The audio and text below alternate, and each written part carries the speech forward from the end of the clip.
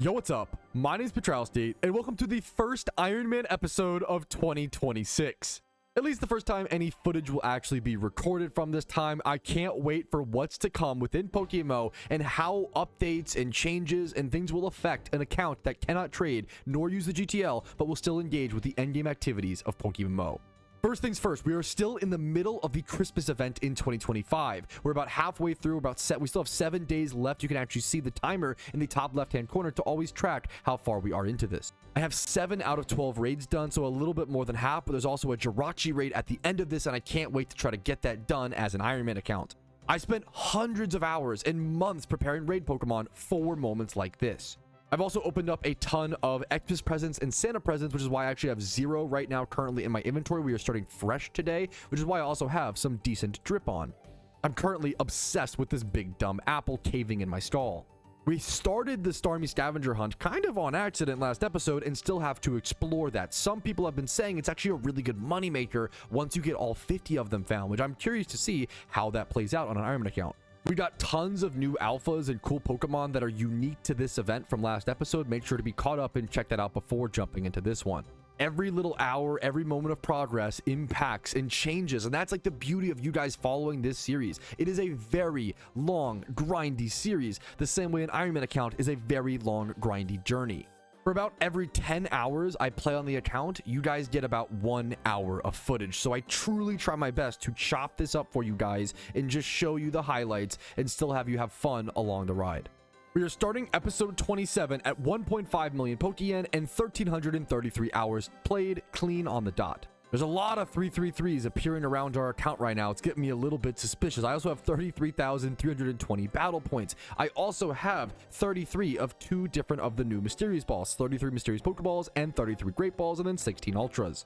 A huge benefit of this being the second episode of the XMAS event is that now my goals are a lot more clear. Previously, I didn't know what the event was going to offer. I didn't know all the updates, all the content, and I didn't know how many presents or Mysterious Balls I could get per hour.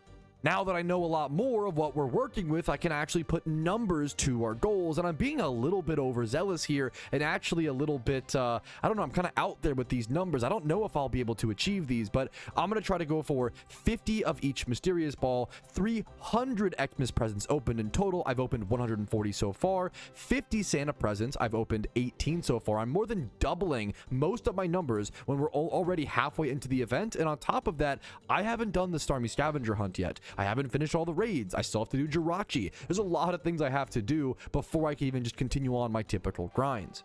And those are all obviously noted here as well. I would love an ultra rare vanity. If you don't know, the big ultra rare of this event is the Christmas camo. It is so wacky and huge and just really shines in the overworld, as well as I would love to get Melty the snowman before my chance evaporates for good. You see, on a main account, if you miss out on a vanity or an item, you could always just save up some Pokeyen and buy it off the GTL. As an Iron Man account, if I miss out on any of these vanities or any of these event exclusives, they are gone for good. I can never get them ever, ever, ever again. In 2 to 5 years time, Iron Man accounts that have things like the Peace Apple or have things like any sort of vanities or items that are exclusive to this year's XMAS event, the first year's rotation of events where Iron Man were really first popularized, I think they will be looked back at as legendary accounts and players. So if I truly want to stand out and make a name for myself in the Iron Man community, I have to get to work and farm way more XMAS presents and hopefully open that beautiful Christmas camo ultra rare. So let's stop yapping, stop standing around, and get to freaking work. Now, if you find yourself enjoying this video, make sure to always like it and subscribe to the channel. It really does help out so much more than you realize, especially with a new year on YouTube. Usually the algorithm goes through a little bit of a mini reset, and any sort of likes and subscriptions go even larger and further than normal. But on to our actual progress and playing the video game. My lost present farming has casually continued today. We also have an Abundant Shrine Alpha over here. I believe it is a Honchkrow Alpha, which is really nice and continuing on the consistency of flying egg group breeders, which I've seen a ton of recently, but will always take more of. It's an egg group that I've talked about. It's pretty hard to just casually catch flying egg group Pokemon unless you're specifically doing like a Pidgey catch event or something of the sorts. You don't really find a lot of them just kind of on the go in PokeMMO, so getting them through alphas like this is fantastic. Also, I'm at the point where I am considering building a backup Prankster Murkrow for raids. I do have one Murkrow built, but I kind of need a second one. There's just so many different movesets and ways you can build Murkrow. Prankster is just a powerful ability. I think we're reaching that point.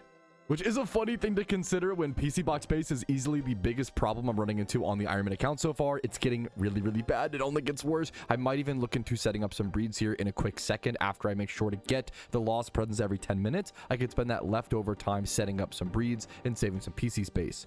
And perfect timing as per usual on the Ironman account as I get the catch with only 2 Pokemon left in my party. I would have popped a revive on the Kadabra turn, but we'll take a nice 2x31 breeder with Spadef and HP. That 0 speed is kind of funny. And we got ourselves another Alpha Amoongus. I think this is like number 7 or so on the account.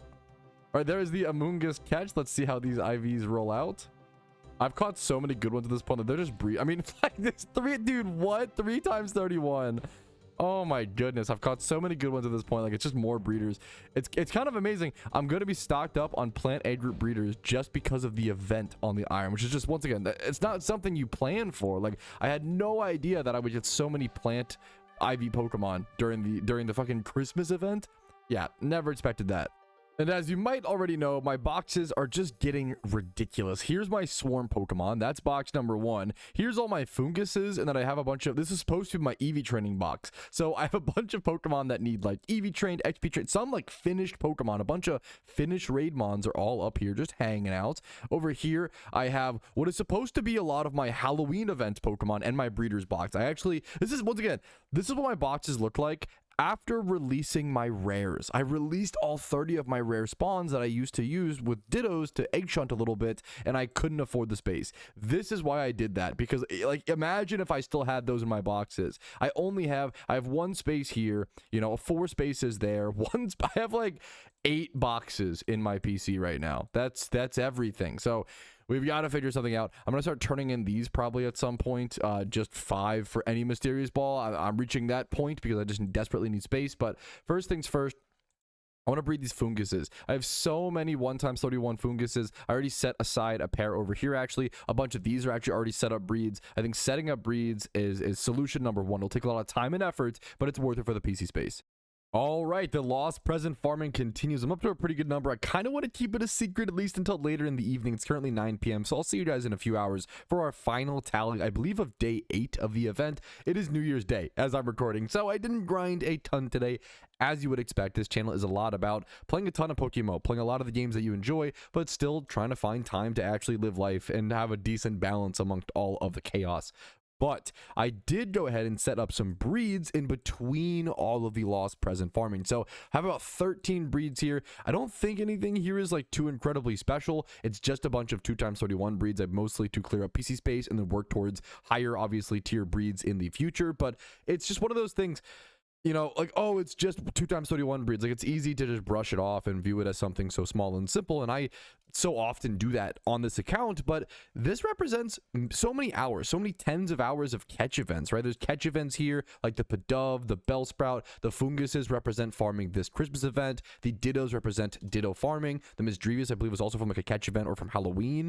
It's one of those beautiful elements of the Iron Man account where like every single Pokemon, every single item, you know, all of these braces represent gym reruns, right? I went from 1.5 mil down to 1.37, and that's just for a few of these breeds. I think when you calculate, I think every 10 breeds on an Iron Man account, when you use double braces, represents I think isn't it 200,000 Poke, because it's 10 breeds times 20,000 Poke in cost. That's about a gym rerun, like a little bit less, but like about a gym rerun per 10 breeds. So that's a lot of resources, you know, just to save 5 PC spaces per 10 breeds.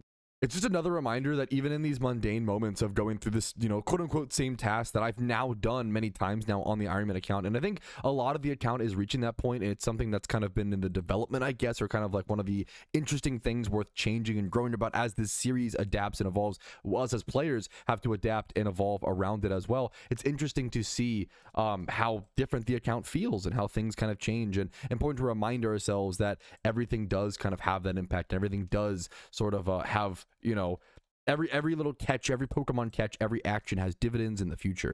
And it's easy to not take those for granted or not think about that when you're actually making those Pokemon. So I'm going to go ahead and go through with all these 13 breeds, get a bunch of nice eggs hatching, and then hopefully set up more in the future. It's going to cost us some Pokeyen, but as long as we can get enough Pokeyen prior to the Lunar New Year event, I'm honestly okay with ending this as event with like 0 Pokeyen, as long as I have enough to do what I need to do within the event itself. I also don't necessarily have to breed a lot of these funguses with each other, but I think it's just easier for the time being. I did go ahead and I think at least pair one of my Bellsprouts. Yeah, one Bellsprout with a fungus since I had, extra funguses. But, you'd only really worry about keeping the funguses in case you were worried about running short or running low on hidden ability funguses. What a valuable resource. And until I got them recently, hidden ability fungus was a super valuable resource on the Ironman account. And that's, I guess, something weird, something kind of funny with event season, I guess, on Ironman accounts is there are so many resources like hidden ability Amoongus, hidden ability, maybe Excadrill will be the same, but I'm not totally sure. Certain hidden ability mons, whatever, where like the resource was so valuable, but then once you start earning it, the floodgates just burst open. The entire dam explodes, and now I have more hidden ability funguses than I know what to do with, which is kind of a funny situation to go from no hidden ability funguses to now I need to literally get them out of my PC. They're taking up too much space. But many breeds later, this is going to save so much PC space. Look how much clean this is already. And obviously, a lot of these mons will go back in here once these, a few eggs hatch. But it's still going to clear up a ton. I think it's like 6 or 7 or so pieces. Or like, what is that, 13? We had 13 breeds, I guess, in total. So that is 13 PC spaces created. That's amazing. And I will look to make more breeds, as obviously I'm not done. So many breeders are still, lumping over into these boxes. And I want to try to get some more swarms caught as well. Looking for a Delibird swarm right now, but presents did just reset. So let me go focus on that first while the eggs hatch. I don't want to be spending time making breeders if it takes away from the actual event farming. It's supposed to be something I do passively in the background in between present farming and potentially swarm farming. Okay, I just did something. Okay, I saw a player running around with the Mewtwo. Okay, this was such an impromptu thing. It is 9:16 p.m. This was an instinct. I saw the player running around with Mewtwo and PokeMMO. If you don't know, this is the King of the Hill legendary. And I was like, you know what? I saw him running around. This is the one chance I'll ever have to do this. And I just instantly challenged him to a fight. This is old school PokeMMO. I don't know if I'll be able to win. I think we both just have... It looks like we both just have catching teams. I don't even know what's happening, but we're going to try our best here. I'm going to all into like the spin to potentially go for a spore on the Dragonite. I don't have Dragon Claw on my Dragonite, so he's going to do a much better job. That's hilarious. The King of the Hill legendary, there's one of them, in the entire game essentially. And only one person could own it at a time. His Pokemon are so much stronger than mine. Oh, this is so funny. I'm definitely going to lose, but... this is a once-in-a-lifetime opportunity. This is such a funny way to try to go. I'm going to use my contrary, advantages. This is my one chance to try to go for it. It's just so silly, man. That's so weird. His Breloom's even named Mewtwo, but he had the Mewtwo Pokemon in the back, and it instantly, when I challenged him, it instantly took me into the fight. If you don't know, when you challenge the Mewtwo holder, they literally can't decline. That's the rule. I was on my way to an Alpha Parasect, but you know what? I thought this was more important. Yeah, there's basically a 0% chance that I win this, but I couldn't pass this up, man. I mean, this was just too goofy. Down to my final 3 Pokemon versus his final 6 still. My only hope is like if the final 3 mons of his are like low level, but this is a Cerulean Cave run to an Alpha, so I kind of doubt it. I feel like we're pretty, built up endgame players here. Shout out to Ultra Soreka. Sorry if I butchered that, dude. It was cool running into you. I'm going to go ahead and forfeit just to save a little bit of time as well, man. Congratulations to him, dude. I get sent back to the PC, but it was fun. You can see the text message, actually. It said, like, he defeated me and was able to maintain ownership of the Mewtwo, which is a cool message to at least see pop up on your screen. You got to take those moments, those little special moments like that in PokeMMO, man. We do still have that Alpha Parasect spawn, but before I go back to that, I'm going to go get some lost presents. It was just a perfect strategic way to get out of the cave so I can go check the new present spawns. All right, we finally made it over to the Parasect. Let's go ahead and get this catch, man. Hilarious, this is also in the plant egg group, similar to the funguses. I almost didn't go for it because of that, but it is bug and plant. And to be honest with you, it's always worth to go for alphas on an iron. Okay, this might be the first alpha in an extremely long time that I just go ahead and call it and give up and admit defeat. I've killed this thing 2 different times. I've used multiple revives on Pokemon. It's an alpha Parasect. It's probably one of the lower value alphas that I need. I'd rather just go grind the event, to be honest with you. I haven't done this in an extremely long time, but you know what? Alpha Parasect today, you win. I just don't feel like dealing with you. I'm sorry, man. All right, some more good news is that the Pokemon actually rotated out, I believe after 24 hours or so. If you don't turn in one of the Pokemon that you owe to the elf bots, their little rotations will switch through. So I was stuck on Delibird for quite a while, but that has now switched to Lapras, which means I can now go ahead and break my lock and start turning in more Pokemon and get more Mysterious Balls. That's going to seriously add to our end of day progress for New Year's Day. Well, you know what? So maybe 2026 is already off to some extra good luck. Okay, turns out I didn't make it too much further anyway. I actually got Glaceon unlocked on like the very next rotation. So I'm going to go ahead and make an executive call. I think I currently have about 58, 57, 56 or so Pokemon fully like Swarmons in my boxes. I'm going to go ahead and turn in like 30 of them. I think half of them or so. I'm going to turn in a fair bit of them and just do 5 rotations or 5 Pokemon essentially for 1 Mysterious Ball. If you turn in the specific Pokemon, you can do 3 for 1 Mysterious Ball. If you turn in 5 of any, you can do 5 for 1 Mysterious Ball. It is a much worse rate, but the benefit here for me as an Ironman account is PC space.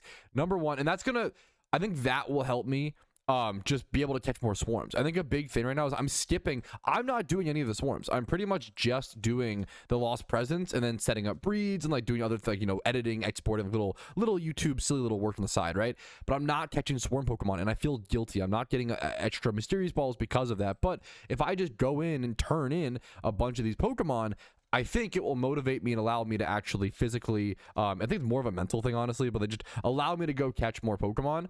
Also, they wrote to, if I'm not like Chingling, I might be Chingling locked is the problem, but I did forget you actually have another chance to like refresh and possibly do a 3-for-1 there. So we'll see, but I don't think I have any Chingling. So yeah, unfortunately, I'm going to do the 5-for-1 once again. But even though this is less efficient, I think it'll help me do the activity more overall, and that's going to help me get more progress in the long run, in my personal opinion. I don't know if it mathematically plays out like that, but I think it will feel a lot better, and I don't mind paying the Poke-Yen right now for a ton more quick balls. I want to just be making sure I'm getting the progress right now during this very limited time when the event's here while I can. Still Chingling locked, though. I think you also might only get mysterious Pokeballs when you do this, which that is actually a severe demotivator. That is a much less reward than going for the Great Balls or Ultras. So I think I'm going to go ahead and stop there. I think that was good enough to go ahead and clear up some PC space. If we sort by Pokedex number, we still have multiples of every Pokemon that I have left. I didn't turn in too many of any one Pokemon, but you know what? A little bit of PC space, I think that'll help me feel free to catch a few more swarms. And I am working on setting up breeds, as you can see over here. I only have 4 so far, but that'll be 4 Pokemon consumed and 4 more PC spots.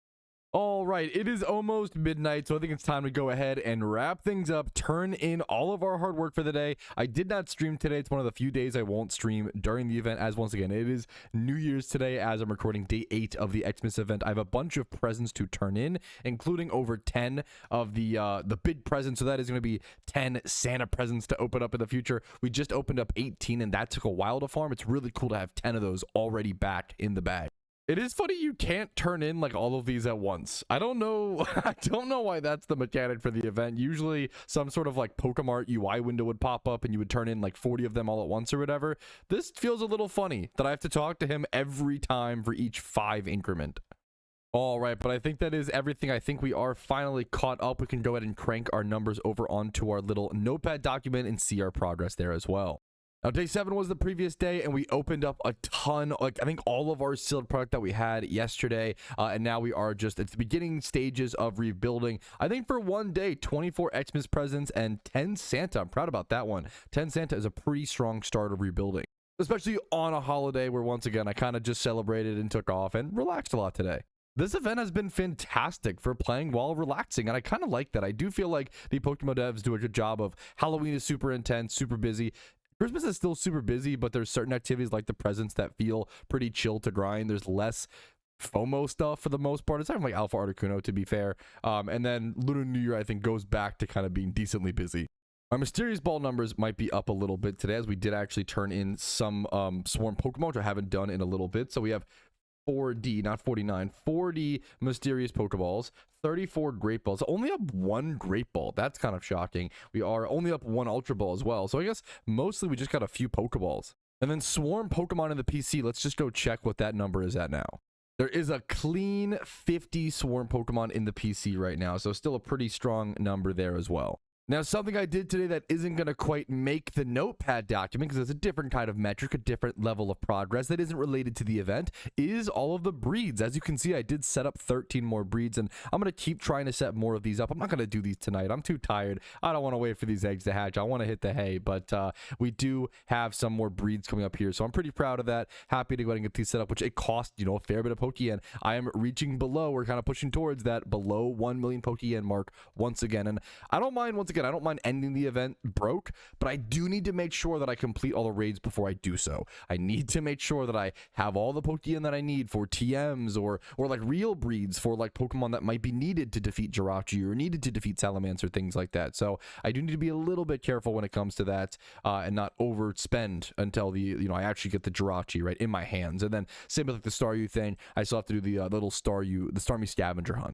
But once those activities are done, and it is literally just mysterious ball farming and present farming, I'm down to spend to 0 Pokeyen. You know, why not celebrate?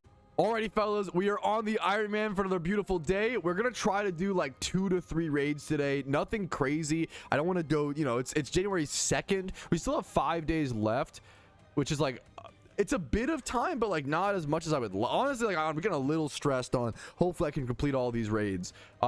Raids this event has definitely felt like kind of eating your vegetables a little bit. I haven't really been loving them, but hopefully the Tangrowth one is fun. The most fun one to me was the Alpha Articuno. We lost that one the most and had to go, you know, that was really tough, right? But it was fun, and when you conquered it, it was like a really fantastic feeling. We have the Starmie scavenger hunt to do, and we have to get as many presents and mysterious balls as possible. I think we're ready for this raid. The cheat sheet is on the top part of the screen. I'm gonna go ahead and jump into it. I am leading with my Prankster Tailwind Murkrow. I'll be setting up that as P1. We should actually double check. I do need someone. I think someone has it. We might need yeah, we have 2. You guys are awesome. You guys are amazing. You read the cheat sheet. You knew exactly what you need to do. We needed 2 people to do the, what's it called, and you guys have it perfectly nailed. We need 2 bright powder. I don't even know why we need bright powder Murkrows, but apparently we do. We should be able to go ahead and jump. Let's get started. So I'm just tailwinding on turn 1, and then I'm throwing enough damage. I have a heal block mon on turn 3, which hopefully goes well. I put quick claw on it. It says don't go choice scarf. So I'm hoping that hoping that's fast enough / it works out. Now Tangrowth sets up permanent sun at the start of the raid, so you don't even have to set up sun for this. You can just come in and start spamming your fire damage with all your Charizards and all the like. Weather Ball is better. I'm just going Flamethrower. I think it'll do, honestly, enough damage, if not max damage. Let's see. Yeah, Weather Ball is doing 6%. Flamethrower also did 6%. Yeah. We had what, I guess 5.9. I think the difference between 5.9 and 6, it might be like a damage roll. I think it's still basically capped from what I've seen. That's huge. That's 18% on turn 1, right? That's insane damage, guys. Really fucking good job to my team.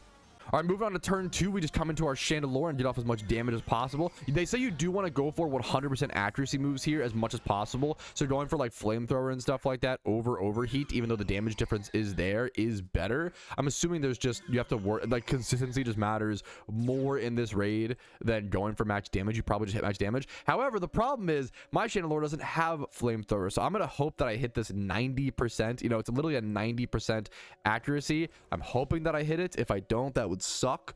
We'll have to deal with that, but I'm really hoping. I wonder if I should have brought my Moltres instead. I've kind of been sleeping on my Moltres a little bit, but I think there's the growth. We see a bunch of stat raises. Come on, my Chandelure, please hit your Overheat. I'm looking for it. I'm waiting for it.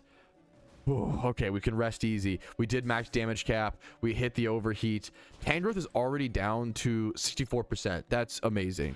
Fun fact, this was one of the hardest raids last year, as it would like constantly throw out ancient powers, and it could just like constantly omni boost. This was like the infamous RNG raid in 2025 Christmas. This was a fucking nightmare. So it's cool to see it's not as it was RNG. It wasn't even like that fun because it was like just RNG dependent, not like skill based or whatever. So it's cool to see it rebalance properly this year.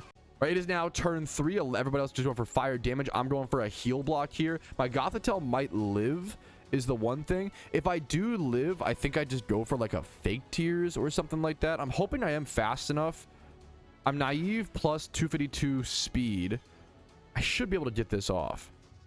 I think they'd have to. Yes, we're just heal blocking the Ingrain. It can get the Ingrain off. That's fine, I believe. But the heal block is still going to stop it from gaining HP from the Ingrain. So we should be good here. We should be good.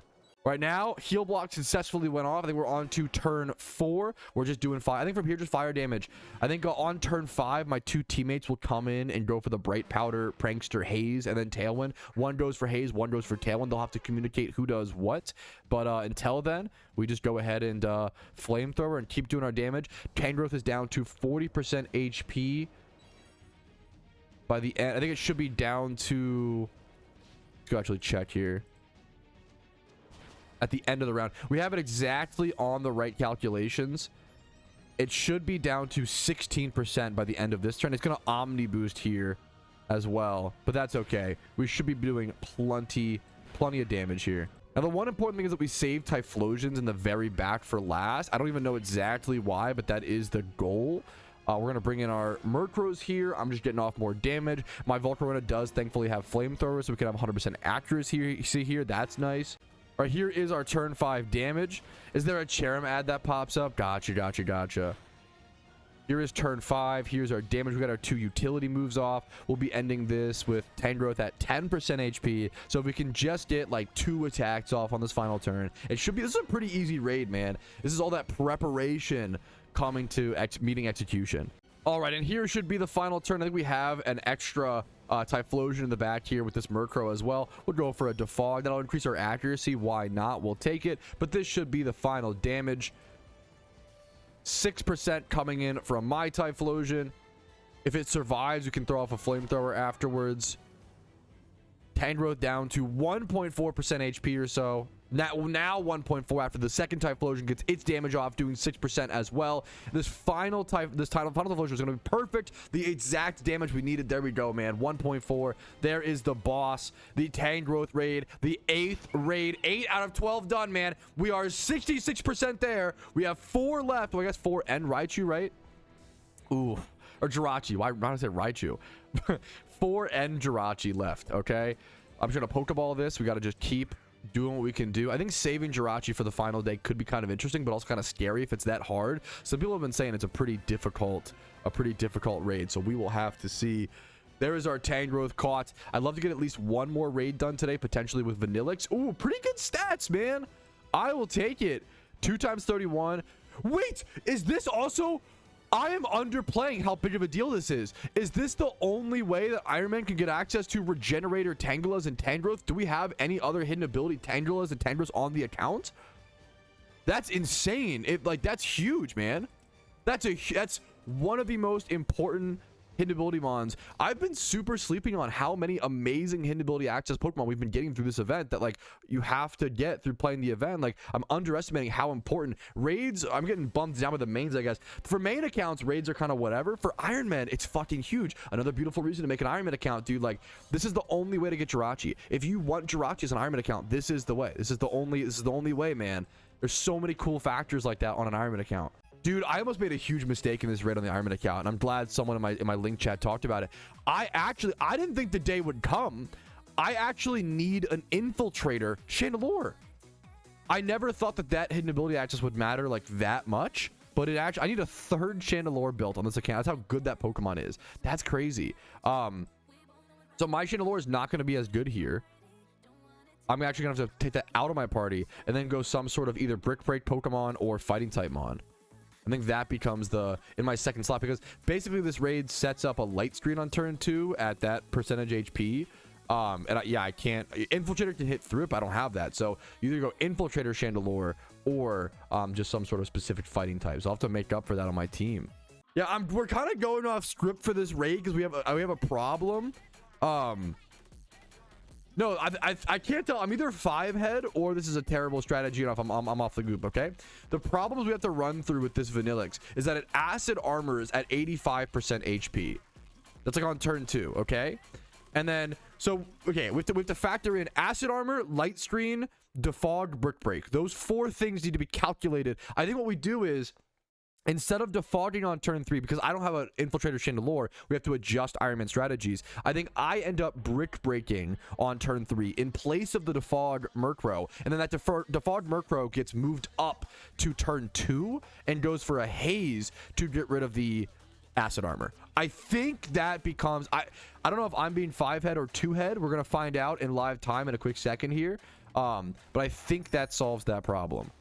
Okay, I think this is going to be a fight where we, like, actually adjust our strategies a ton and, like, we have to, like, just communicate. This will be fun. Like, my favorite raids are ones like this where you actually have to think and use your brain. We're going to try, man. I think we have it. I think we have it. We're going to try our best. I think the plan is going to be turn 1, do damage. Nothing fancy, okay? Turn 1, do damage. Flare Blitz with our big dumper. Turn 2, our defog Murkrow ends up hazing on turn 2, I think. We'll have to, but I'm pretty sure you haze on turn 2. I'm gonna Flare Blitz here. Pretty sure you haze on turn 2. And then I think I brick break on turn 3. I think this works out. And then do I do any? The other thing I guess on turn 2 is like, what do I bring in to do damage? I guess just any sort of special attacker. I think this works out. We're doing max damage, so turn 1 is easy and simple. We all do max damage, as expected. Glaceon's defense rises, sure. I think there's Vanilluxe defense. I think on turn 2 here, we still did max damage through the defense raise. That's also what's kind of like, the damage dealers in PokeMMO are just so crazy, man. That's so wild. Okay. So I think here, everything goes down. I guess this barely lives. My big dumper is still cooking. Am I dead? Big dumper down, big dumper, I repeat, big dumper down. That's okay. Okay. Turn 2 we haze, I think. Everybody, yeah. Turn 2 will haze. I'll do damage. Our defogger hazes. Turn 3 we brick break. We're gonna try this strat. Okay, it's gonna be either 5-head or 2-head, and I don't know which one. I really appreciate my team doing this with me. So here comes the haze. And that's going to let our Flare Blitz Darmanitan do more damage. My Volcarona did 5.7. That's almost max cap. Flare Blitz how did Flare Blitz do 3.9 there, though? After the haze, that's a little crazy, but it is what it is, I guess. There's the light screen. The Heatran's going to get off less damage, unfortunately. Still doing 3.6 to the Vanilluxe. Really good job, Heatran. We're all going to go down here. Turn 3. This is where I go ahead and bring in my Brick Break Pokemon. I'll get full damage off because we hazed the Acid Armor. And then I'll also Brick Break the screen so our special attackers can come in and deal more damage once again. The permanent snow gave the 50% defense boost. Good call. Good call, chat. Okay. Good call. No! Did my Volcarona not go down? No! Don't tell me we throw. Oh, fuck. This is cooked. Oh, man. Okay, we might have cooked with our... We'll see. Well, I guess we just bring in whatever physical attackers if you have them. If not, just do whatever you can. Do we ever... Is there an alternative around this? We could... Can we defog here? Let me see. I doubt it. Look at the cheat sheet back up. This whole thing got a little cooked. We'd normally set... I think you Tailwind here if possible. Pat's Vault not dying. Shouldn't matter much. We can Brick Break next turn. Okay. I think it might hurt our damage, but I could be wrong. I mean, hopefully, yeah. Hopefully I'm wrong. The light screen is up still. Do we come in and Tailwind? We have 2 lives. My team's communicating. We're trying to figure out what we do next. Yeah, I think we still Tailwind here. We could defog to get rid of the stream, but I think we just commit to doing a little bit less damage. Some Pokemon living... Like... Volcarona and Heatran both getting off 2 attacks also does increase our damage, so that's going to factor in, even though we did get some reduced damage from the light screen still being up. We'll see how much damage we do. Like, my Volcarona got off 3.6% damage once again. We're going to Tailwind, get our speed correct. Chandelure still doing 6%. Like that, yeah, I think we just commit to damage. Nice job, Heatran, still doing 3.4. And then we want my Volcarona to go down here so we can Brick Break next turn. I think this is still saved, still good. I hope so, at least. But yeah, definitely a little. This whole fight's been wonky from the start. All right, now it's Brick Breaking time. Come on in here, Hitmonlee. All right, here comes the Brick Break. Eruption coming out doing 3.6. I would love my Brick Break to get off sooner. Come on, Hitmonlee. You gotta be faster than that, bro. I had to put Band on him because I think getting that damage increased is super important when using a low, base power move like Brick Break. There's the Brick Break. I only did 1.7% damage. Very little damage, but the point is to break that light screen ideally. I wonder if we could have just, I think we actually did overthink these mechanics. I think we could have just used like more Sacred Sword delays. We probably could have just ignored this a ton more, but hey man, you live and you learn. You live and you learn. We'll probably still win the raid and have decent enough damage, I believe, at 36%. Does Automize here coming up? Yeah, Automize, just to warn you guys now, I believe Automize has like the exact same sound effect as the shiny noise. So just be careful. If you hear a shiny noise, it might be rage baiting you. Just letting you know now, sooner rather than later. All right, turn 5, we're just sticking to damage. We do have my backup Murkrow in the back. I don't even know if we'll need it though. My Typhlosion comes out doing 4.4 with Flamethrower. There's the Automize. We should have our Tailwind up, so we should be good. We have 2 turns of Tailwind left. I do have the backup Tailwind, Default, or Haze, whatever we need it to be. Do a few things with that. Volcarona Flamethrower coming out. We're still faster than them even after the Automize, thanks to our Tailwind. Huge Volcarona damage. Huge Magmortar damage. My Magmortar doing 5.5, 5.8. 19%. Papaya Berry. So I might want to look to bring in my Murkrow and Haze here at some point soon. The Spatak boost plus the speed boost could become a problem. We need to talk it over as a team. I might want to actually do that here. If my Magmortar goes down, this might be the time to bring in the backup Murkrow. Of course I live. Dude, what is happening? My Pokemon keep living. I was gonna bring in Murkrow and Haze. Yeah, we got double unlucky here on the targeting. My Magmortar lived. I was gonna bring it. We still have 2 turns of Tailwind, so it's actually fine, I think. I think we'll still be just bring in fast mons. I think we'll be fine. Vanilluxe is down to 13% HP, but that is really funny, that the RNG on that. Being able to bring in Murkrow here and throw up a Haze. Nice shiny Darmanitan would have been phenomenal. Unfortunately, we miss out on that, but I think we're okay. I think we just get off extra damage with our mons living. Yeah, I don't know why my mons tanked so well today. I don't know what, you know, what's my Magmortar's defense? 17 Spadef? Like, come on. Yeah, we still outspeed though. Yeah, we still probably win here. This raid we made this raid so much more complicated. We got unlucky. We tried to answer like acid armor, light screen. Bro, just attack. Just do damage. This is so easy. This is actually so crazy. It's so easy, man. What a silly willy easy peasy raid. There it is, man. We made it more complicated for the content. True and real. Raid number 9 out of 12 done on the Ironman account, dude. Woo, there it is. 9 out of 12 done. I guess 13 if you count JIRACHI. So there's a few more, you know. Do I want to do one more today becomes the next question. And I think I might try to if my team is willing. Our first, it took us 9 raid catches. That's our first 3x31.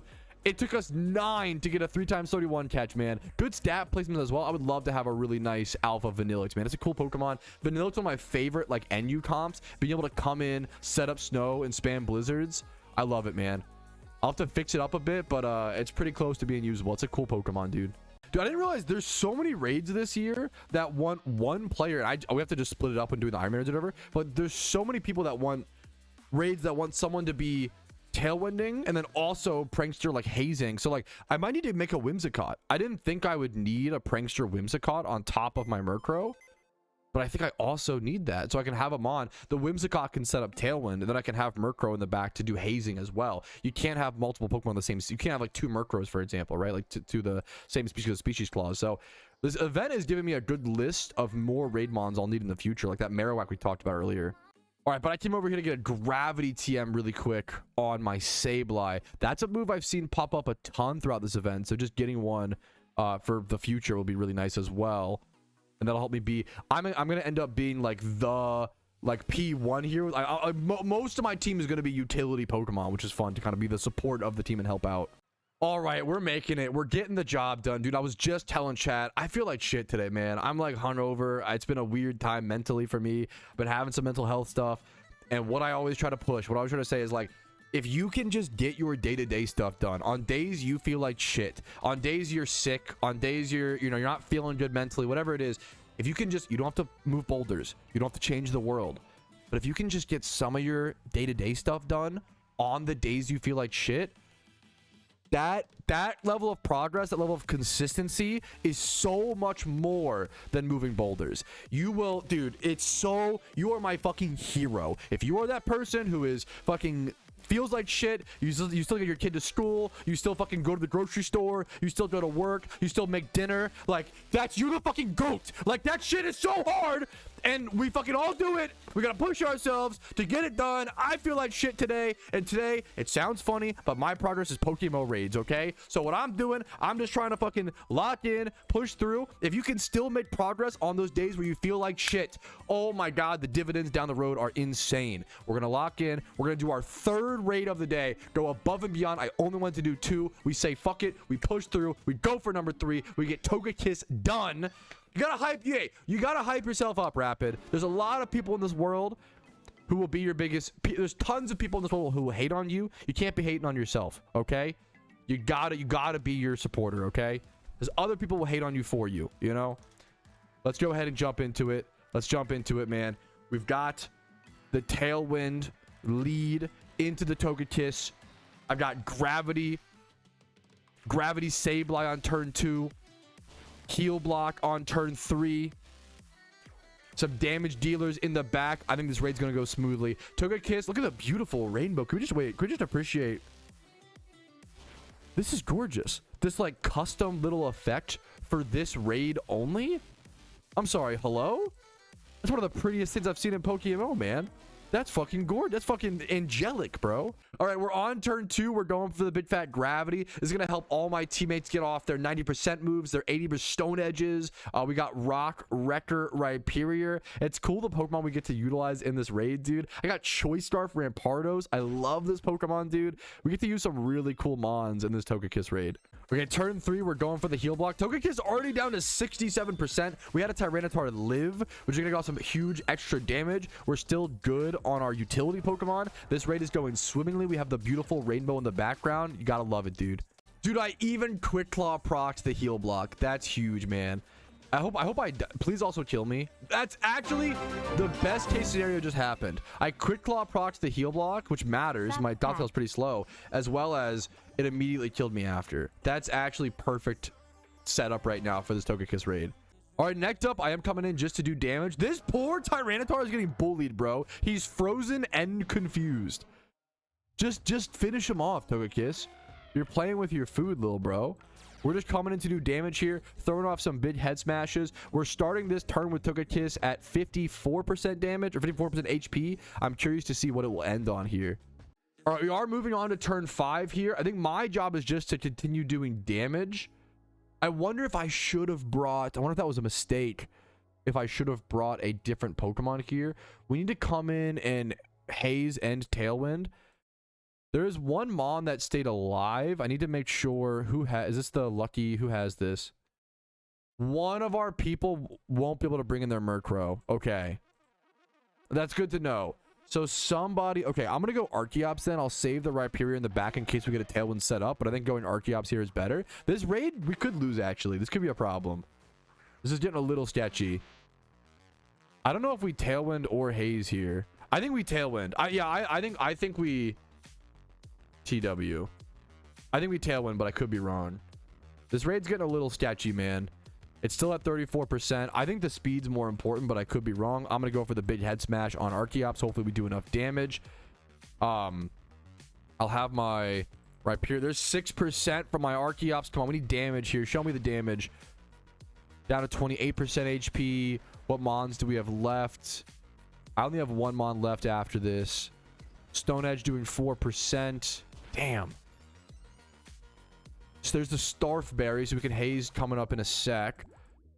Oh, please let this T-Tar live. This T-Tar is under duress, man. The T-Tar goes down, burned and confused. It's that Serene Grace proccing all these extra effects. Oh, man. That's fine. Togekiss taking... That's a good, actually, waste of a turn. Taking down the Murkrow is totally fine. My Archeops goes down here, I believe. This might be a... This is going to be a tough raid. Might be a loss. We'll have to see how it plays out. It's going to be pretty... That might be... Oh, I'm a little nervous here. All right, this turn's going to be huge. I'm going for the Rock Wrecker on my Rhyperior. We'll see how it plays out. Let's see. We have Tailwind up, so I'm hoping I can be fast enough. I got the Haze off. Shout out to our Murkrow user. Stone Edge coming in, doing 4%. Archeops doing a big 6%. Good job, Archeops. My Rock Wrecker is going to come in, hopefully doing 6. Come on, show me max cap. Archeops goes down. Please let me be fast enough. Oh, no. This is going to be scary, man. This is going to be tough. No, my Rhyperior got killed before it got off damage. We got to switch that out on our attempt number 2. This might be a loss, boys. Good job to my team. It was a solid attempt.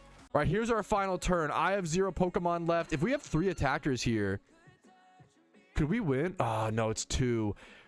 I think it's a loss. Best case scenario. Good job to my team, man. I think we just didn't hit max cap damage enough. I need to bring like an Aerodactyl or something. It's so close.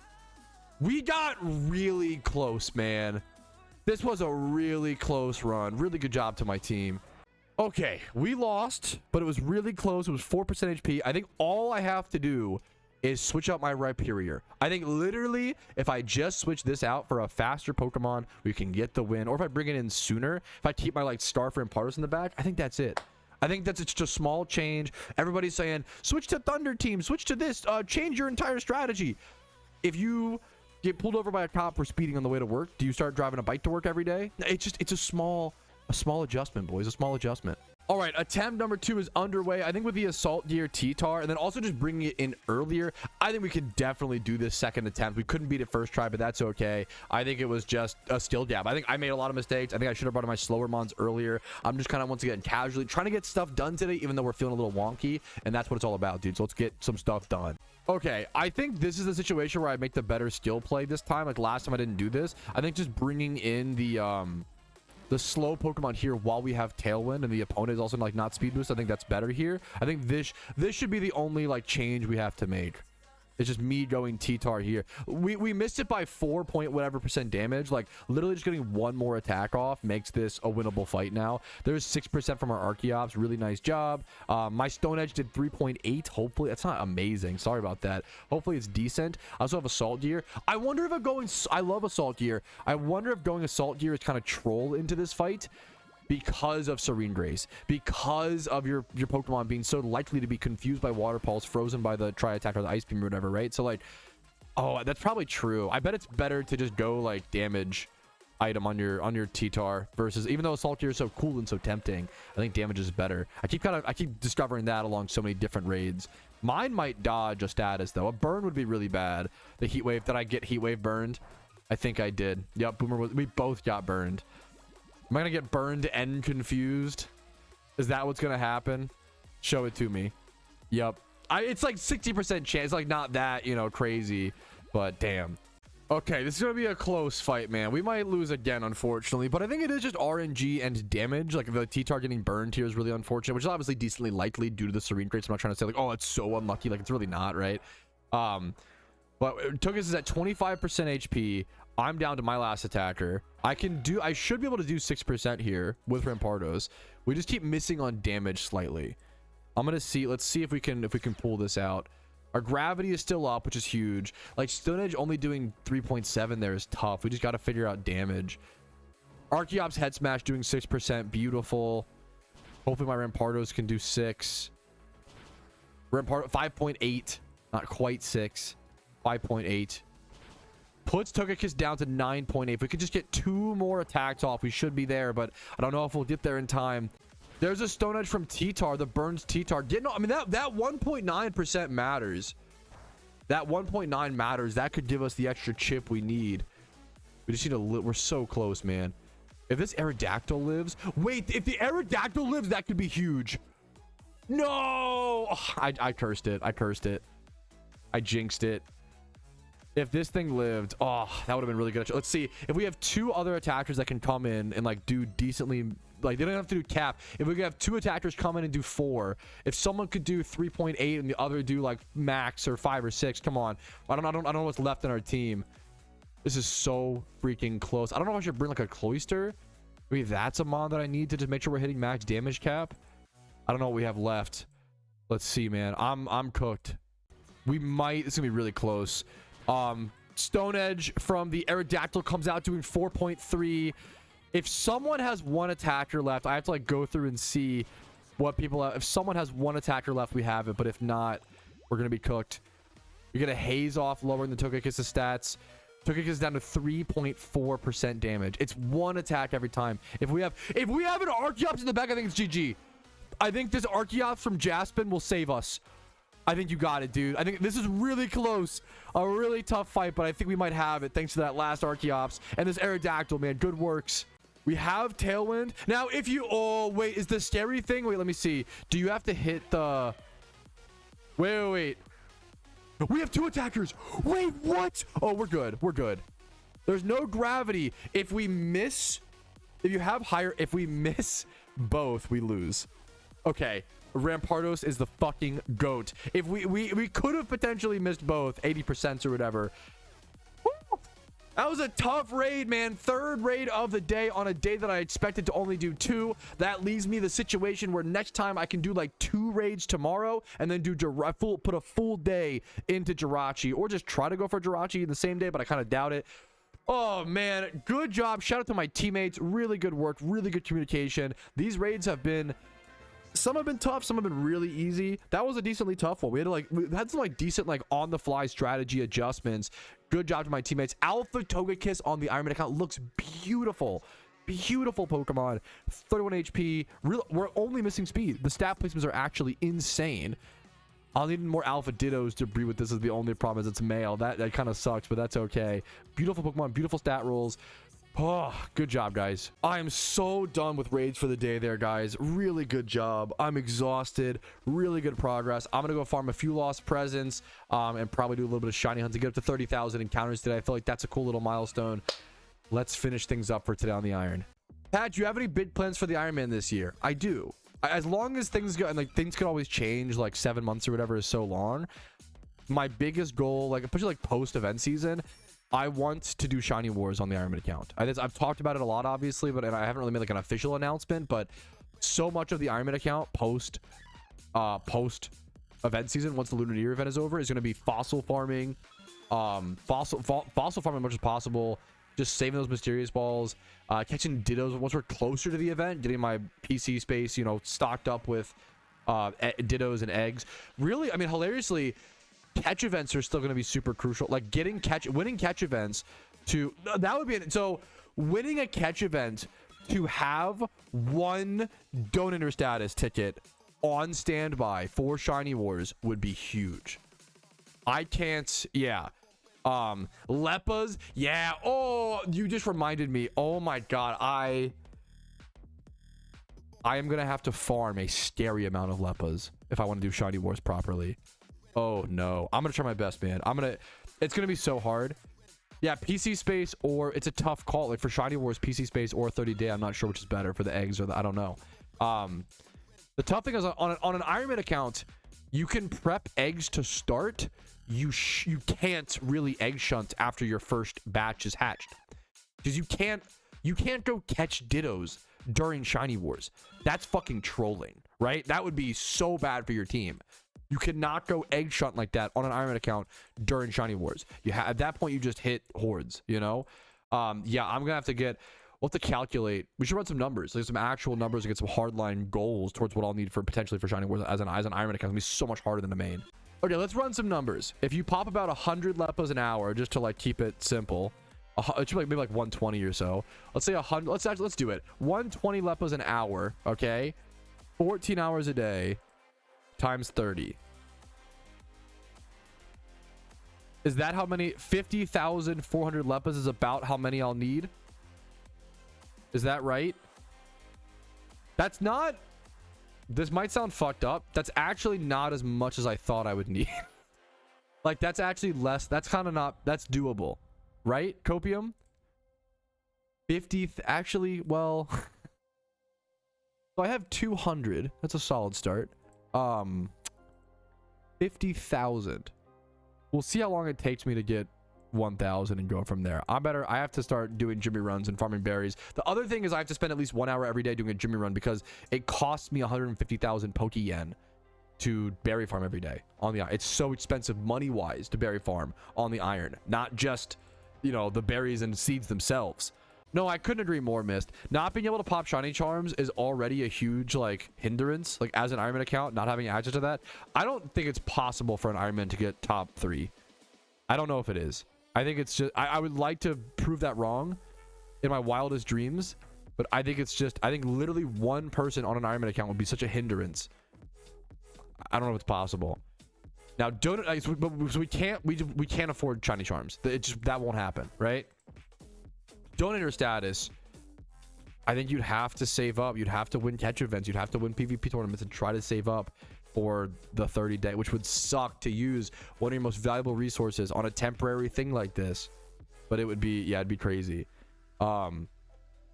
Yeah, we'll have to see. If people want to spend years like saving fossils and stuff on irons, like my heart goes out to them. I'm gonna try it this next year. I think it's gonna get, I think Shiny Wars will also just get more and more intense as players get better and more motivated and more determined. Like it's gonna get crazier. I saw it happen with Fantasy HP and RuneScape. Like when Fantasy HP started, I didn't play when it started. I didn't start like season 6 or some shit. When Fantasy HP started, I heard like, oh, like if you played 60-hour weeks, that was enough to compete. And then it became like, it eventually became, if you're doing under a 100 week, we didn't have spots for you on the team.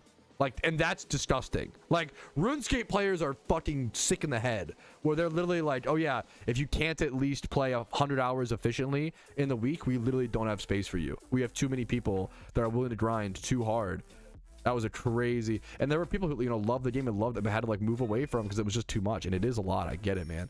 All right, we're on that post-stream iron grind. Really happy with my progress today, and I just didn't feel good at all today. I feel a lot better now. It's a good reminder, if you don't feel good in the morning, just ride it out, do what you can do. I'm really proud. I felt really terrible, really sick, mentally and physically. I still just locked in, got 3 raids done. It felt terrible, it felt messy at the time, but looking back, it wasn't a big deal. And now we're later on in the evening, we can carry on our progress and feel good about it, dude. That's what silly little things like Iron Man mode or PokeMMO can teach you, in my opinion, dude.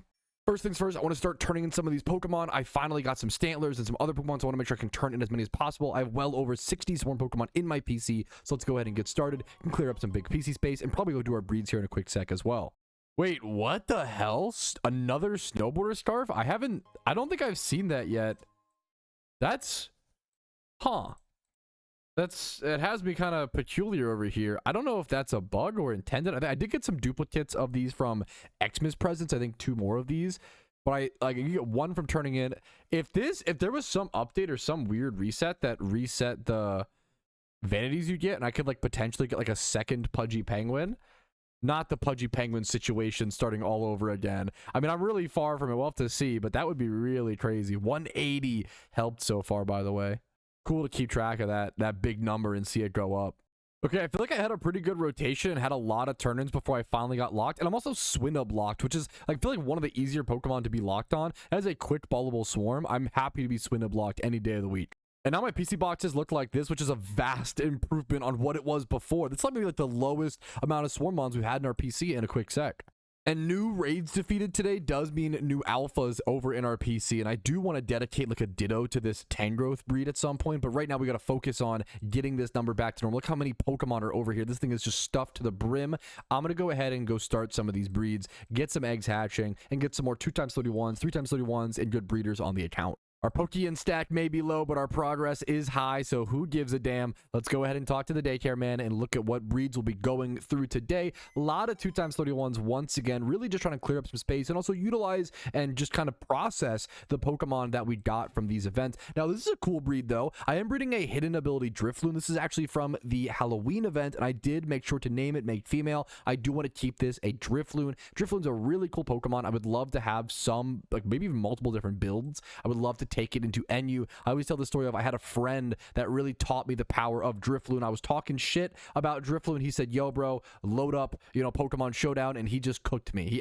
He's like 6 times 0 swept me. It was like perfection and just put me in my place, and I've always respected Drifblim ever since. So let's go ahead and start that breed. It's a 3x31 Drifloon using the Drifloon from the Halloween event and some Misdrevious catches, I believe, from that event as well. A bunch. Look how many, like, we've done so many Fungus breeds. This one's 3x31. It's kind of insane. We've done so many Fungus breeds, and I still have this many more. That's to like give you an idea. Look, there's still so many over here. Like how every single Fungus, all the lost presents, you have a chance to like run into the Funguses, and all of them are 1x31. So I just quick ball them every time. I don't worry about the Voltorbs. There's also Voltorbs that are also 1x31 guaranteed. The problem is Voltorb can only breed with itself. So if I wanted to make a 6x31 Electrode, sure, I could do that, but I don't even care that much about that. And I have some other Voltorb and Electrode catches, so I'm just not super pressed about getting a good Electrode. But these Funguses can breed with other plant egg group Pokemon, and that is absolutely massive. So I have been making sure to catch all of those. Let's go ahead and go through with these breeds. A lot of 2x31s. The one previously was a 3x31. This one's a 2x31 in like attack and speed def,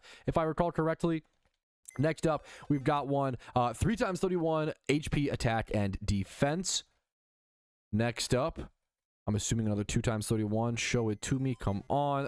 2x31 in attack and HP. Just a bunch of random breeds to kind of get. It'll help us crank up our plant aid group process and progress, as well as just clearing out some of these Pokemon for us. 2x31 in attack and speed. Always good in the flying aid group as well. More plant breeders with 2x31 in attack and speed, and then nothing else. All these other stats are super piss low. Now, we are actually utilizing, this is, ooh, I didn't even realize this. This is a little sad, but I think its time has come. It's been over in my breeders boxes for a little bit. You may recognize this. This was caught on the first day of the account. This is a special breed, man. I am utilizing it finally. This was my first PP maxed Sweet Scent Pokemon. I used this for sweet scenting really early on in the account. I used it for sweet scenting for, you know, at the Elite Four to XP train, EV train. This is a really special Pokemon to me. Unfortunately, I can't justify the PC spot just for nostalgia. We've had these moments. You got to live in the moment, right? We've had these moments. We've recorded them. We have that logged forever. That's the beautiful part of recording this whole series. I don't need to actually physically keep the object. We can't be a Pokemon hoarder. We got to move on. We got to consume it. But thank you, Oddish, for all your work over the past 7 to 8 months, man. Next up, just a simple 2x31 in HP and attack. Another quote-unquote simple breed. I go through these so quickly, so it's easy to not realize, you know, once again, how many gym reruns, how many quick balls, how many, terrible, incorrect breed pairings, apparently. I think I've done that mistake a billion times. Delibird is not a flying aid group Pokemon, but I always think he is. He is water A and field, the classic penguin trickery. But continuing onward, that's okay. 2x31 attack and speed. Like I was saying, all these like quote-unquote simple 2x31 breeds, these cost 20,000 Poke-Yen, and that's at the minimum. After the quick balls and stuff, it's probably like 25,000 Poke-Yen, right, per each of these Pokemon. And that was a 3x31, to be fair. 3x31 attack, speed, and speed def, I believe, in the flying aid group. So happy to see that, getting those 3x31s. I almost don't have many, if any, 1x31s in my boxes these days. I almost try to always immediately turn them into 2x31s. I do need to get a bit better about turning my 2x into 3x, and then into 4x, etc, etc, etc. So we're gonna start making those, like, at a certain point at endgame Iron Man, we're gonna have like a ton, like a box of just 5s and 6x31 Pokemon. Could you imagine a box of 5 or 6x31 Pokemon on this account? It's hard to fathom, but we're gonna start making our way there. That'd be a really cool flex. But that's all 13 or 12 or so of our breeds, since our Delibird breed didn't work out. That's okay. I'm going to go ahead and get back to Lost Presents and see you guys with a few of the egg hatches if they're important. But honestly, once again, since these are mostly just breeding breeders, I'm not actually breeding like competitive Pokemon, I'll probably just toss them in the PC and see you guys with more real progress. All right, a little bit of the Iron Man luck continues. The one good roll that matters here is our Drifloon did roll modest. This thing can go physical, special. It can be like weirdly tanky. Like Drifloon can do so many things. It has 90 base attack, 80 base attack, really high base HP, but then its defenses are incredibly paper thin. Very weird Pokemon. Has access to Aftermath, which allows it to like do damage obviously afterwards, kind of like a tank somewhat ability, or like almost like sacrificial. Unburden, which you can use with like Flying Gem and Acrobatics to raise its speed, get off a huge Acrobatics with obviously the Flying Gem combo. And then you have Flare Blitz, which you can use with like Flame Orb to like burn yourself, power up your special attacks, and then Psycho Boost the like flame, the burn over to like physical attackers. You can do so many weird cool things with Drifblim. I don't think it sees a whole lot of play in NU, but it's one of those mons that it has that surprise factor. To be fair, this season just started, so there's very, very few NU games right now, but it's one of those mons that has that surprise factor, and I feel like you could get some weird sweeps or weird situations with Drifblim. Alrighty, we are coming to the end of day 9 in the Christmas event. We have our typical numbers to go ahead and go over. We are ending this day with 39 XMAS presents, up from 24 yesterday. Not a crazy number. We mostly did raids today once again. We're up 10 Santa presents, from 10 up to 20. 43 mysterious Pokeballs, up from 40. 37 Great Balls, about 3 more each in those 2 different categories. 2 more mysterious Ultra Balls from yesterday, now at 19 mysterious Ultra Balls. And then 54 Swarm Pokemon in my PC. I also am now up to 10 out of 12 12 raids done, which is fantastic. I got 3 new alphas. One of the big ones being that alpha regenerator Tangrowth. That is a huge new hidden ability access Pokemon on the Iron Man account now for good, as long as I don't accidentally breed it in like a terrible mistake. So hopefully we don't do something like that. That'd be I gotta keep an eye out for that from this point forward on the account. And then I did also get 1 vanity today, but it was just a duplicate snowboarder scarf, so nothing super special there. But that is it for me for today. I have a catch event to do tomorrow, which I'm really excited for, the Relicanth catch event. I'm going to try to get 1 raid done on top of the catch event, but no promises. It really depends on how things play out. So I think my goal right now is to try to get all the raids done maybe by next week around Tuesday or so, and then get like JIRACHI, probably JIRACHI or so on Tuesday. Maybe 1 raid tomorrow plus the catch event, and then Sunday I'll be taking most of Sunday off and also watching the big week 18 Ravens versus Steelers football game. Hopefully that goes well. Shout out Baltimore Ravens fans, of course. And then, yeah, maybe be able to finish up Salamence on Monday and then finish up JIRACHI on Tuesday, something like that. There is currently 4 days left in the event, so Tuesday falls on, today's the 3rd, I guess it just turned midnight as I'm recording. Tuesday would fall on the 6th, and the event ends on the 8th. So we'd be cutting it close-ish. There'd be 2 days left. I still need to do the Starmie Scavenger on. I'm going to be cutting this close in terms of like the mandatory stuff that I have to do, but I've also done a good job about passively grinding presents and things like that in the meantime. So I think we should be fine. I'm really hoping I can get this. The Starmie thing is the only thing I'm a little worried about that, and it seems really powerful. I think I can do this in 1 afternoon if I really lock in. But I will see you guys tomorrow for the Relicanth catch event and hopefully a raid or 2. Alrighty, fellas, we are on the Iron Man today. We are rushing. I'm going to try my best. We have 25 minutes. I'm notoriously not very fast or that good at raids. We have 25 minutes. I need an ability pill as fast as possible to actually switch my Vanilluxe's ability over to the Snowscape ability pill. Come on. I'm going to try my best. Snow warning. Yes. I also need to make sure that all my mons are moveset. They all have the ice beam and stuff that I need. I'm trying to rush over to the Salamence raid as soon as possible. You actually want to spam ice beam on this, not blizzard specifically. I'm still going to be setting up snow just for like the defense boost across the board to hopefully get some benefits. We have Archeops in the back. Prankster Murkrow here. Choice Band Cloyster. We should be cooking with this team. I'm going to rush over. We might even just duo queue this and hope we can win, but we'll have to see. It's over at Island 7. I'm going to hopefully just rush this and see if we can get this done before the catch event starts, which was again in 25 minutes or so. I think I'm going to go ahead and make ice gems for this. It's kind of weird, but like I want to have... Wait, I don't have Never Melt. Oh, are they not tradable? That's so sad. I need a tradable Never Melt ice. So we'll just do that then. Ice gem for that extra little bit of damage might have been relevant, but we'll see. We're gonna try this raid once again. We only have 23 minutes. If we could have 2 other people that want to come do this, I would love to have you. If not, I understand. We're gonna try to get this out. We're speed running this shit. We have 23 more minutes. All right, we have 15 minutes until the event starts. Let's go ahead and figure out what's happening here. Let's try to get this raid done as soon as possible. I'm gonna go ahead and set up Tailwind and jump into it. Ice Crash, Ice Spear coming out, some good damage hopefully. This should be a decently tough raid. We kind of have 1 shot. If we fail this attempt, we can't like adjust and re-go back in. I probably need to just go call it and go do the catch event and just come back to it later on. Okay, it is turn 2. Now I need to go ahead and lock in and go for this heal block. We should be okay. We Tailwind turn 1, heal block turn 2. Salamence sitting at 82% HP after turn 1. That's not too shabby. This thing, we have to like double heal block this thing. It goes for like Wish End. I don't know if it's double Wish or Roost or what it is, but this thing could be a bit of a problem. Okay, our heal block did get off. I was so nervous about that. We're fine. So the problem is Salamence just gets so fucking strong. It's at 64% HP. We got the heal block off. Are we okay? Is this winnable? I think it's supposed to be at... Let's go check. This is exactly what it's supposed to be at. We're actually exactly following the guide. It's supposed to be at 64% here at the end of this turn. Okay, we did it, fellas.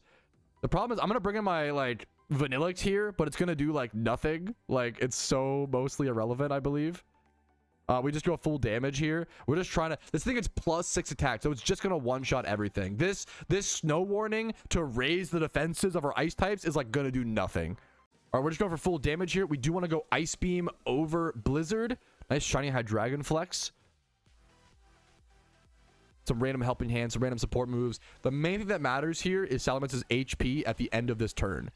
All right, it is at 41% HP, so which is about, it's 1% more than it's supposed to have, but I think that's, hopefully it doesn't mess things up. For me, the rest of this fight's actually super, super easy for me. All I do, I believe, is go damage. I need to save Archeops for last, but that's the only thing. I think everything else, I just bring in Jinx, go for damage. We defogged on turn 5, not this turn, next turn. This is turn 4, I believe. Yeah, next turn. Correct, Jaspin. Good shouts, man. Good communication. Shout out to my teammates, as always, man. These raids would not be possible without my amazing teammates. We have 9 minutes until the catch event. We are on pace.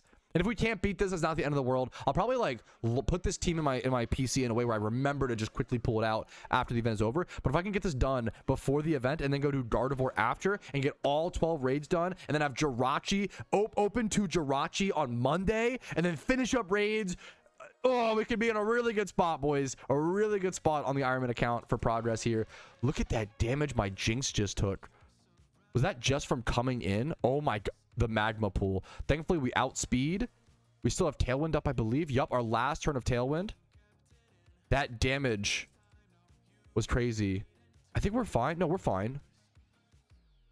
Don't have Ice Beam. No, you have Blizzard? That's fine. If you bro does not have Ice Beam on his Jinx. Hey, mistakes happen. I've been there. I have done that. Holy fucking shit. I have done that. If you have Blizzard, go for it. Dude, don't worry about it, man. I've done that so many times. Don't stress. It's okay. We'll just if we can't win the huge psychic, let's see 2.2. Dude, if we can't win this time, it's okay. Wait, is that tail? Okay, that Tailwind might fuck us regardless. How do we stop that? I don't even know if you could do anything. No, we still got our damage off. Okay, 6%, huge.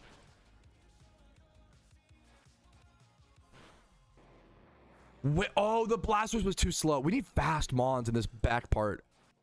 Okay, we just all made, okay. We all made a mistake equally. That's okay. Did the heal block not get off either? I think that's GG's.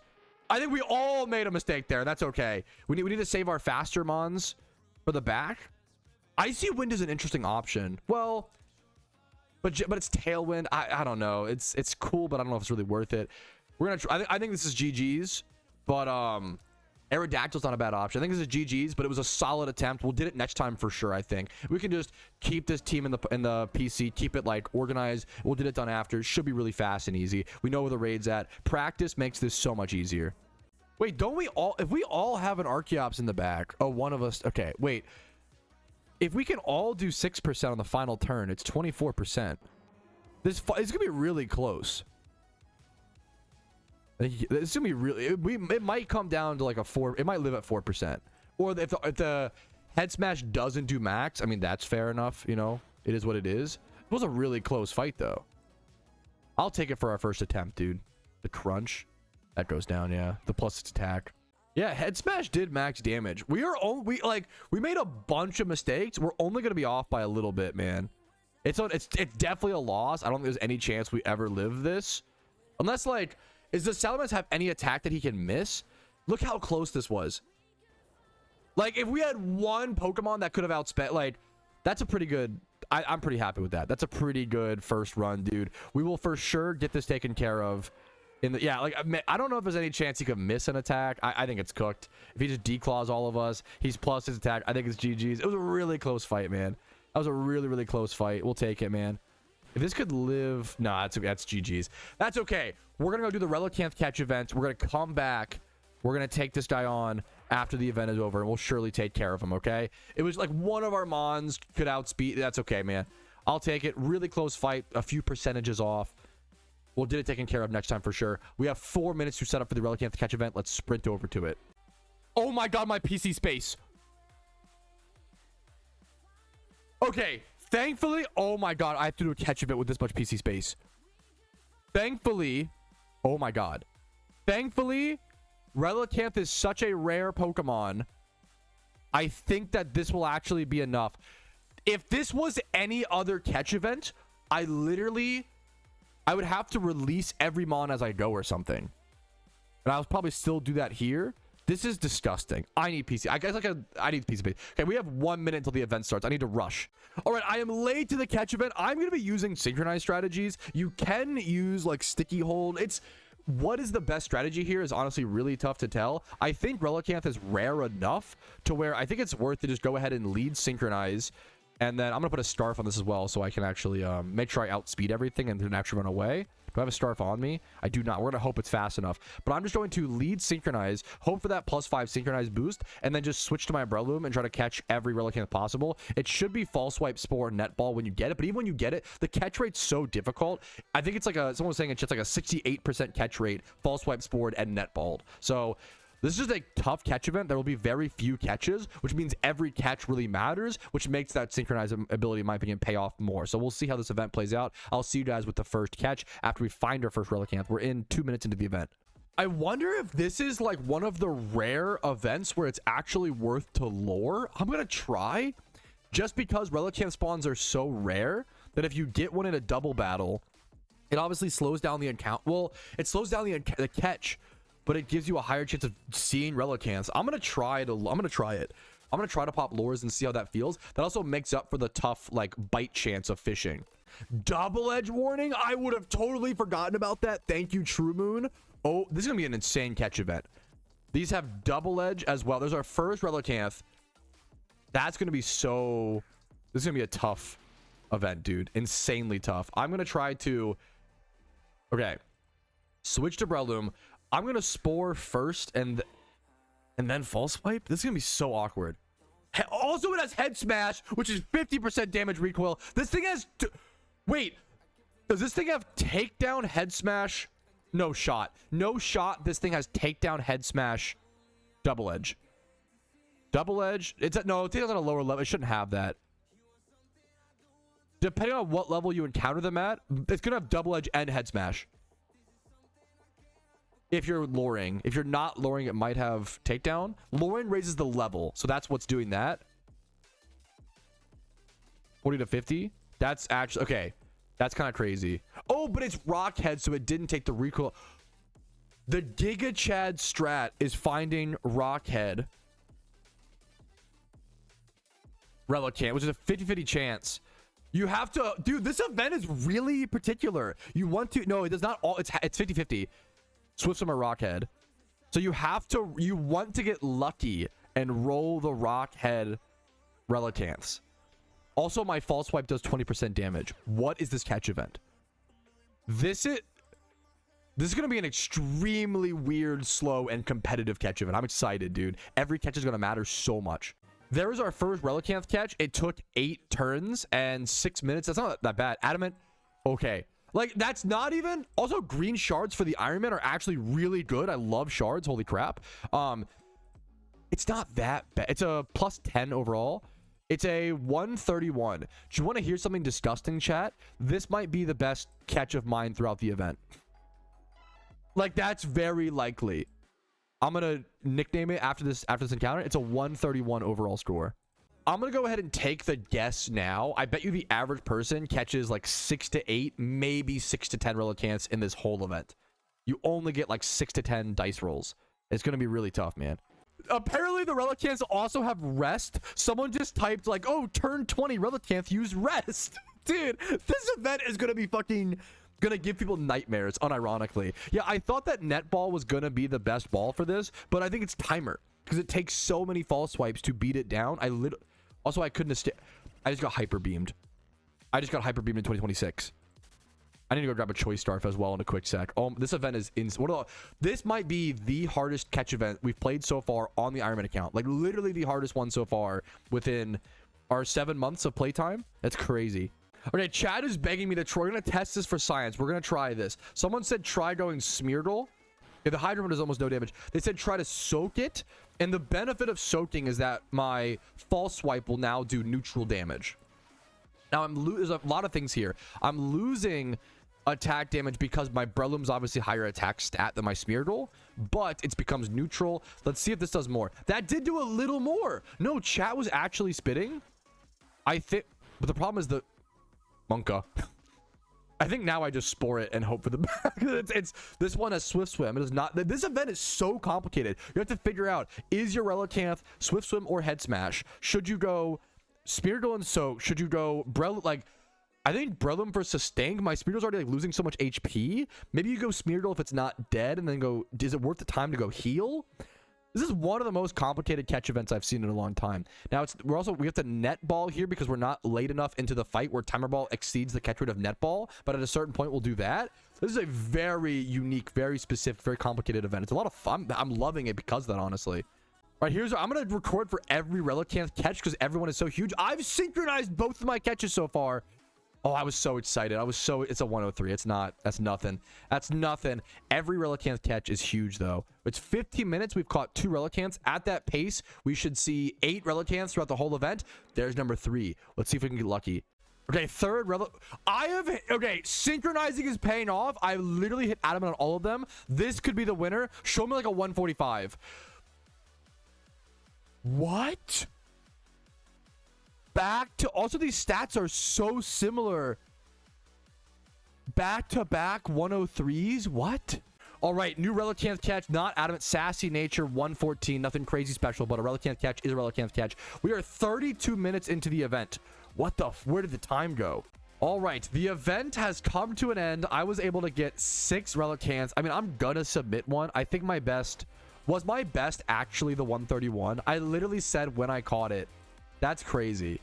There's a good chance this might be. I caught 2 103s back to back. That's so funny. Anyways, I literally said this might be my best catch of the event, and it was. It was. Wait, what? I wonder if I could go for 4th place. Ooh, I wonder if nobody will submit for 4th. What's my lowest catch? 70. There's no way. Someone got better. 72. There's no way. There's no way. I'm gonna submit my 131, I guess. I'm gonna say my humble submission. Smiley face. Thank you. I'm gonna link it over. Yeah, my best submission's a 131. That's probably not gonna take it. This is a really fun event. Honestly, the most fun I've had a catch event in a while. I am gonna go ahead and go get prepped up. We're gonna go take on that Salamence raid for once and for all, for good. Dude, the good news from this Relicanth catch event is that I only caught 2 with 31 IVs, so I only have to dedicate 2 PC spaces. The rest of these fellows just get released. So see you later, you big silly ancient fish. Okay, I'm a little bit behind. Excuse me. We have catch event results. 4th place with a 25. That's pretty good, man. Congratulations, Benja Capalot. Congrats on the 4th place. 250 RP for you. 3rd place with a 162. Jehovah Mob. Congratulations. We see a time there. I wonder if that will factor in. 2nd place. Yup. They both tied. 162 for 3rd and 162 for 2nd, but 2nd was a little bit earlier. Cap James. I like the names, man. Congratulations. 162. And then the winner of the event, Mitsuki, got a 168. 1st place, 168 is a little bit low, but for this event, honestly, super fucking impressive, man. Congratulations to you, dude. Let's go back to Salamence and get that raid taken care of now, fellas. That was a really fun event, though, dude. That was simultaneously the hardest event I played so far on the Ironman account and the most fun. And I don't always, like, that's not always the case for me. Like, sometimes the hard events are kind of just annoyingly frustrating, but I thought that was both extremely fun and extremely difficult, which is perfectly what you want. All right, we are finally back at the Salamence raid. We're already pretty deep in the fight. I don't think I needed to show you guys, the same fight for the 2nd time. It's going much better this time. We do actually have Ice Beam on our Jinxes, stuff like that. So, like, this should be a pretty easy W. I'm pretty excited for this. It should be a pretty guaranteed win, I believe, as long as we can get off, like, a heal block and stuff. And we're getting really good damage. This is just a DPS check raid, but even then, like, it's 4 times weak to ice. So as long as you have, like, ice type attackers, you're probably chilling. As I say that, did my Cloyster just get outsped and die? Are you serious? Did I actually just miss damage? If we now lose by 6%, it's my fault. So keep that in mind. We lost the raid by 6% again. Fuck. That was I think we got unlucky, though. I think we literally just... Did we change anything? I think maybe I do put Choice Scarf on Cloyster. I think the outspeed is actually a problem, and it's happened twice now. Or no, I guess, well, I don't know. We're gonna try it. We're gonna try that. We're gonna try that and see how it works. We could also reset on the Clefable ad. I think it's been heal pulsing, and that's a problem. So no, does Chimico heal pulse? I'm not sure. It should be a pretty quick raid once again. Sorry I've wasted the team's time. We got it though, fellas. Shiny noise. Here is our Salamence catch, dude. I'm excited. Our Salamence KO should be right here. It took us 3 attempts, but like it was just silly little stuff. Putting Starf on my Cloyster was definitely the like thing that made the biggest impact, that helped us get this. So shout out to my teammates for putting up with that. Thank you for your patience as always. Really good job from my teammates. If you guys want to do Gardevoir after this, I would love to. If you don't need it, I understand. I kind of skipped around a little bit. We just need Gardevoir now, and then after Gardevoir, I'm going to save Jirachi until like Monday. I think the pacing is going to work out really well. Also, I love the idea. I'm either going to open all of my vanities, all my SPS presents that I've saved up on Monday, or just wait until the final day of the event. Also, that's a Moxie Salamence. I don't know if I had an Alpha Salamence prior to this. I'm honestly not totally sure. 31 HP, 31 speed def, pretty decent stats. I'm not sure if this is my first Moxie one or not. I don't think it is, but it's still a cool Pokemon, a cool event Pokemon. Happy to get, happy to see 11 out of 12 raids done. All right, I think we are preparing for the final raid on the Ironman account, man. I am fucking excited. This is the last one. It should be a pretty simple one. Well, prior to Jirachi, at least. We'll save Jirachi for Monday for a big, epic, like, finale. This one should be pretty simple. I think it's mostly just dark type damage and dark type attacks. I do need to have a fair amount of Sucker Punch users. So I have Sucker Punch on Bisharp, Sucker Punch on Honchkrow, and then Sucker Punch on Shiftry. And I have to make sure that I bring those Pokemon in at the right time and go for those at the right percentages of HP. We're gonna lead things off by going my Crawdon.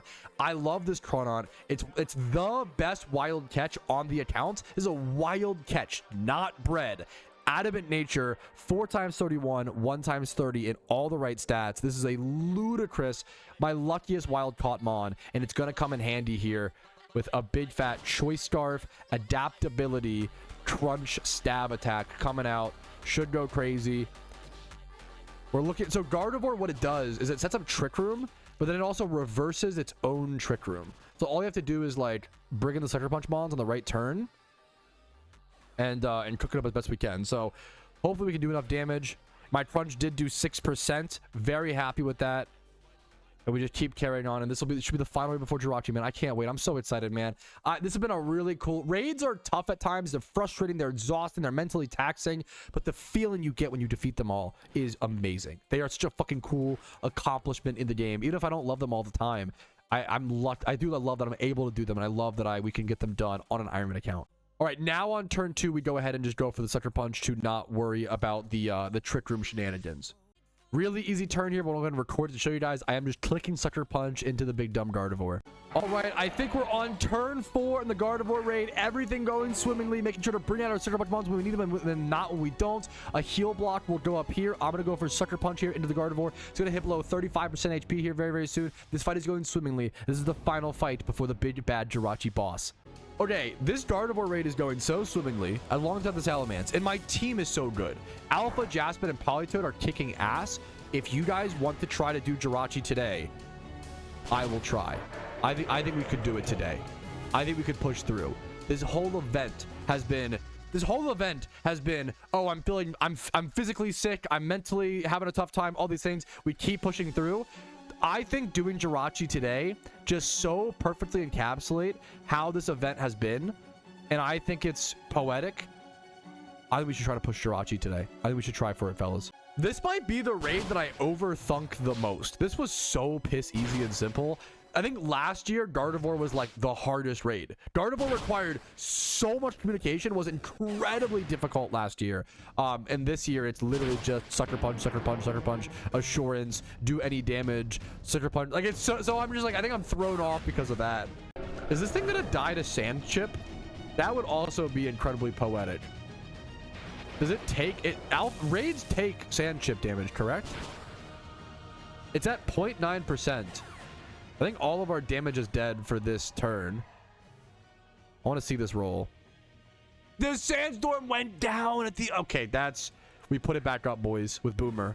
All right, and here it is, the final turn. Good job, Chunky Crow, for getting that final Sucker Punch in. That will subdue the Gardevoir and give me my 12th and final raid catch before the big bad final boss, Jirachi, unlocking a new hidden ability access Pokemon on the account, a new Alpha, as well as, with the Jirachi done, potentially a new Iron Man, and the only way to get new legendary Pokemon, and the only way to get that on the Iron Man account. Dude. It's gonna be so cool to be an Iron Man account in the future who has a Jirachi from like from that first event cycle of Iron Man accounts existing. I can't wait, dude. There's the Gardevoir catch, 2x31. Kind of weird stat placements, but that's okay. I'm not worried about that. What I'm more worried about is the wish tags combining and being able to get this wishing star so I can teleport over to the JIRACHI Raid encounter, which I will do in a quick sec after this Alpha Ditto catch in the wild. Ooh. Yeah, we already saw the item, but they like transform into the wish. There we go. There's an Alpha Ditto spawn right now over in Unova. Let's go get prepped for that first things first. All right, here is our Alpha Ditto encounter. What Pokemon it transforms into really matters and will affect the difficulty of the catch. Let's see how this thing rolls. If you don't know, the way that Alpha Dittos work is they just like randomly roll into another Alpha and everybody's is different. Cloyster is actually kind of a tough one. Now, it doesn't have rest or like any sort of like healing move, so that's good, but it has a really high defense stat, which will be a little annoying to break through with false wipes and stuff. We might... Does Seed Bomb kill this becomes the question? I don't think it does. I'm gonna first go my Dragonite, which also died. This is gonna be a tough catch, actually. I should have brought a 6th Pokemon. That was a mistake, not to bring a 6th Mon. Hopefully this goes well enough. This might be a really tough catch, actually. I think it's worth to try to Seed Bomb here. I did lower its stats by 2, which I'd be a little scared. If this one-shots, it's a little unfortunate. I am the math wizard. Oh, I just knew. I knew that. Actually, 180 base defense Cloyster at -2. Seed Bomb Breloom at like what's it, like 110, 115 base attack or 130 base attack. Stab. It will actually end up doing 130. It will do exactly 92.6% true. I calced it, bro. Holy. Wait, this thing just sleep talked me, which terrifies me. I have to start throwing timer balls. That means that this thing probably has rest. This might be actually one of the more annoying. It sleep talked and ice beamed and killed my substitute. If this thing has rest and it wakes up and it's gonna be a nightmare, bro. That would be worst case scenario. I guess I could always... No, I can't Seed Bomb it now because it's -3. It would actually just one shot. How does he know? How does he know to sleep talk? It has rest. It tried to rest. The rest jump scare. Oh fuck! It has rest. Please catch. Just show me that I'm the luckiest Iron Man. No, bro, please. Don't rest. Don't wake up and rest. Don't rest. It whirlpooled for no reason. Okay, we're locked in. Okay, the worst case scenario is this Pokeball failing, it going indignant, and then waking up next turn and resting. If that happens right now, I need to go buy a lottery ticket because it means that all my bad RNG is used up and I actually will be lucky for the rest of the day. True and real. Let's see what happens. It stays asleep. That's fine. Sleep talk. That's fine. All this is fine. Okay. All I have to do here is catch it. That's all I got to do. Easy peasy. Just dodge, going and dig. The insta breakout is breaking my brain out of my head. I will say. It's at come on. -5. Please don't go into... It stayed asleep. Wait, that's fine. We're locking in. Okay, it went into... Okay. All I have... Guys, it's not... Guys, calm down. Relax. I'm going to do the Iron Man thing. I'm just going to catch it right here. Is that okay, guys? I'm going to catch it right here, guys. No problem. No worries. No worries. Come... Okay. I think it's fucking... Stay asleep. I think it's over. It rested at +5 every stat. Okay, this is okay. It literally did the thing.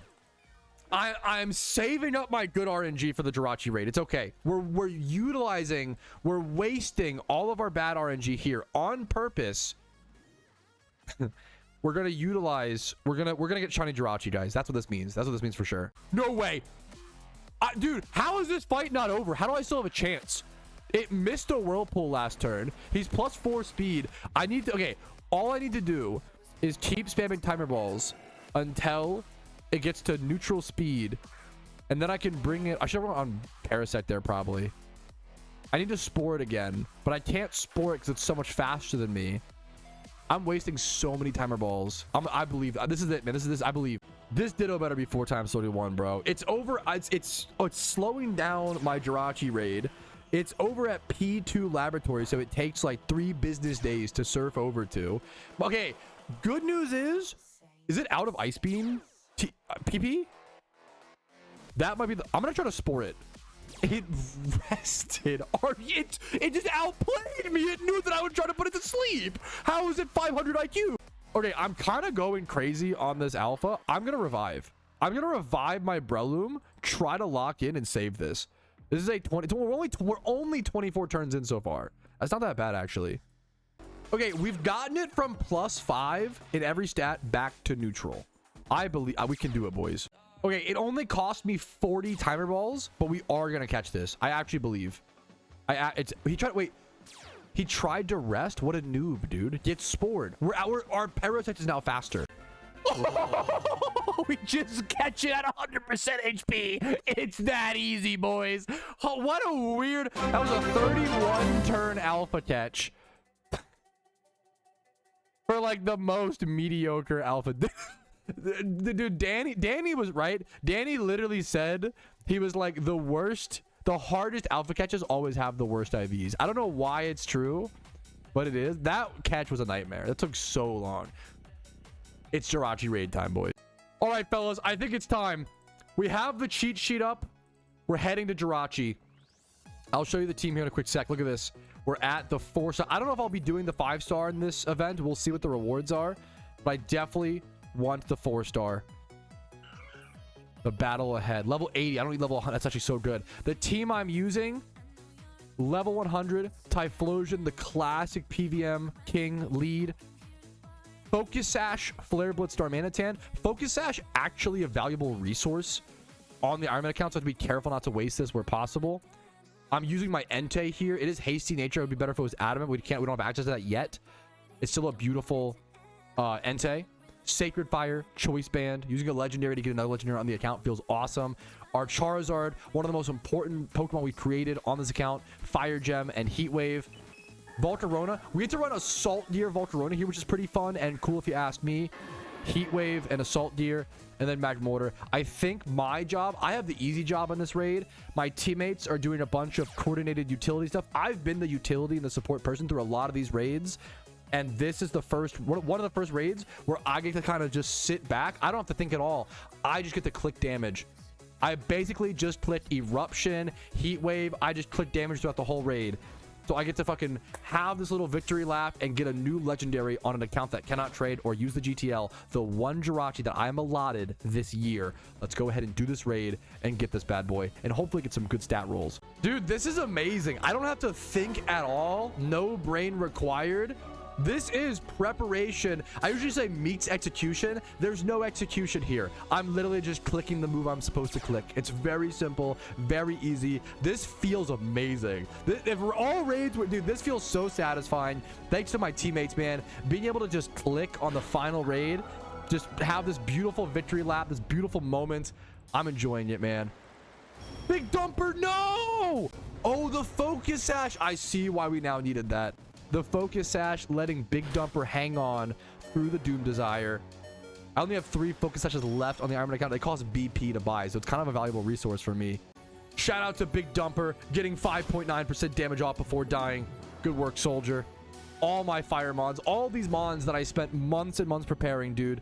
Thank you for your hard work today. I could have done it without you. I could have done it without people like you guys watching these videos, these moments to allow me to spend more time and resources on this project, a long-term project like this. I love doing long-term goals on PokeMMO. I think it's what makes MMOs really special, is things like spending months and months and months preparing just so I can catch one little silly starred looking fella in a few minutes here. Shout out to my Entei who was able to do 5.5% damage. I think it should be enough. Even though it wasn't adamant nature, we still did really good damage with the Sacred Fire Stab and our Choice Band. All right, we've had some weird RNG. It's going to be a little bit of a close run, but if we don't beat it on this attempt, that's totally okay. We'll get it done here in a quick sec. It'll be a really, we'll get it done very, very soon regardless. We had to actually switch things up a little bit. I had to bring in my Scarf Magmortar on this turn, and then I bring in my Assault Deer Bolt on the next turn. You bring that in on the turn you want to survive, specifically another Doom Desire, that big attack that it throws off.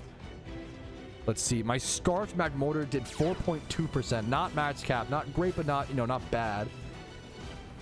Eruption doing 4.7 and 4.9. I think it's max cap damage might have gotten lowered down to 5. I don't know if that's true or if that's cope or what, but it's taken, yeah, there we go. It's down to 25% or so HP. It's going to be a pretty close fight. I have Vault left, and I think that I'm guessing my Magmortar goes down here. If my Magmortar lives, I think it's going to live, actually. Getting off multiple attacks with Magmortar here would be amazing. Yeah, okay, so my Magmortar is going to live. The poor Typhlosion, though. But does it live? Oh, you can throw off a flamethrower if it's not specced, but it might be. Either way, it's free damage. This will be a close. This will be close. Oh, I'm going to die to Doom Desire. That's fine, though. That's fine.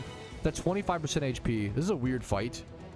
I think we're going to take the loss on this because we do only have 5 turns of Sun and it's turn 4. So I think we're going to have to go a second attempt on this, but I'm not worried about it. We should get it done today on our second attempt for sure, almost. Or if it hits a few times, we only lose time. If you just keep redoing raids, as long as you don't give up, you'll eventually defeat them. All right, I think we're forfeiting here. JIRACHI did defeat us, but you know what? If we didn't have to fight for it, what's the point of winning a big raid like that? Okay, I do lose 1 focus sash, 1 fire gem, but that's okay. I can get those back in the future. I'm honestly just really glad that I farmed so many mysterious gems before these events. I've said it once before, I think, but these have come in clutch. All the type gems, all the mysterious gems, having these has been like the difference in a lot, like multiple of these raids. Yeah, we're on our JIRACHI attempt number 2. We do have, I'm curious, we have a golem strat here. We're doing some like interesting strategy. I'm kind of excited for this. We're using like sturdy custap golem to get through a weird situation we had where we had problems surviving the second Doom Desire. This is also an instance where I'm really glad I put extra love into my Volcarona and made sure it was bulky. You need a certain spadef to actually allow your Volcarona to survive against the Doom Desire here. So my Volcarona survived at like 25% HP. If I was just a 31 speed, 31 attack Volcarona, especially if I was rash, I wouldn't be able to do this raid with this Volcarona. I'd have to make a whole new Volcarona. So this is a rare example where like actually having defenses on some of your raid mons does matter. It's pretty rare occasionally, but for like big things like this, a big mon like Volcarona, you want to give it some extra love. Now, I'm getting a little nervous in this run. I only have 1 Pokemon left. The Custap proc did not work for some reason with the Golem, unfortunately. The way that the mechanic lines up, it hit Golem to 1 HP, but then like the Custap didn't proc still. I assume because of the multiple attacks from JIRACHI. I'm not quite sure. I'm down to my last Pokemon. It's at 27% HP. Apparently Alpha has 4 Pokemon alive still, though. So this is going to be a weird... we're going to see how it plays out, I guess. It's going to be a little strange. We set up Sun again. Beautiful Ninetales backup. Once again, I have the easiest job of this final raid. I just kind of click damage. I'm chilling. This might be it, fellas. This might be the final turn that we've been waiting for the entire event. The turn where JIRACHI falls. The turn where our months of progress and preparation come to fruition. Where we get a new legendary. We participate in the highest of level of endgame raids on an account that cannot trade nor use the GTL. Defeating JIRACHI with an Iron Man account. It's at 0.5% HP. 1 more attack will do it. Dude, 0.5, bro. 1 more turn. 1 more turn. Here it comes, man. The wave of relief, the wave of accomplishment from this crispy badger throwing off their eruption. Thank you to my teammates. Thank you to the viewers, you guys, for watching every step of the way. Not just this episode, but all 27 or so episodes of the Iron Man account so far have all led to moments like this. The ability to complete 12 raids in a limited time, 14-day period. 12 raids where you have to learn the strategy, find the correct Pokemon, use TMs, items, heart scales to relearn moves. Everything has come down and led to moments like this to find the right players, the right teammates, the exact perfect builds, the EVs, the XP training, the hours and hours of XP training that have gone into moments like this. Everything comes down to moments like this. To be able to catch a legendary Pokemon on an account that cannot trade, to be up there with the endgame players on an account that cannot trade nor use the GTL on an Iron Man account, to catch something like JIRACHI, which is taking over the OU PvP format, which will be an incredibly powerful Pokemon in so many different areas of the game. We get pretty decent stat rolls, 20 plus. Also, isn't it a I don't know if JIRACHI's more special or physical.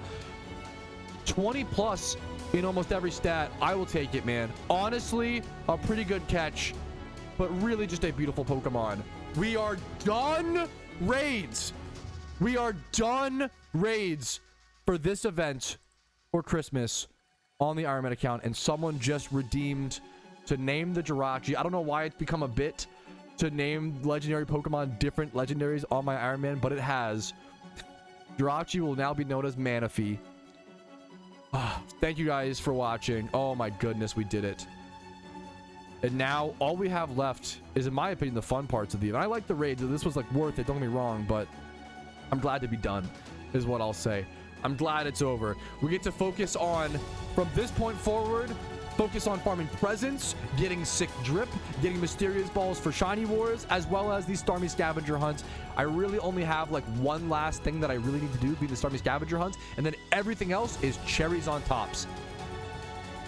We have a lot of cherries to go farm, fellas. Let's go for it. Let's jump into it. We're not done yet, even though we have accomplished a huge step. We can't smell the roses. Let's get back in the garden. All right, post-stream Iron Petrowski here after a big day. We got JIRACHI on the Iron Man and completed all raids today when I was only expecting to get 1 or 2 extra raids done after the catch event. However, our progress is not over yet because I was lucky enough to go over to the PvP section and check what the XMAS randoms rewards are right now. And I have not done any of this so far in the season. And it actually just reset. There's 20 hours left. If you don't know, these reset every 24 hours. And right now, up for grabs is the Elven Bow. My RNG when it comes to opening sealed product has been terrible. Obviously, my RNG on the account is overall really good. I'm not trying to complain too much, but my vanity RNG has not been really good. It's been pretty dog shit, let's be honest. So, taking the RNG out of it and just trying to like take things into my hands and getting 20 XMAS randoms win might be my best chance of winning the Elven Bow, and I think I'm gonna go for it. It might drive me a little crazy. PvP can be a lot of fun, but a lot of it in a short amount of time can be really grumpy inducing is the best way to put it. But you know what, I'm excited to learn this game mode, try to get some cool wins and see some cool plays. I'm gonna start queuing up right now. I have 20 hours to get this done. And then on top of it, we'll also get a bunch of XMAS like mystery boxes along the way. These can also have different items and different vanities if I recall correctly. You also get one every single win. So it's not just these rewards you see here. And if you get to a higher elo, you can actually get like up to 3 of these boxes per single win in PvP, which that's just absurd. I think it's really cool that PvP has become a good money-making method and really good for Iron Man if you're good at it. I'm always a massive advocate of, with MMOs, like players being able to play the way that they want and always be rewarded in different ways because of that. Let's go ahead and jump into our first game here where we have Duskull, Pidove, Aaron, and Ghastly. We have Shell, Bell, Aaron. I am really criminally unfamiliar with Little Cup, and that's the weird thing about these randoms is that it's actually Little Cup rotational. Rotational is already complicated. Adding the Little Cup element on top is way out of my wheelhouse. I don't know if I'll be able to improve that much in these games. And it might just come down to focusing on just trying to squeeze out those 20 wins, even with the dog shit win rate. But I don't want to give up on that hope too soon. I'm just kind of letting that out there just before I get started. But let's go ahead and actually try to practice this a bit and try to develop something. So we are obviously Duskull staring down into Turtwig, Magnemite, Rhyhorn. Nightshade is kind of the neutral option here. We're staring down 2 physical attackers. Will-O-Wisp is not a bad idea since most people also almost always switch on their first turn. And you can kind of try to counteract that, or you can also just kind of counteract their switch. You can either think 1 step ahead of your opponent or 2 steps ahead in modes like this. I'm going to go ahead and just go for a Will-O-Wisp since there's a decent chance he might switch. He does not. We get a waste of a Will-O-Wisp into the Magnemite, which is a special attacker, so that burn is honestly not going to do very much damage or not much effectiveness at all. He gets a nice reflect up, so now all of our physical attacks are very weakened. We do have a Ghastly in the back with Icy Wind, which could do some cool shit, and Venoshock. I'm actually going to go to my Pidove here and U-turn, which will help me get some chip damage off against whatever he throws up, as well as bring my Ghastly in. He's actually going to go for a light screen and just set up double screens with this Magnemite. That's going to be really tough for my team to handle, unless I have some sort of defog access on my team, but I don't know how available that is, once again, in Little Cup. So my Ghastly is pretty darn valuable against his team, but I don't hit his Magnemite very well at all. So since that's the one thing I can't really deal with, I'm probably going to go ahead and just head over to my Aeron and go for something like a Rock Tomb, which will lower the speed on one of his Pokemon. It'll also lower the speed on that Pokemon for good, since you can't really switch out of this format. You just rotate around. So stat drops actually stick around a lot longer than normal, which also lets my Curse stick around for a lot longer than normal, which is definitely worth something to consider from this point forward. Now, his Turtwig does have leftovers. We've seen that information, and he's very tanky. He has a double screens plus leftover setup.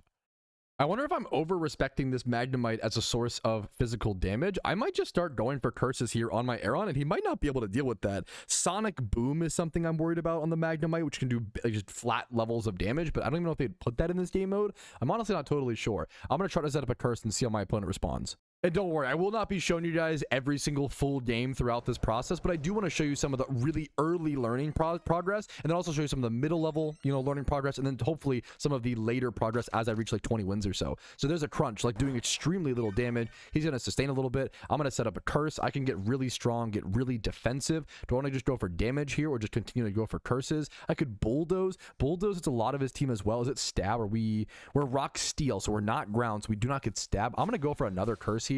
He's going to go over to his Rhyhorn and get off 84% damage on me, man, and just kill me. I really thought that my defenses there, would have done a lot better. That is super unfortunate. Maybe he was respecting EQ as not being effective since I had a flying type and a levitate Pokemon. And do I have triple?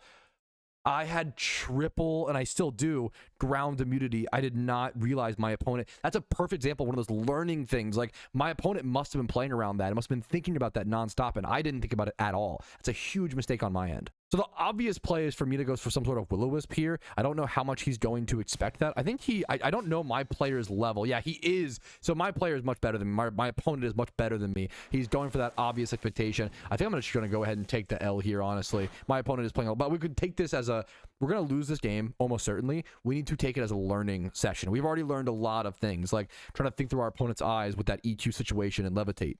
These are all new Pokemon for me with all new stats and all new movesets. I know so little to nothing about Little Cup. So I could just go for an Icy Wind here, but it's not going to do much to his Magnemite, and he might just stay in. I'm going to go ahead and go for some sort of switch-up play here. I think Nightshade is a decent neutral move. Could I set up Trick Room here? Is that worth doing? My Ghastly is very high speed. The Trick Room could help my Duskull and my... I think that's mostly it. The Pidove is like decently fast as well, so it's not that good. Pain Split's not doing a whole lot here. I'm just going to go for like the random Nightshade and try to get some chip damage off. That Shockwave is doing a ton of damage, so maybe respecting that as a special attacker was really good as well. Nightshade's also going to hit like through the screens effectively. Like, it's not really going to matter that much, so that's really good. And we have leftovers on this. Now he's going to try to answer this. I'm guessing that so we have to think through his eyes, right? That's the part of PvP you got to factor in, but it's hard to think through someone else's eyes. I feel like I'm usually really good at that and usually really good at predicting, but it's hard to do that when you don't know the Pokemon or know the items and things like that. I'm actually going to switch over to...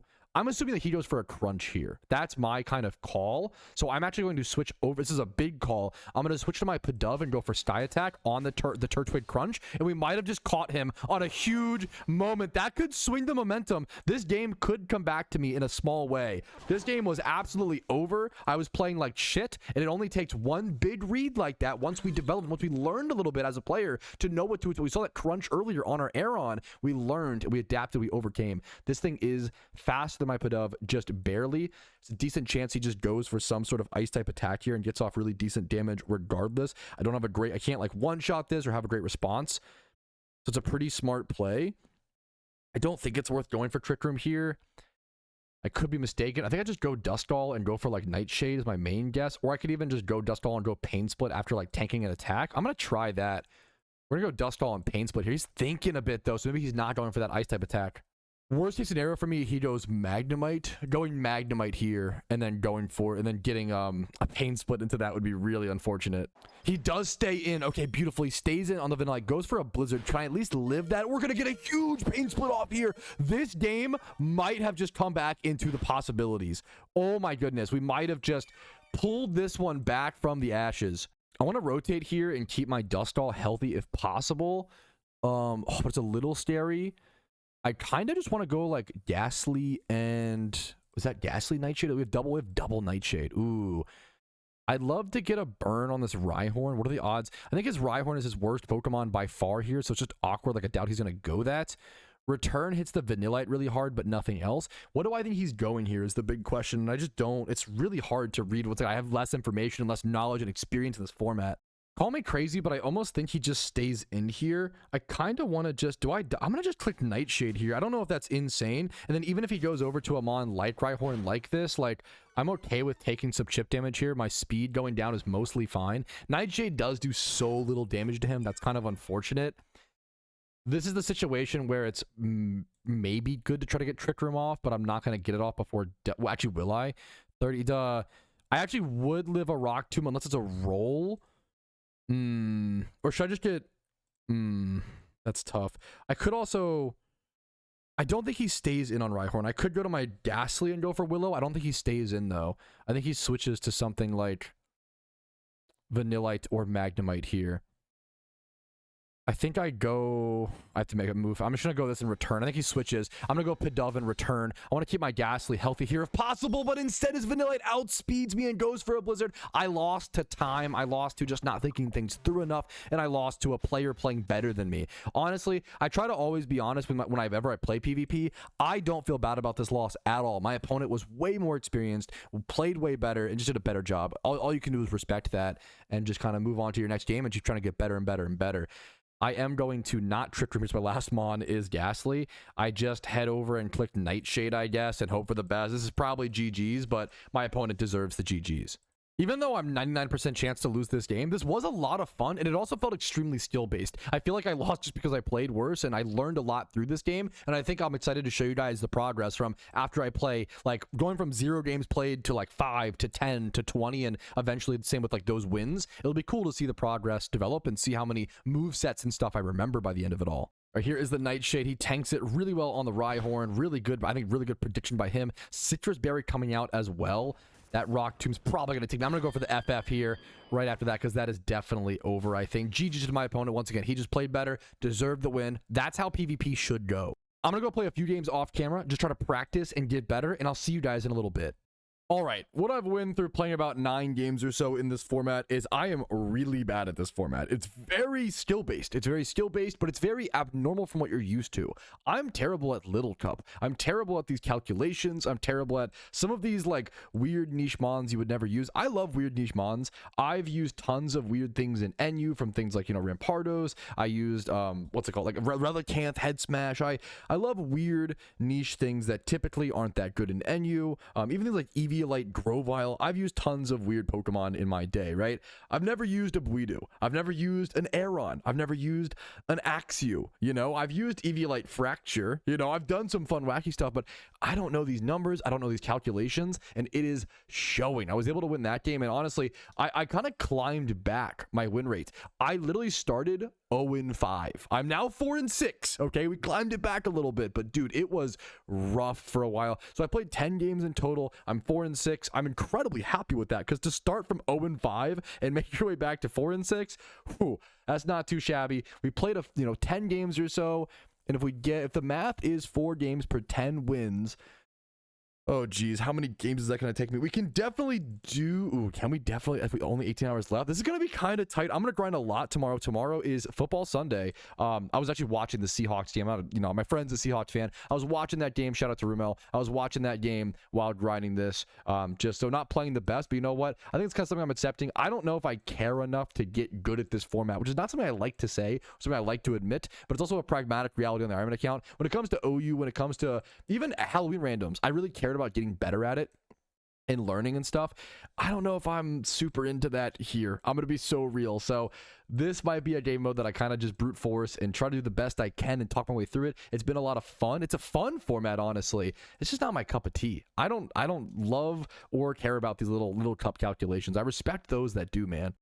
All right, we are later in the evening on day 10. I'm doing some timestamps in the thumbnail for episode 26. I'm actually still working on all of that footage. It ended up being 4 hours long. I did not realize. It makes sense. It's the XMAS event. There's so much to do, but I did not realize it would be that long. So my apologies. And thank you guys for watching that. Now, I am actually about to spend PokeYen to put myself under the 1 million PokeYen mark. I feel safe to do that since we have all the raids done. I'm mostly fine. I also hit over 30,000 encounters naturally via the Relicanth catch event recently and never mentioned it. So that's a pretty cool milestone. 30,000 encounters. Awesome.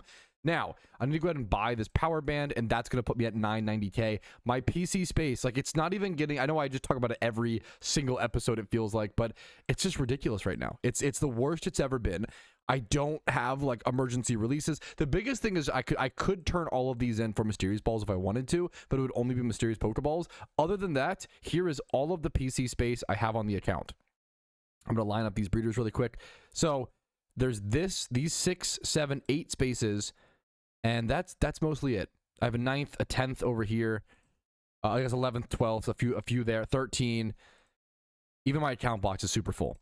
I have about 13 plus, I guess. I have 19 spaces or so total on the account. I guess 2 over here. 20. Yeah, it's bad. Like, this is not enough for a catch event. This is not enough for most things. It's not organized. The other problem is that it's not all in one area. I just want to go ahead and actually move as many of these just like over to these other boxes as possible. This needs to be sorted. This is going to be one of the #1 priorities. I'm getting my Pokeyen stack up. The problem is I have so many things. I'm already thinking about post XMAS event, but then the difference between post XMAS event and post event season is very different. Post event season, I want to start Leppa farming and preparing for Shiny Wars, fossil farming, right? I can't do that yet.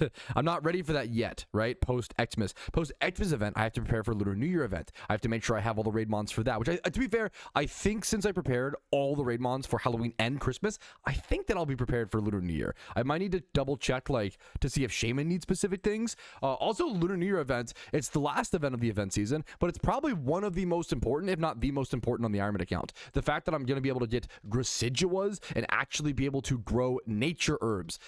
For those who don't know, that means that I can then add natures to all of my legendary Pokemon. Nature herbs are literally going to unlock me to use every legendary Pokemon, like Zapdos, Moltres, the Alpha Articuno that I got. All of my legendaries get a massive power buff once I can start farming Grasiduas. Literally just because of that, it's one of the most powerful, as well as just the events. The rewards from the event are quite good, if I recall correctly. Now, I do have these 2 breeds that I'm working on setting up breeds right now, since my PC space is so absolutely abysmal right now. It's almost 1 a.m. It's getting pretty late, so I'll probably do some progress check up here in a quick sec, but I am just focusing right now on loss % farming every 10 minutes, and then also trying to set up breeds in the meantime. All right, we have a few big things to do here at the end of day 10 to really round things off. #1, I want to go ahead and get some big breeds done, and I have to actually go ahead and kind of keep track of these and do these specifically now, and I'll show you guys why in a quick sec, because I'm trying to get better, and as we get more and more developed on the account, I have so many 2x31 breeders, but I don't have quite enough 3x31s or 4x31s, and the closer and closer you get to those 5x31 breeds, the more important it is you actually think about it further in advance, line things up so they can go together, and make sure your genders come out properly. So, for example, I have this 2x31 breed that I actually went ahead and I named Make Male to pair with the breed below. So if I make sure to make this male, then I can actually pair it with the fungus right below it in my PC box. So that's going to pair up with this fungus after it is done. Now this one needs to be made female to pair with this one. So as you can see, we're kind of, learning that process. Now I'm going to go ahead and make sure I make this one right now, make it female, and hopefully I should be able to line these up correctly afterwards. But that's 2 3x31 breeds, and I should be able to turn those into 4x31 breeds as soon as they are hatched. Here's another 3x31 that hopefully I don't get this one too confused. I'm actually going to, you know what?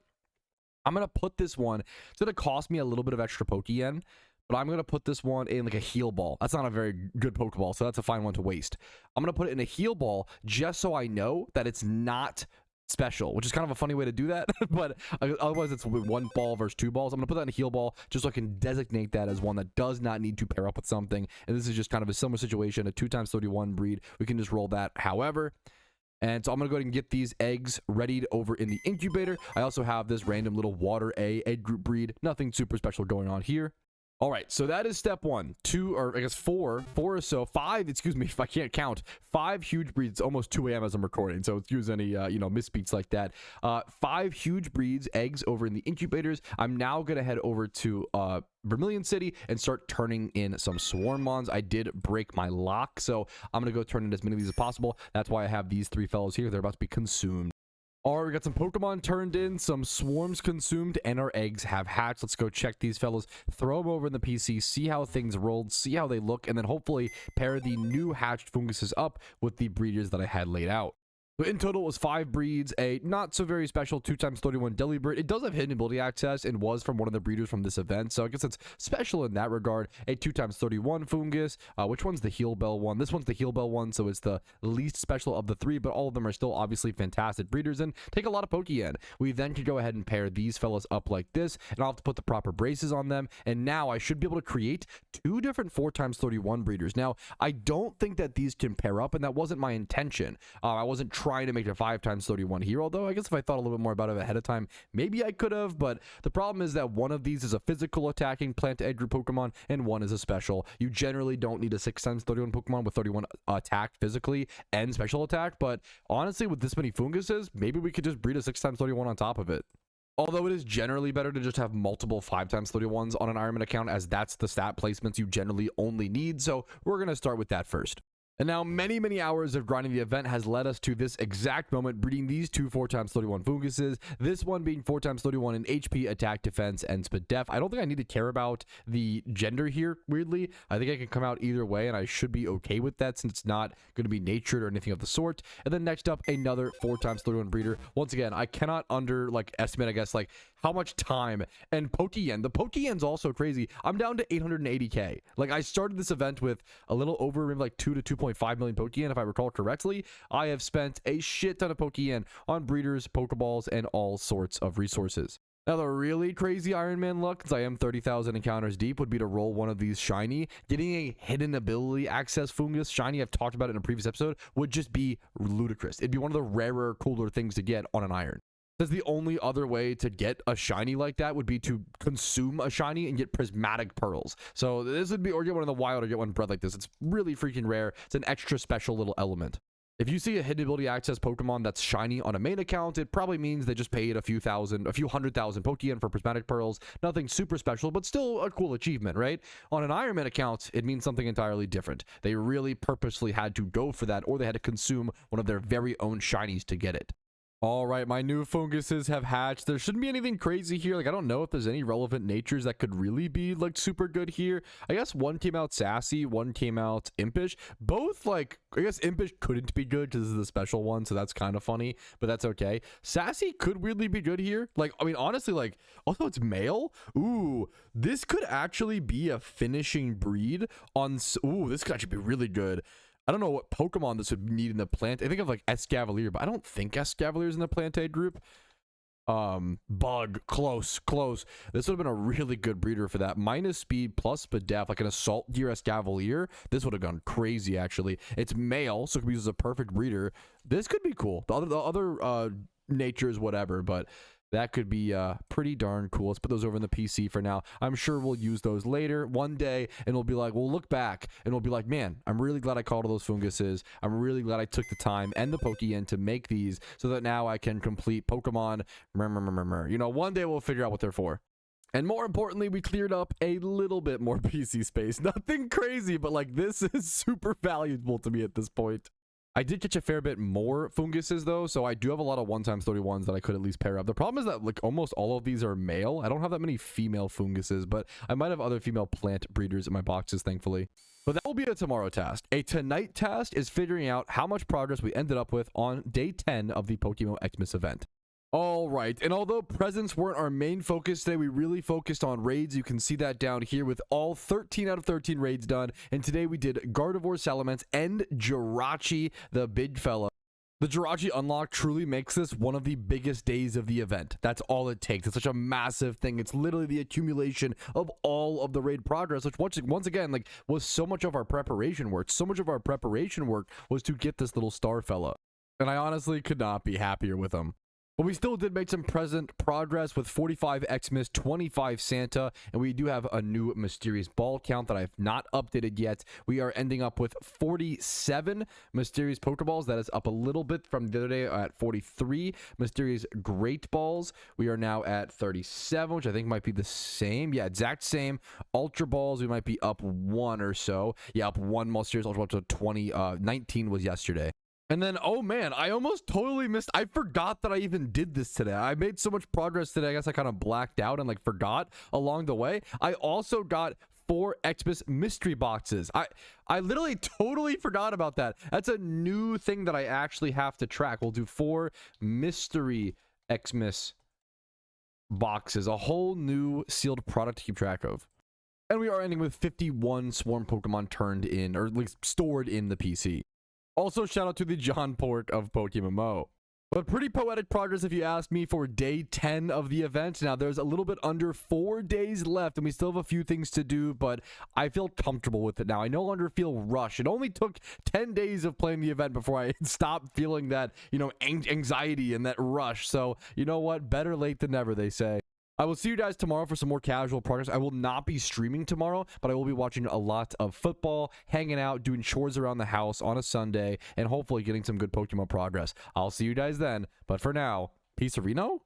All right, good morning. It is the beginning of day 11 on the Ironman account during the XMAS event, and my main focus today is just going to be grinding the randoms XMAS PvP, and oh my goodness, I'm terrible at math. I overslept. I stayed up way too late. I clearly did not calculate this well enough because there's no way I only have 4 hours to get 16 wins. Oh, fuck. I don't know if it's going to be possible. I got to lock in. I have to lock the fuck in starting right now and try my best. I don't know if it's going to be possible. Oh, man. I didn't know it was that. Oh, geez. Well, I'm going to be playing a lot of PvP today, boys. I'll see you hopefully soon. Alrighty, just had a pretty damn good performance, pretty darn good game where I cooked somebody up. That felt pretty good. I'm getting a little bit better. Used Work Up an Aqua Jet Squirrel to my potential. Got myself my first reward, 5 out of 5 star pieces, or I guess 3 star pieces sent over to my mail. It is funny, the reward still gets sent over to your mail on the Ironman account. You can just go claim those pretty easily. This is mostly just some extra Pokeyen. It's about 15k Pokeyen added to the account when I sell them. But we've got about 4 hours left, and we have a lot more games to win, so we got to get right back into that queue as soon as possible. Okay, this guy fucking cooked me up into oblivion. Holy shit. Teen Jin, if this ever gets back to you, man. The sub on my Will-O-Wisp, the lovely kiss on the perfect turn. This guy, the Thunderbolt prediction into my Zubat swap. This guy just fucking swap. This guy fucking cooked me, dude. I don't know if there's any coming back. This guy made such good moves in the first 4 turns. I think it might be Jover. I love giving credit where credit's due, man. I love seeing PvPers do their thing. I am not a PvPer, and I love to fucking see it, man. It's cool to see people get good at something that I'm not that good at, you know? I want to go ahead and at least do one more turn. I don't want to FF too early and have any chance that he does not get credit for this win, so I'm at least going to do like one more turn, but I guess I'll play it out, but he cooked me up here, man. It's a cooked or get cooked world in PvP, and I think that is only fair. Nice job. Nice plays, Keen. Ooh, we've had some good wins, some bad losses, some good losses. We are 9-9 somehow, dude. I am getting a little bit better and better at this format the more I play it. That's just how things seem to play out. Obviously, whenever you play PvP, practice does make perfect. We're at least back with a 50% win rate. Obviously, that's not good by any means, but it's better than being the 0-5 start that I had into learning this format, man. PvP is so difficult to get into in Pokemon. I always tell people you got to be okay with losing and just try to push through, and it's easier said than done. It's easier said than done for sure. Now, I've got about 3 hours to pull off 11 more wins. I think I can do that for sure. I'm feeling a lot better about things as we learn more and get a little bit better. I feel like this is definitely plausible. All right. Whew, I feel like I'm getting a little bit better at this format, man. It's a fun one. It's wacky. It has me jumping around in my room, you know, whopping around, just kind of figuring out what the hell is going on, calling people demons, calling people gods and experts, and being like, why the fuck did I make that play? How did I know to make that play? PvP gets me hyped up, man. In small doses, at least. That's our 10 wins, though, so we are halfway there to the Elven Bow. Don't forget, this is why we are doing it. We did get 3 X defends. Not the best reward. Once again, hey, maybe PokeMMO devs, maybe give PvPers a little bit better rewards. This one's pretty cool, don't get me wrong, but obviously, if you look over at things like this or things like the other tiers, it looks, to be fair, I do feel like over the past few months, they've put higher priced items in this slot. I feel like I have noticed a small change there. Maybe it's just in my head. But like choice specs for only 400 matchmaking points in UU, Life Orb there, like that's actually pretty sick. Eviolite, like that's pretty sick. Like I feel like the PvP rewards maybe have gotten a little bit better. There's 3 choice scarfs you can win for free if you play doubles. Wow, like the doubles rewards look pretty sick, to be fair. The Rocky helmet here and 4 choice scarfs. Maybe they did push a little, I don't know, maybe it's just random. I'm not sure, but I would love to see PvP mons, the comp rewards, have access to hidden ability access. I'm going to get off my pedestal, though. We've talked about that a ton in the past. But now that I've learned the format a little bit, and I obviously have an incredibly good win rate of a 10 and 11, I'm going to try to record some games and give you guys some full footage. And of course, as all PvP players know, you do have to listen to I Don't Like by Chief Keef while you queue up some games. It is a legality issue, so make sure to throw it on the side while you guys watch this video. All right, we're going against Chat Sorio. I should have taken more time to check out my team, but we clicked way too quickly, as you should. He's got the Starmie fit, so this guy's got some fear in his eyes. I'm a little scared. This guy is psychotic enough to wear that outfit. You can't under-respect that. Every little advantage in PvP absolutely matters. So we got, first things first, check speed tiers. Happini 33 speed, Marl 38, Sandile 50, Trapinch 23, 38, and then Dustall 30. Dustall most likely has that's to Trick Room. So we want to use access to our like fast attackers first. There's a really good chance he also analyzed our speed tiers and basically went, hey, my team's really slow, his team's really fast. I'm going to go Dustall and try to set up Trick Room here and see what happens. I'm going to go ahead and bite his ass in response to that play. And yeah, we call him on it from a mile away. Unfortunately, Sandile's not as strong as his big brother Krokorok, so we don't do quite enough damage there. But we do get lucky because we are the gambling god and we get a 30% flinch chance on our bite. Are you kidding me? That's a little heinous. Now, the question becomes, do I switch in respect to his Bellsprout coming in to go for some sort of... His Bellsprout hits half of our team. If we could outspeed in one shot in a certain way, that would be goated, but I don't think that's going to happen. Like, we could go Marl and try to Ice Punch, but I don't think it's that great. We could go Happini and go for... Ice Punch, but it's not that. Or just Bulldoze potentially to make sure our Marl is faster than our Bellsprout in the future. That could matter a little bit. The other thing is, what if he just stays in and clicks Trick Room? That would be the psychotic play, which kind of like he kind of might do since he clicked so fast. I might just stay in and bite. Dude, my opponent is a demon. And we had to call him on it. Dude, I respect it. That is actually a Giga Brain play to stay in and click Trick Room there. I actually think that's like the 5-head smartest play. But we had to be 2-head. We had to be dumb enough to expect him to potentially do that. So, oh man, that was actually a terrifying turn order there. So Ghastly comes in now. We could just crunch this obviously and kill it, but he's probably switching around. People almost always switch. Like, it's almost always a switch, and you want to figure out what they're switching to. Ice Punch hits Trapinch pretty hard. Trapinch is just... The other thing with like this tier is like, Pokemon may not always be the typings you would expect. Like, Trapinch is just ground, not ground dragon, obviously, right? So there's like other little typing weird things. Like, is Bellsprout grass poison? Or is it just grass? It is grass poison. I'm not used to dealing with these, you know, those little guys. Ghastly, is Ghastly ghost poison? Or is it just so hard to type when you're in a game? Or is it just... Okay, it is ghost poison. Okay. A lot of things like that to factor in. I'm scared he just goes Bellsprout here and goes for a big attack into my Sand. I want to keep my Sandile healthy if possible. Does T-Wave matter that much into the Bellsprout? Taking a lot of time here, but that's kind of okay. The play is probably Happini, and then we probably go for... I doubt he's going for like a Vine Whip. I could counter is so greedy. Seismic Toss. I think T-Wave is the safest play, although Trapinch is ground. I don't think he ever goes Trapinch. I think he either stays Ghastly or goes Bellsprout. Okay. Yeah, okay. Here's what a Sunny Day. So that T-Wave is actually going to be really good now because we just halved his speed, even though he just doubled it from the Sunny Day. But now we can like throw off Solar Beams and kind of some shenanigans. We got to respect that a little bit. I think I kind of just want to go... I don't know if it's too troll. We also have Abra in the back. I do feel like Abra is really good. I'm going to play a little fast and loose here. I'm going to go Marl and click Ice Punch since it hits the Bellsprout, and we should... Either speed, I think we speed tie now, which is not ideal. I don't know if Sun plus Paralyzed just evens out or if there is some weird math there that I have to factor in. We thankfully do win the speed tie and get some chip damage off. That's all I really wanted to do was get some... Oh my god. Okay, I'm just so lucky. I didn't mean to show you guys the luckiest game of the day. Holy man. I mean, that's just disgusting. Am I faster on... So now... Oh my goodness. I mean, now my Sandile cleans up. Now my Sandile just absolutely cleans up. I can just go bite. If he goes Trapinch, we'll do good damage. If he goes Ghastly, he outspeeds me. Could maybe Will-O-Wisp me. It'd be a good Will-O-Wisp. Yeah, good. Yeah. I think this is just... I got really lucky. I played well, don't get me wrong. But this game should not have ended as fast as it did. I got very lucky. I think I only made... These games are so fast-paced, which is beautiful for my rewards, you know? But... do I just Bulldoze here for...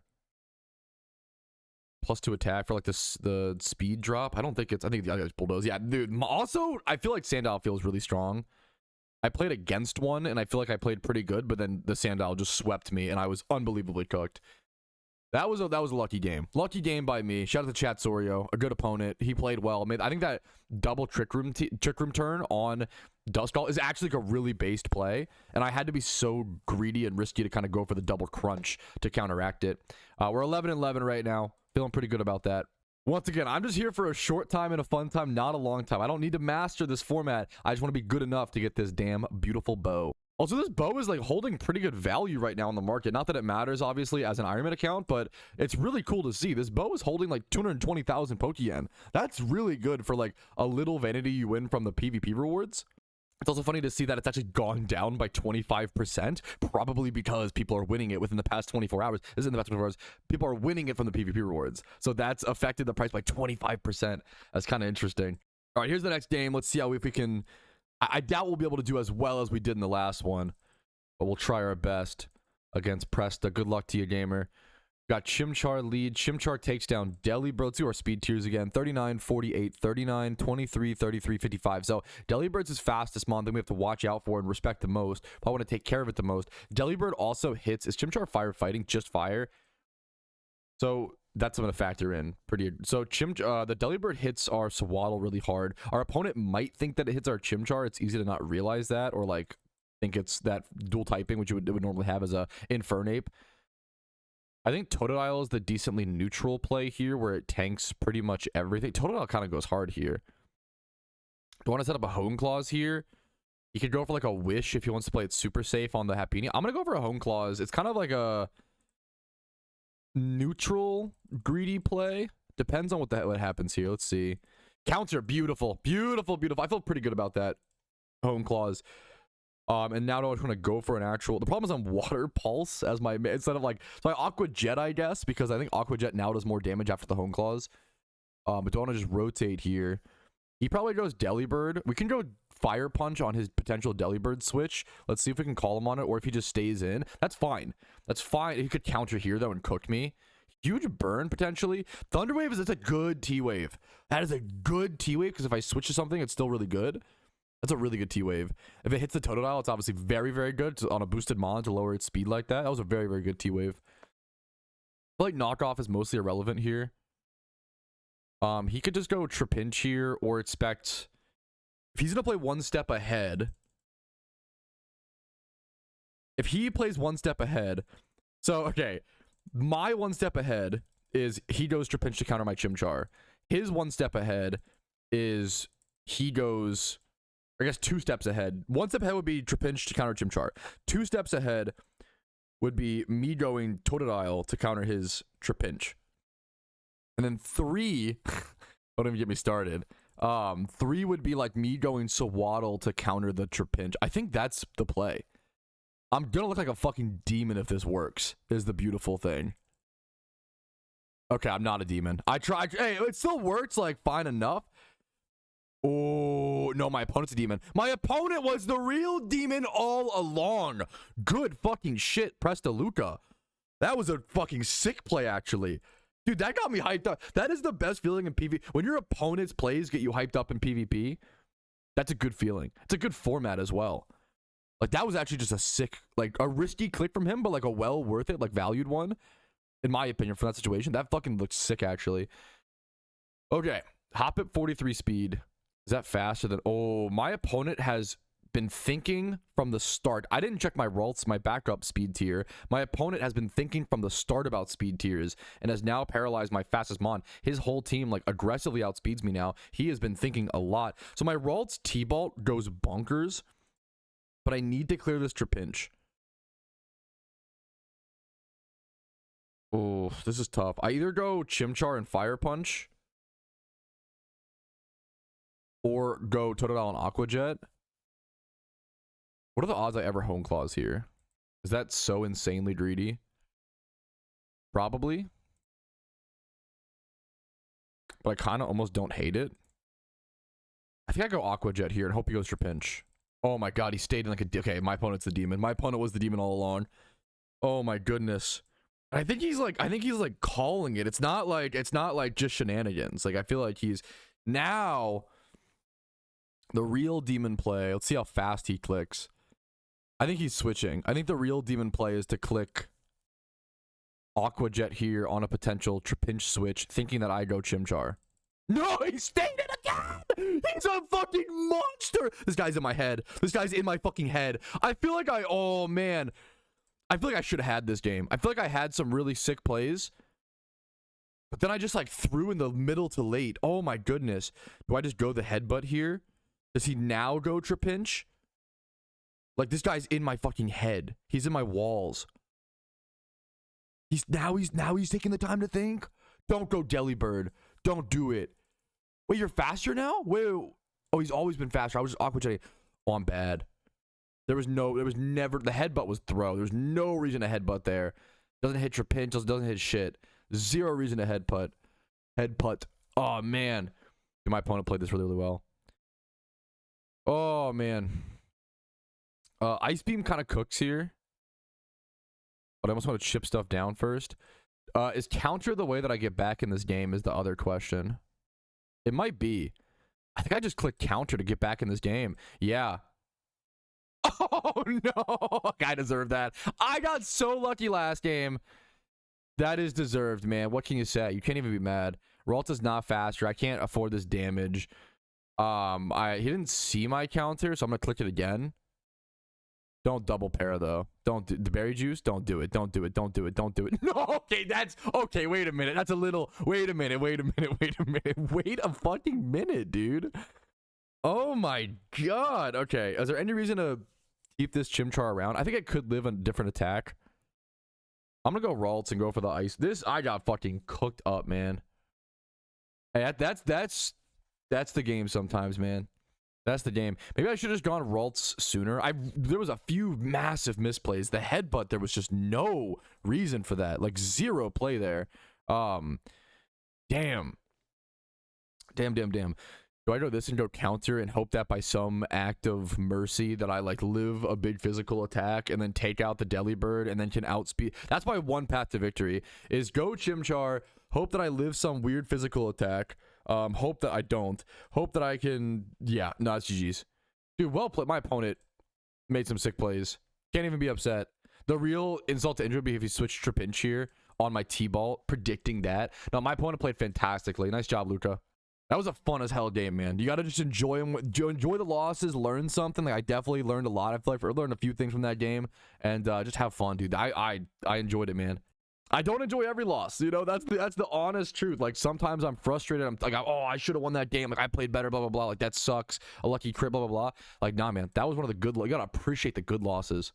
Woo, okay, I was entering a little bit of a PvP psychosis. I was on a bit of a loss streak, but we did manage to get a win and pull out, fellas. We just got that 500 BP reward. We are 15-6 on our win rate. We have 5 games left to win in the next 2 hours, but it's actually less than 2 hours. I think it's an hour and 15 minutes. This is going to be a lot tighter than I expected. I have an hour and 15 minutes to win 5 games. I have to kind of lock in. This is actually going to be difficult. I also have to make sure to play fast, which is something I don't usually do, and I'm not great at. I have to play fast and accurate and get those wins as quickly as possible. All right, this is the PvP experience. I have 1 hour to win 4 games. Oh my goodness, can I do it? I have played so many PvP games today, back to back to back. I started today at 4 and 6. I had 10 games played. I now have, what, 33? I've played 23 games of PvP today, and it is showing on the mind, boys. The Ironman is all about pushing through, so we keep on going.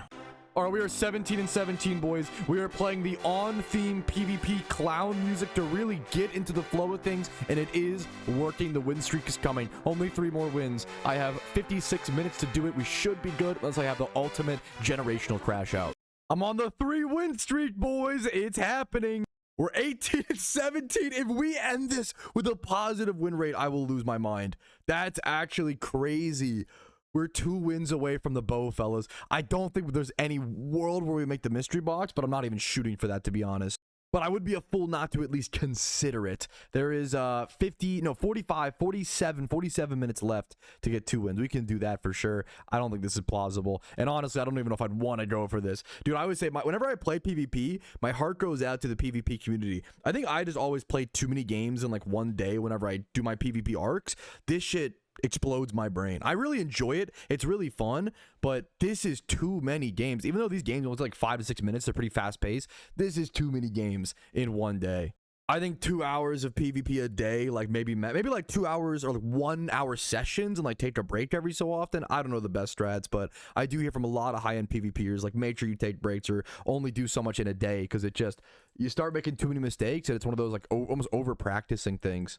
I need to apologize to my opponent, Benty Boy, in live time. I just hit a rock slide flinch after he got a really good Will-O-Wisp burn on me, and then I immediately went into my Venipede and hit a bite flinch. I hit 2 30% chance flinches back to back, which prevented his Duskull from setting up Trick Room, which probably turns this, I guess, maybe his speed tiers, I don't know, but it was a crazy bad RNG thing from him. Shout out to Benny Boy. You didn't deserve that, King. I am on the 4-win streak, boys. 1 more win.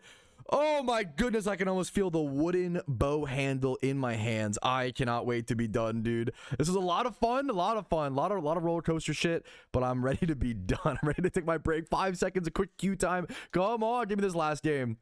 All right, let's see if I can commentate my way through this last game. I have gotten a lot better. I did not look at my team at all there. I'm going to take a quick sec to try to do that where possible. So we have Solosis, no Trick Room Solosis, which is really relevant. This thing is pretty slow generally, 28 speed against a team that is much faster than me. Do I have a Trick Room setter? I do not. We have a huge speed disadvantage against this team. Oh my goodness, his whole team is faster than me. Okay, we have an entire... We're gonna have to play... Oh, this is probably not gonna be the win. We have to play this like a fucking perfect game, because we are just at a massive, which I deserve to be. I've had some really good luck, so I kind of deserve the disadvantage here. He sees a Pokemon that is weak to Fire in Sewaddle and a Mon that is weak to Water in Tepig. So he might go... I'm thinking he goes like Horsey here and sets up Rain. That's my immediate guess when I see something like this. So I'm going to go Sewaddle and go for the Seed Bomb to counteract that. He's going to do the opposite. Go the Magby, go the Flame Charge, cook my ass up. Fucking fair enough, man. Well played. That might just be GG's right there. I'm not going to give up quite yet. I'm going to go into my Pikachu and try to either... Do I want to set up a Reflect here? Flame Charge is physical. The Magby is so fast, it doesn't really matter. I guess... No, that speed boost does matter. It does just barely make him faster than my Pikachu. That is crazy. Do I take the time? I think the only way I win this game ever is by setting up Reflect, I guess. Surviving an attack, setting up Reflect. He shouldn't be able to one-shot me here with anything I see from his team. I think my best bet here is to like set up Reflect and then go for like Calm Mind spams on my Solosis and just get strong potentially. I don't know how valuable that is truly in Little Cup type damage rolls though. Oh man, if I could get a big Will-O-Wisp off on his Lillipup, it's nice, but the Will-O-Wisp was useless on Horsey. It's probably a special dagger, and then useless on... Well, is Octazooka physical? Is this like a really weird, potentially physical Horsey? What is Octazooka? Is that a physical attack? Let's go check it out. Not one you see very often. Octazooka. That is it's a special water type attack. Can lower accuracy. Oh, perfect. Okay. I think my best bet here... Do I really just go Solosis and Calm Mind? I feel like it's kind of troll. It's kind of like not thinking a whole lot, but I think it's one of my best options. We have the Reflect up to make us a bit tankier. We're going to get strong enough. Solosis could do decent damage. I think this thing's special attack, yeah, 105 is actually really high. So if we can get tanky enough, we can kind of cook. I have to be afraid of Lillipup coming in and using Retaliate after. That's its best thing. I think my job here is to just like click Psyshock and hope that I do enough damage. A Thief is kind of annoying. I'm going to get rid of my Twisted Spoon if he doesn't have an item. Thankfully, he does have an item on him. My Psyshock is going to one-shot. Okay, so Solosis might be able to bring this game back. This Pokemon hits so hard. It's just so slow or whatever. We have Reflect up. I think we live whatever this throws at me, but I don't know if I can kill. This is the problem. I always forget my typing. Does Flash Cannon hit for super effective here? Oh, I never remember this properly, and it really, really matters here. I could be super... He probably just goes for... I don't think I'm Levitated. Let's go with like an EQ here. I'm Magic Guard. There's no reason to like... Well, going this... Sacrificing my Tepig to Rock Tomb does let my Solosis be faster than the Rhyhorn. That's pretty fucking relevant, actually. Or just going for a Willow. I'm gonna go tepid here, go for a Willow. It's gonna let, yeah, I would love if I can live here. That's actually huge. Getting a Willow there on the tepid or on the Lillipup or the Rhyhorn is big. That's why that play is like fine. Okay, this game kind of might be back in my hands. It might be possible to win this. And I can go back to the Solosis potentially. And the Psyshock hits defense is the big problem. Rhyhorn goes well into both Pikachu and Tepig. I'm gonna go Solosis and go, yup, flash it in, hoping that he goes back to the Rhyhorn. I dodged the drill run. We kill the Rhyhorn. This could be the 20th win. Are you kidding me? Oh my. Okay, that was a really lucky drill run dodge, but I also feel like I played this game like fucking perfectly. Setting up the Reflect to get my defenses good. This thing goes for a Retaliate. Now I gotta get out of here. Oh my goodness. My Reflect just went down. I had to play this game. I think I just go Pikachu and go for Reflect. I had to play this game so perfectly to put myself in a winning position here, in my personal mediocre opinion. I am really proud of this. If this is the 20th win, that would just be so beautifully poetic. Can I just go for, let's see, 40 speed? I think I just go for T-Bolt here. Do I ever just go back to Solosis and go for like a Psyshock? I think I can live whatever. Maybe I just do that. I'm gonna go back to, this might be Troll. Hopefully it's not Troll. I'm gonna go Solosis, go for a Psyshock. Octazooka does not do enough damage. Oh, my accuracy falls. That's not good. We missed the Psyshock off the accuracy fall from the Octazooka. Are you kidding me? What is happening right now? Okay. I think we go back to, do I need to lower a speed tier potentially here with like a Rock Tomb? I think I'd go, he goes back to, is there, no, there's no reason for Lillipup. I'm gonna go Pikachu and Thunder Punch. I don't think he goes Lillipup here. He does actually just rotate. Oh, fuck. Thunder Punch still doing good damage. I don't think he can kill me. Retaliate does not do enough. Thankfully, we do outspeed. I can go for Thunder Punch once again. Thunder Punch should do really good damage to Horsey and also kill a Lillipup. Oh, this should be GG's, but this is an insane game. Octazooka does not kill me, but I do have accuracy problems that does terrify me. I don't think Thunder Punch one-shots here. Oh my god, but it's so close. This is actually gonna be close. I know it looks like over. Tepig does not outspeed. So what happens here, this is gonna become an accuracy game. Are you kidding me? Are you actually freaking kidding me? Do I have Sucker? Oh no, okay, it might be, we might be fine. I think I just Sucker.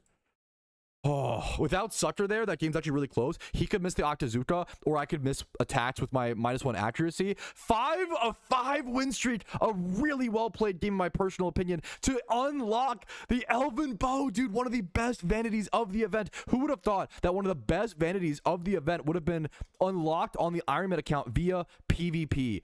Are you kidding me, dude? There's the 500 BP. There is the Elven Bow. I think this thing is also a glove slot vanity, which if that's the case, that's insane. There are not that many glove slot vanities, and it's very difficult to get glove slot vanities on an Ironman account. So like having, oh my goodness, having one of them be something as cool as a bow. Oh, I love this. This was hours and hours of grinding, blood, sweat, and tears. On a main account, you would have just done a gym rerun and bought in this bow. Would have taken about 1 hour, right? On an Ironman account, this took 4 to 5 hours of PvP on top of like the skill and the knowledge of learning the format and actually playing well. I can't believe I ended up with a positive win rate. I was playing this format so terribly at the start, but practice got me to a 20-17 win rate, 54% win rate. Oh my goodness. That was one of the most satisfying things I've done in the event. One of the most difficult, one of the most frustrating. That many games of PvP will drive any person insane, but goddamn was it rewarding and beautiful to see. I'm so happy with this bow, man. Hell yeah. All right, there is an alpha spawn right now available on the Ironman that I don't know if I've ever caught before. It's an alpha Ambipom, which has access to the skill link ability, which makes it a pretty powerful Pokemon and a pretty fun and cool Pokemon to use in PvP. I love whenever Ambipom pops up in NU. I actually don't know what PvP tier it's in right now. It kind of floats back and forth between NU and UU. Yeah, right now in UU, every time this mon is dropped down to NU, I love queuing up with it, and it is secretly disgustingly, I don't want to say broken, but I don't know, I would argue broken. It's really, really powerful over in NU. I also got an alpha Electrode earlier. I think I did that off camera. I'll move that over here for now. Once again, not an alpha I think I've seen before on the Ironman account, or it's just very, very rare. It's also a field A group breeder, like that could be cool, but I might just want to keep this in Ambipom if possible. Once again, a cool, big, silly monkey. That's definitely my cup of tea. All right, I caught this potentially new alpha. I did have a weird situation where it ended up paralyzed because I was switching my Kadabra around just to stall a few turns for a timer ball catch rate, and then went for a Thunder Wave. It went for a Thunder Wave, and my Kadabra like synchronized it, so that was funny. We do catch these Skill Link, Ambipom, 31 attack, 31 speed. That's the best stat placement we could have got. Timid is not good, but that's okay. We need to breed it up to get the defense a little fixed anyway, but that defense can honestly stay low. Like, this is not a very tanky Pokemon, but I don't know. Ambipom is definitely one of those mons. It can live more attacks than your opponent might realize, and just it being able to live a little bit longer lets it get off another fake out, lets it get off another, you know, massive point of damage. There was a metagame in NU where like there just weren't enough tanky Pokemon in NU. I think that has now changed. I think the NU metagame is a bit bulkier now. Yeah, now you have things like Hitmontop, Arcanine, Druddigon. These are all tanky monsters over in NU. These weren't in NU or like meta in NU for a very, very long time. Now that all those mons have fallen, I think it has moved Ambipom out of favor. But there was a metagame where like Golem was like the only Pokemon that could really stand up to Ambipom. I think Steelix was in UU, and then at the time it was like a few years ago, to be fair, you know, 2 years ago or so, maybe 2 or 3. But even Golem would lose to Ambipom with like beat up. Like this Pokemon used to be a menace. Is like the fun fact of PokeMMO. If you go back and watch some of my old PvP videos from like 3 or 4 years ago, I get some insane 6-0 sweeps with Ambipom. That Pokemon was just, it was unfair in my opinion. It's why I said every time I moved down to NU, I abuse it, and I always said they're gonna move it back to UU soon. This Pokemon just can't last in NU. There's not enough tanky Pokemon there. It's just too difficult for it. It basically just two-shot everything. It was able to fake out, flinch everything, and then just finish it off in the next attack almost always. Welcome to the quickest end of day progress so far, day 11. Number one, the biggest thing today, the new Vanity, the Elven Bow, which I'm absolutely in love with. Super proud to have gotten that. We are up on XMAS presence, up from 45 up to 63. Day 10 versus day 11, obviously stats. Santa presence actually stayed the same, 25, 25, and I only gained 2 lost bid presents. So very few bid presents today. I think I might have caught 1 Alpha Electrode today, and I don't even know if I saw an Alpha Amoongus today or not. So not a whole lot of bid presents today. Mysterious balls, we can go check those really quick. I am up to 49 mysterious Pokeballs, 37 mysterious great, that number's the same, and then 20 mysterious ultras. I didn't grind a ton today. It was my Sunday, it was my day off. I watched my beautiful Ravens lose a very hard fought game, but you know what, that's football. It was a good season. It was a season overall, and still happy to be a fan, and I'm happy they exist, and I'm happy for the off season. I have 64 Swarm Pokemon in my PC. They're not going to read too much into that. 64 Swarm Pokemon in my PC. Excited to turn those in the future. And for now, I'm going to go hit the hay, get some sleep, and see you guys tomorrow morning for a bright and early. Excited to be live, excited to stream and play the game that I love so much. I'll see you guys then. See you tomorrow morning. We are here for another beautiful day on the Ironman account. We will be playing the Christmas event a lot today, but I am actually over at an alpha encounter. I've been stalling this alpha need arena encounter as much as possible so I can go ahead and actually just catch it on stream here. So I'm going to finally go ahead and take the time here in a quick sec to hopefully catch it. I don't know what turn I'm on is the only problem, so we'll see if we can timer ball it here decently soon. And then as soon as this is over, I'll see you guys over at Lost Present Farming. And then honestly, I don't know if I'll be doing swarms or shiny hunting today or a mixture. I'm down to under 100 timer balls. Whoa. I need to be doing gym reruns after this event, man. Maybe even like probably after. It is day 12. It's the beginning of day 12 out of 15 of the event.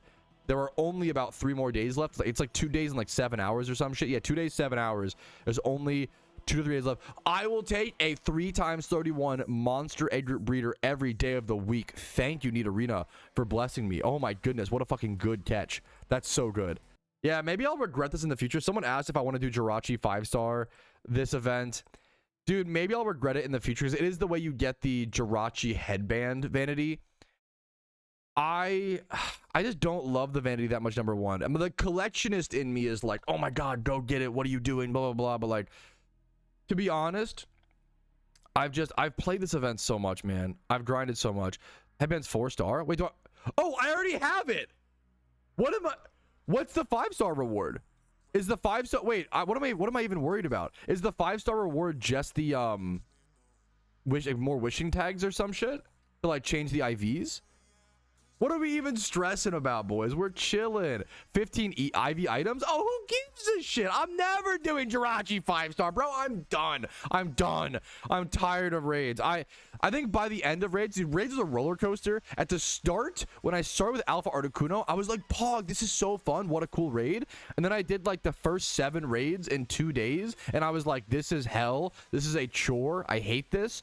And then I did the final 5 raids or whatever. I was like, this is actually really Pog and really fun. What a cool accomplishment. It was such a roller coaster, dude. By the end, I think I did enjoy raids overall, but like just barely. I think as an Iron Man account, I think raids were like I need like a whole like event overview maybe. As an Iron Man account, I feel like raids were like a 7 or an 8 out of 10. But I feel like as a main account, they were probably like a 4 out of 10 because the rewards just weren't. Maybe even like a 3 or 4, you know. Alpha Articuno was really fun though. I think JIRACHI was decently enjoyable in my opinion. Nice timing on the alert, Cody. We got ourselves the Alpha Amoongus catch on the Iron Man account. 31 Spatat, 31 HP. I will take that. Nothing too shabby. I've had so many of these though. I'm always down for more breeders, I guess. It's male too, which is cool. Dude, oh my, for reference, I'm on turn 40 of this Alpha Amoongus catch, and I just accidentally synchronized poison onto it because it toxicked me. I'm getting trolled. I'm getting rage baited by the game. That's, oh, it's the worst. That's not a big deal. Smiley face. I think it dies next turn. This might be my last ball, my last chance. Do the Iron Man thing. Do the Iron Man thing. How do I always get it last chance? That's actually insane. Iron Man luck. Not bad. I'll take those stats. It took it was 42 turns. Someone asked, do you get XP candies from catching the present alphas? And you do. I got 2 XP candy XLs from that. That's like, oh my goodness. My XP candies on the Iron Man account are kind of stacked, bro. That's actually like really cool progress. I've not kept track of that, or that's just passive stuff that happens, you know? Alrighty, another end of day report on the Iron Man account, but importantly, there's only about 2 days left. So there's only a few more days left of these reports, and I will be opening all of my presents that I do have coming up, not tomorrow, but probably the next day. I currently have 30 Santas and 84 XMAS. And I do kind of keep forgetting to track my new sealed product, which is the XMAS mystery boxes. I do have 20 of those as well from that PvP arc. And at the end of day 12, I'm sitting at 51 mysterious Pokeballs, 40 mysterious Great Balls, and 21 mysterious Ultra Balls. No new vanities today, but we do have a ton of Swarm Pokemon over in our PC. Oh my goodness, actually a ton. When I say a ton, I meant a ton, I guess. Wow, I'm going to have to get some of these consumed ASAP. Oh, geez. I think I'm currently Chingling locked, but we might need to manually... Ooh, that's... We've got 60 and then I think 8. Yeah, 68, 69, I guess, with this Swinub. We're looking at around... There would be more Swinubs. I think the random seal over here. Yeah, this stuff is getting really scattered. 69, 70, 71, it looks like. I want to say, I'm going to guesstimate around 71 Swarm Pokemon in my boxes. And I think that might be the highest we've had. We had 70 at the end of day 1. We had 88 on day 2. Okay, that was worse. But yeah, we are we're getting up there in Swarm Pokemon. That's got to be brought down hopefully tomorrow. But man, I can't believe the XMAS event is quote-unquote only 15 days. It has felt like a lifetime. I think it's also just like a bunch of like IRL stuff going on. I've been really distracted from this event, so my apologies if the progress has not been as much, but that's just life and PokeMMO. It's kind of a give and a take. Some events you can go super hard, some you may not always be able to, and I think it's a realistic portrayal of what the average player is going to experience in PokeMMO, maybe above average. You know, I do put in a lot of hours, not to, you know, I think it's almost disrespectful to be like, oh yeah, the average player can put in, you know, on a low day for me, it's like 6 hours. That feels disrespectful to those with kids and busier jobs and things like that. You know, I don't want to come off as, oh yeah, my hours are of course average. I guess the crazier thing is that my hours aren't even always like what I want them to be. You know, I guess that's the PokeMMO journey, is just trying to do as much as possible, as healthily as possible. And I will see you guys tomorrow for one of the final streams and one of the final days, the second to final day of the XMAS event. Hopefully doing the Starmie hunt tomorrow. I'm either going to do it on stream or off stream, but it surely will get done tomorrow, I believe. Alrighty, fellas, we have a beautiful day on the Iron Man account, and I have one task today. We are down to the final 2 days of the XMAS event, okay? Today is day, I think, 13 out of 14, and tomorrow's day 14. We're down to the final 2 days. That's what it is. I'm going to be attempting the Starmie Scavenger hunt on stream. This might be a huge mistake, but I'm going to try my best, okay? I don't really understand how it works, and I'm just going to be learning it as we go. Wish me the best of luck. I believe I have this big notepad document, this big Excel spreadsheet up, I will say. that goes through all of the locations where they could be. This says fled somewhere to the western Kanto. So what I want to do is I want to press Control F and then do Western Kanto, and it's going to go here. And then I think I just have to go check all of these locations. I guess it's not that many. It's like a few towns. Pewter City, Viridian City, Pallet Town, Route 16. I don't even know what this Starmie is supposed to look like. Well, also, I guess I'll just see you guys with that. I have no idea how to even find it. Like, so for example, my first guess is I feel like this Starmie has to be in a building because I have traversed all around. So apparently the Starmie will overtake the star, which makes a lot of sense.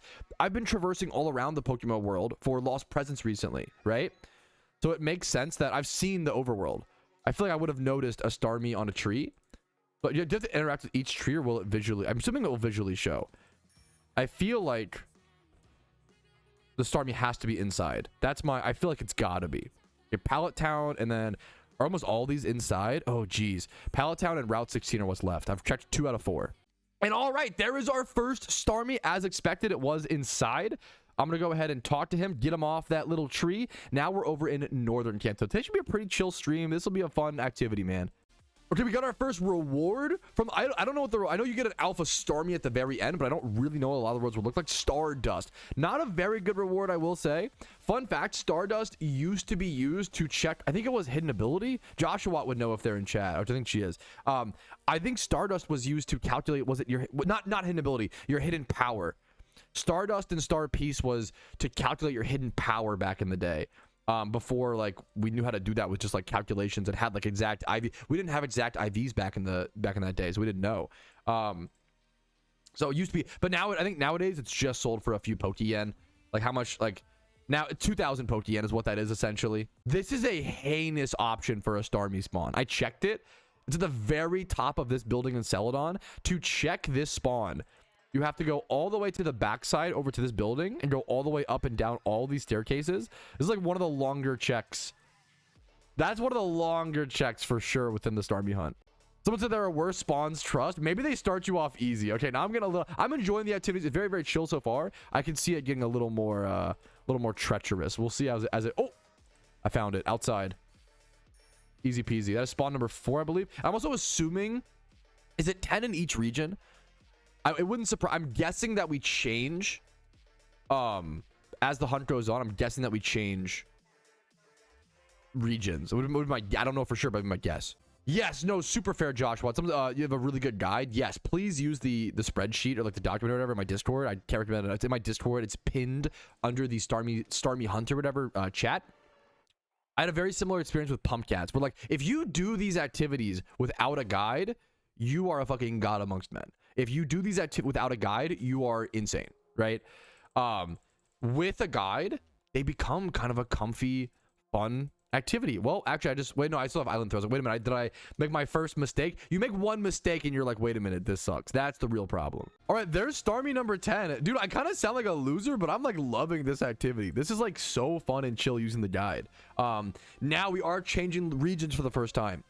We finished Kanto, over to Sinnoh we go. And apparently Sinnoh, someone even said, I think Central Sinnoh might be the hardest one. So maybe this is where my love for the activity goes to die. Wait, I have to show this. That's too funny. Look at what the maker of the document, they put a fucking crossbones emoji next to Central Sinnoh. Nothing else has that. It's apparently this is the worst spawn. I don't know why yet though. Okay, I'm in the middle of the Central Sinnoh one, and it's been a longer check than all the other spots. I'm starting to understand, but I need this Chingling, so I'm actually going to take a break. We're going to head over to this Chingling swarm. I need at least one to break my current, my lock. Okay, I'm starting to understand why people hate this activity and hate Central Sinnoh. Look how long this list is. So far, I've checked all of Eterna City, Route 205, all of Celestic Town. There's also Route 210, which you need to defog for. Route 210 South, Salatian Town, all of Hearthome City, Route 208, Route 212, Route 212 South, or what the fuck? Is there like 8 cities? This is gonna take like fucking 20 minutes, dude. Okay, I'm trying to juggle everything right now. I just checked both lost present spawns in Kanto. Those will respawn new ones in 4 minutes. There's also an alpha Mamoswine catch that I have to go over to Johto to now get. And then I still have to actually, before I go do that, I'm going to head back to Sinnoh. I have to go check these 2 houses in Salatian Town just to make sure I don't forget, because that would be the nightmare, is forgetting 2 spawns and then having to go through the entire list, all the spots over again, because you forgot which ones you exactly checked. So I'm going to go check those 2 houses really quick, and then we'll go do the alpha catch over in Johto. This is the event, the peak event, like overstimulated. Yeah, that's the peak of any like holiday event in PokeMMO, is just trying to juggle every little thing and trying to be as efficient as possible with it. It's a lot of fun and satisfying if you can do it, but it's tough. I also legitimately don't know if I have any space in my PC to go catch this alpha Mamoswine. That's how fucking tight times are. So I need to go turn in at least 1 Chingling really quick over to the elf bots before I can even go do that. So let's go do that really quick and get our alpha Spinda out here as well. We'll grab that. We will grab, as you can see, look at my boxes. This is full. One spot. I think I would have had, I have 1 spot. I have 1 empty spot in my boxes. I actually have 1 spot. That's it. 1 spot. 1 spot. Actually a singular spot. We're so cooked. I gotta consume these Chinglings. Where are they at? That's insanely omega. They're over here. That's insanely cooked. Yeah, someone said you need to win more catching competitions and buy more boxes. Yes, that is true. I do. I also need to clean my boxes so that I can even participate in catching contests. That's the like catch 22 of the Iron Man, is like my boxes are so full, I couldn't do a catch event right now if I wanted to, right? So I can't even like I have to just do gym runs, breed things up, and then also turn in all these. The main thing is all the Swarmons and turning in all the mysterious Ballmons. All right, we made it over to the Alpha Mamoswine encounter. Hopefully this is not too bad. Let's see how it looks. All right, there is our Alpha Mamoswine catch. Let's see. Went right over to my more breeders box. It was worth it. 3 times 31, 20 plus in every stat. Iron Man always lucky, dude.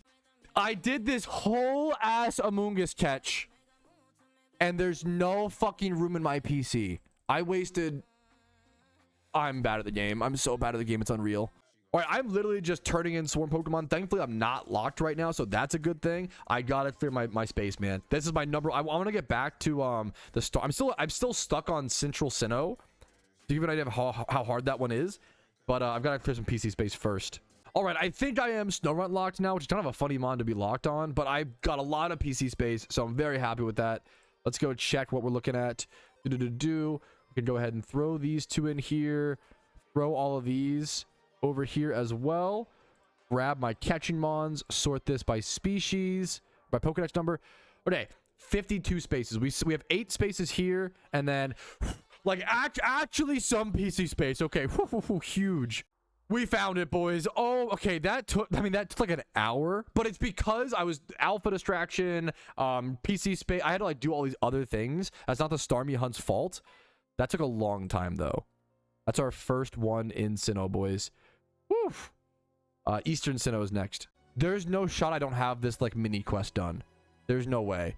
I swear, if the Starmie is in this house, I'm going to crash out. There's no way. There's no shot. Please be somewhere else. Please, please, please. Yeah, 10,000 hours, but please, please, please. We're fucking goated. We don't no mini quests. Fuck that shit. Never need to do it in my entire life. Easy Starmie find. Oh, I'm getting pretty lucky. The new vanity. New vanity unlocked on the iron. The music has the timing perfectly down. Oh, it's a good one too, boys. The Starmie bodysuit. Getting this outfit on the Iron Man is gonna be heinous, dude. Oh my goodness, I look goofy as hell. We are so good at the game. We're so lucky. Dude, I have found like multiple on like the first tree. Sinnoh, I think, is the hardest one, and Central Sinnoh. Okay, never mind. We're back. We got double Central Sinnoh. Oh no, not the skull emoji. Not double Central Sinnoh. Oh no, no, no, not the double skull emoji, dude. Well, back to the nightmare one. It's actually okay though, guys. We're just gonna use our eternal skill and our game knowledge. It's gonna be in the first. Watch this. It's gonna be in the first house that I check. Okay, the second house. Watch this. Watch. I'm calling it second house. Okay, third house for sure. Third time's a charm. I will not, it will not take another hour, okay? I promise. I'll see you guys in an hour. Yo, we found the Holy Starmie. That was our Sinnoh Center. So, okay, we just got a huge one done. Eastern Sinnoh, okay. Once we get Sinnoh done, it should be a lot more. Dude, Sinnoh has taken me like 3 times the length of Kanto. Not the third! What are the odds of that? What are the, not the third? Okay, okay. The third Central Sinnoh call out of 6? That's actually disgusting. Well, we go, okay, all you can do is keep on. We just go back to it, boys. Okay, that's not that bad. Dude, the Central, please don't give me another Central Sinnoh. Eastern Sinnoh, that's fine. I'm at 7 out of 10 in Sinnoh's been, this is taking way longer than Kanto. Okay, this one was decently tough, but it could have been worse. What's up, Joseph? Pard. That is Starmie number 20.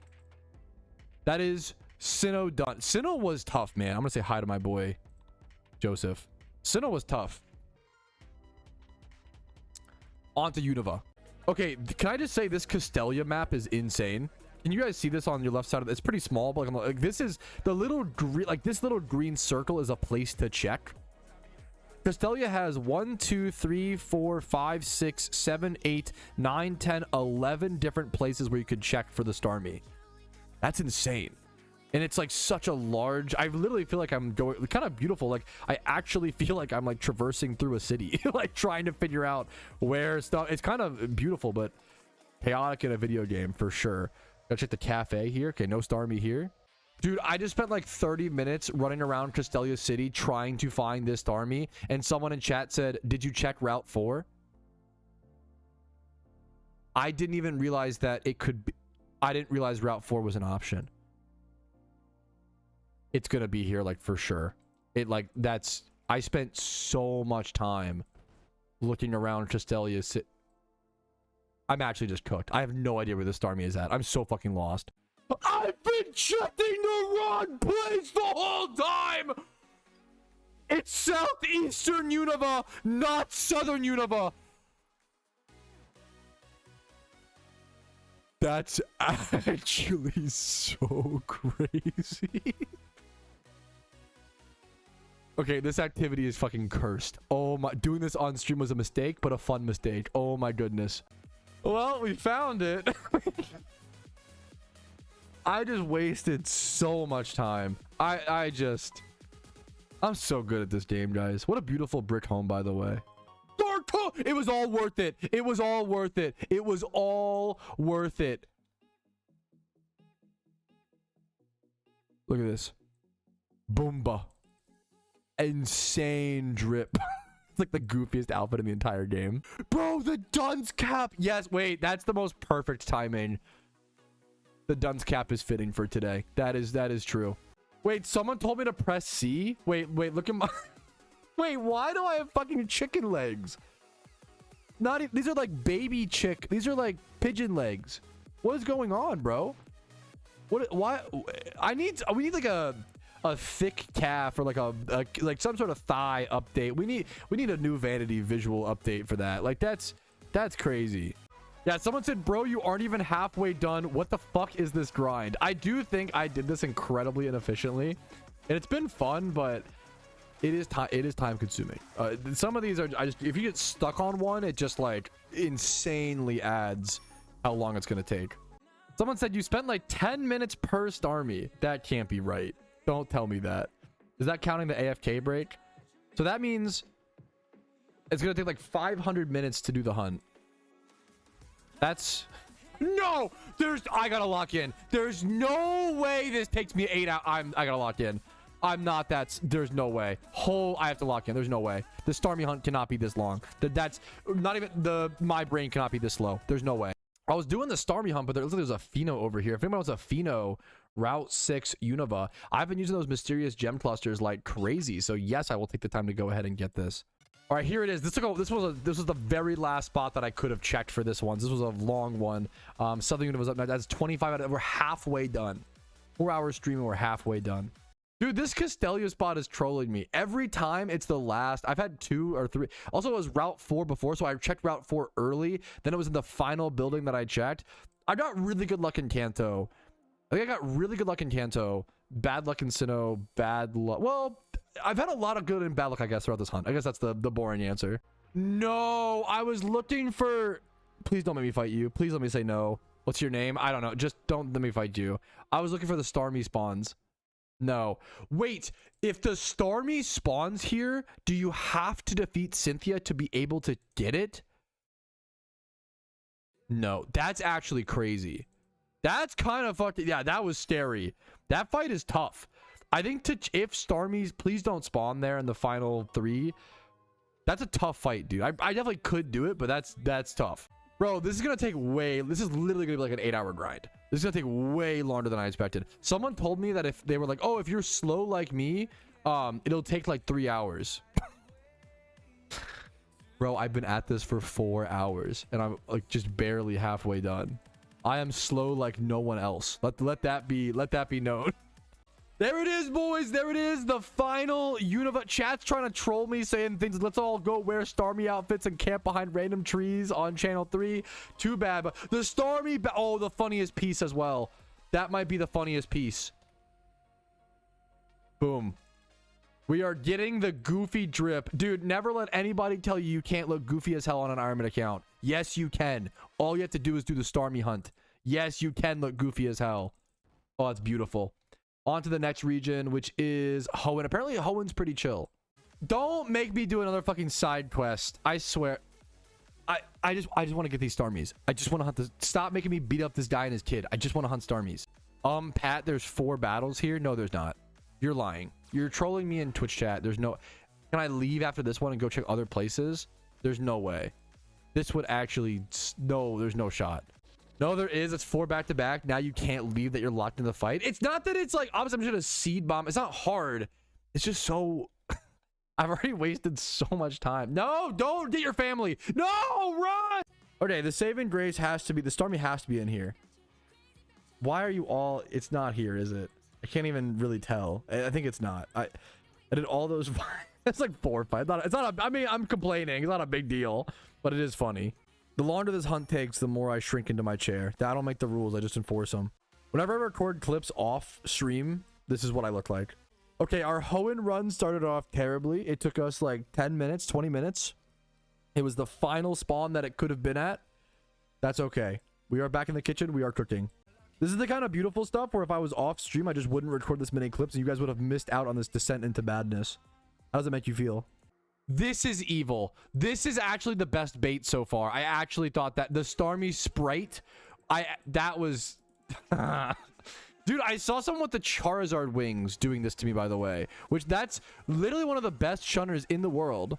Bro won Shiny Wars and he is spending his time trolling me on stream. We got a Comet Shard from that one. That's an upgrade. We're down to the last Hoenn one. That sounds okay.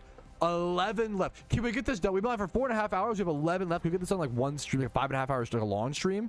Could potentially get this all done. That'd be sick, man. Oh, I like whizzed past that way too fast, but that was my final Hoenn one. Perfect. Okay. We're in the final stretch, boys. The final region, the final 10 in Johto. What? How have I discovered like 4 side quests while doing this? I just want to get the Starmie. What do you do? I don't have the fashion case in Johto? What is happening? Huge storyline progress. Okay, here's our first Johto one. That one was a bit tough. There's a lot of spots to check in Goldenrod. Dude, I was about to crash out. For Lake of Rage, there's literally a house that you can't access on a certain day of the week in game.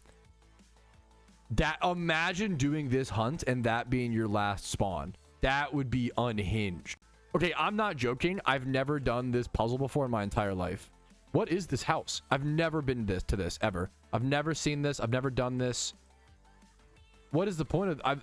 I've played this game for 11,000 hours. I've never seen this. I've never seen these lily pads. These trees. PokeMMO... It's crazy to me. I would say PokeMMO has so much content. So I played this game for 11,000 hours. I've never even... I'm going the wrong way. I have no idea. It blows my mind, man. That's crazy. This is a really pretty spawn over a national park. That's a cool one, dude. Okay, fellas, we're in that final push, man. I want to do it on stream, dude. 6. We can do this in 5 hours, man. That'd be goated. Well, no, we can't. We're almost out of time for that. That's okay. Northern Johto, we have 6 left. This did take so much longer than I expected. I expected to do this today, get it done, and then, like, go present farm or, like, shiny hunt afterwards. This is just the whole stream now. 5 left, fellas. 5. What do I get? Comet Shard? Sure. That's like 12,000 Pokemon a piece. Every one of those I get. 7. That's like 100k.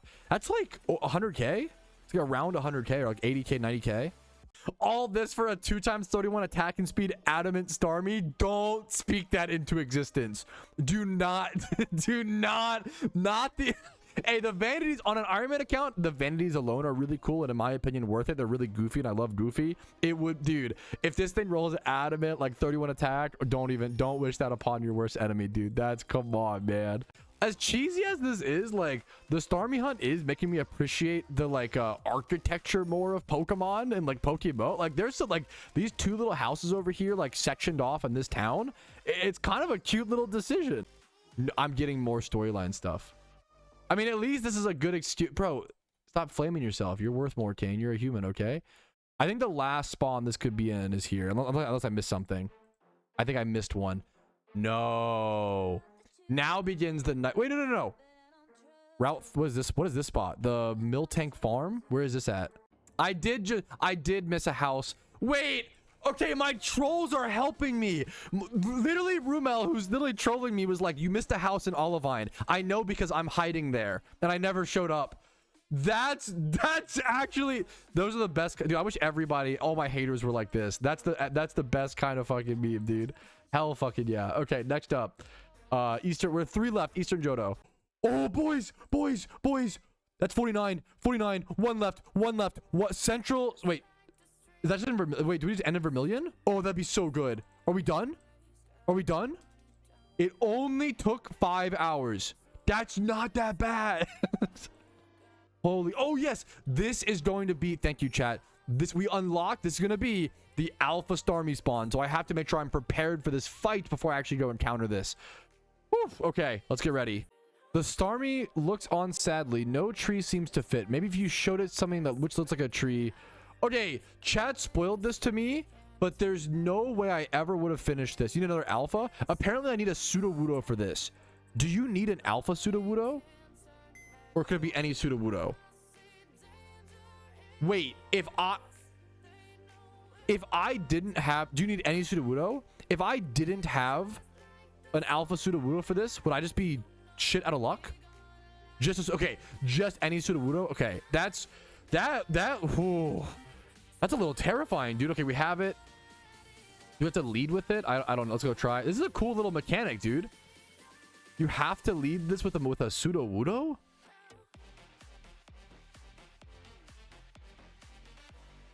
That is so weird, but I love it. That's so weird. Starmie sees your Sudowoodo. It climbs onto Sudowoodo. Oh, there's no fight. You just get it. What's the PC? Comet Shard, a new Twinkle. So you can continue the hunt if you want to get more Comet Shards, correct? It's like an interesting moneymaker. I don't know how good that will be Pokemon wise. Let's go see our Starmie. Is it not Alpha? Wait, is it not Alpha? Wait, I thought it was Alpha. It's Rash. Wait, is that a roll? Wait, did I get lucky, or is this like, is it good for everybody? Now you can find the alpha? Wait, I just unlocked the hunt? Is this random? Because this is extremely good. It's good for everybody? Okay, that makes sense. Rash, 31 attack, 31 speed. Dude, analytic? I can't wait to just EV train this. This will be a fantastic Pokemon, dude, for raids and for PvP. You need another 50 for Alpha Starmie. No, you don't. You're lying. Please tell me you're lying. There is 1 day left in the event. There's no... I'm lying. Okay, I'm lying, Kek W. It's a roll. Okay. How hard...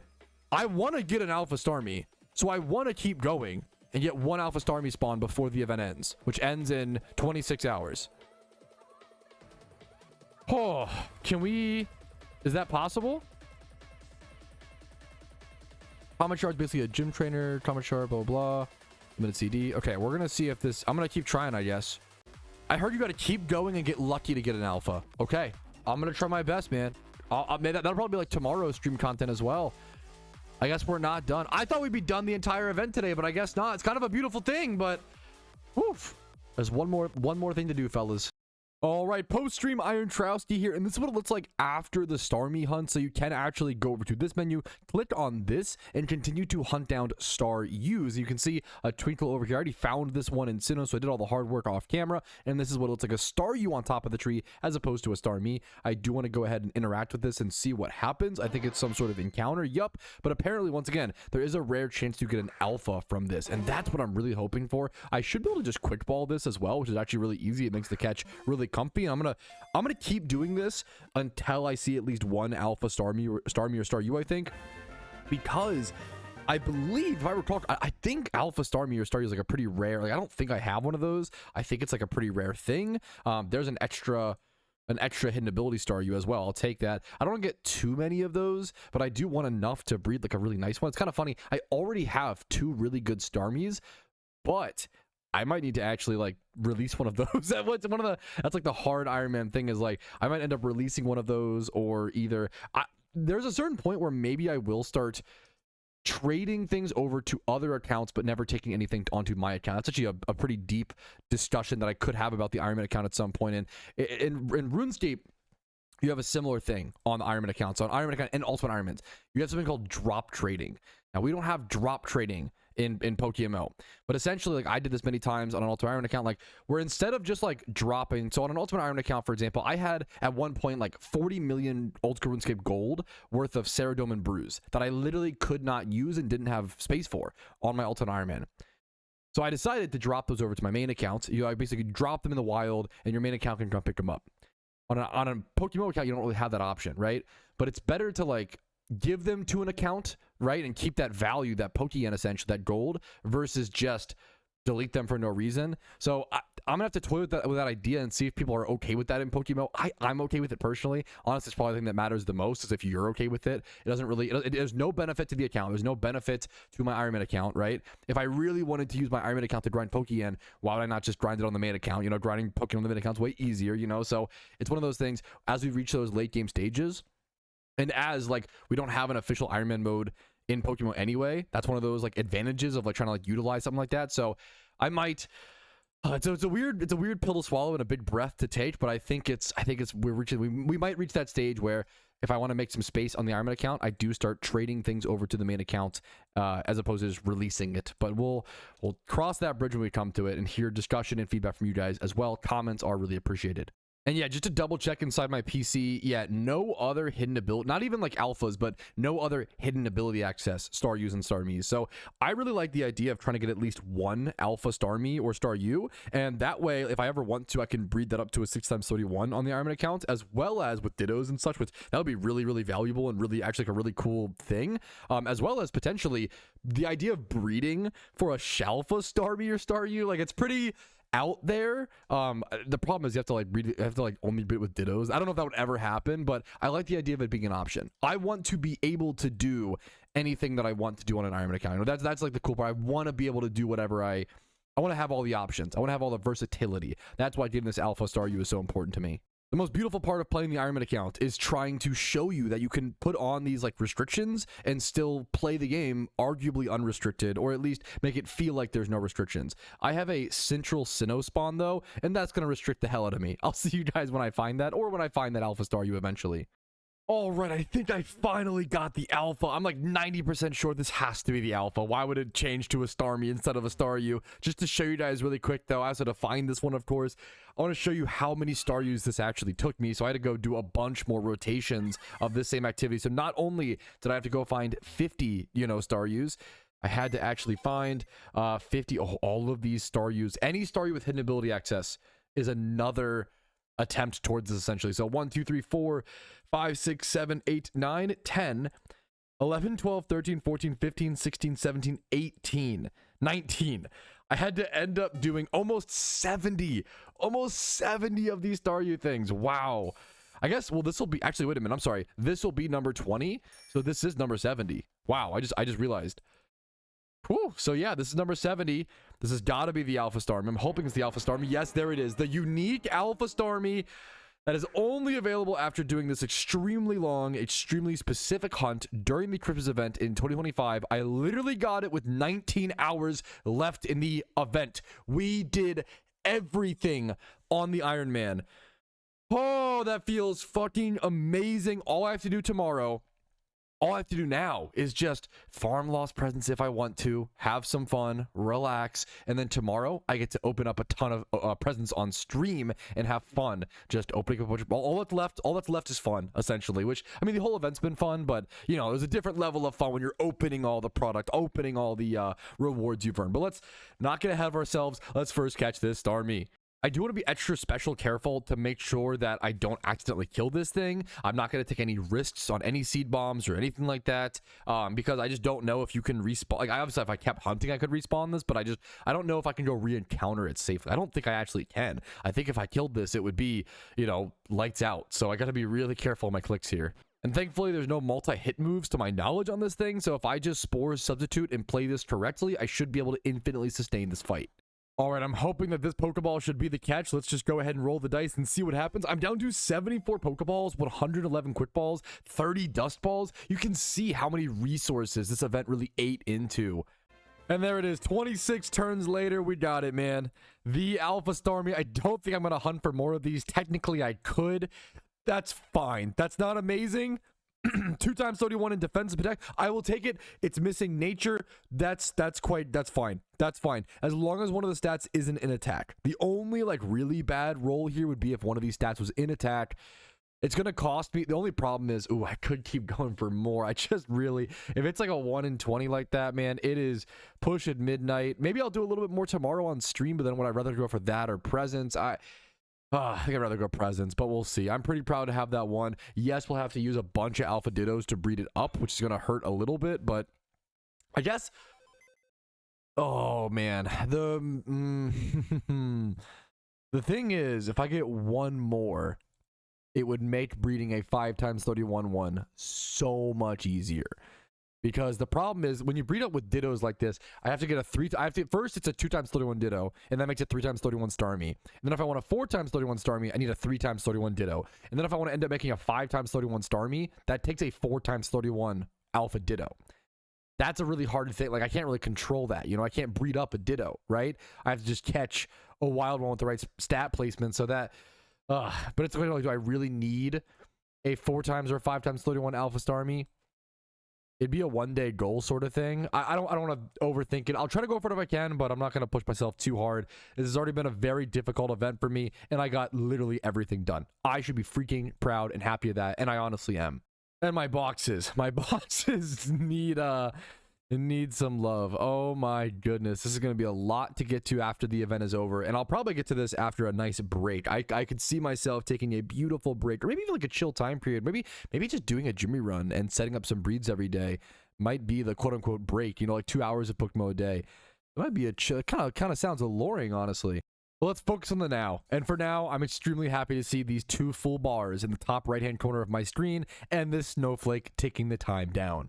All right, and now it's time for one of our final, like, progress, end of progress day type little checkups. So I'm ending with 90 XMAS presents, 30 Santas. I have 4 big presents. So if I can get one more before tomorrow, that'll get me to 35 Santas as well. And then still the same 20 XMAS mystery boxes, but I'm excited to open those. I haven't even thought about that much, so I keep kind of forgetting about them. And then over to mysterious balls.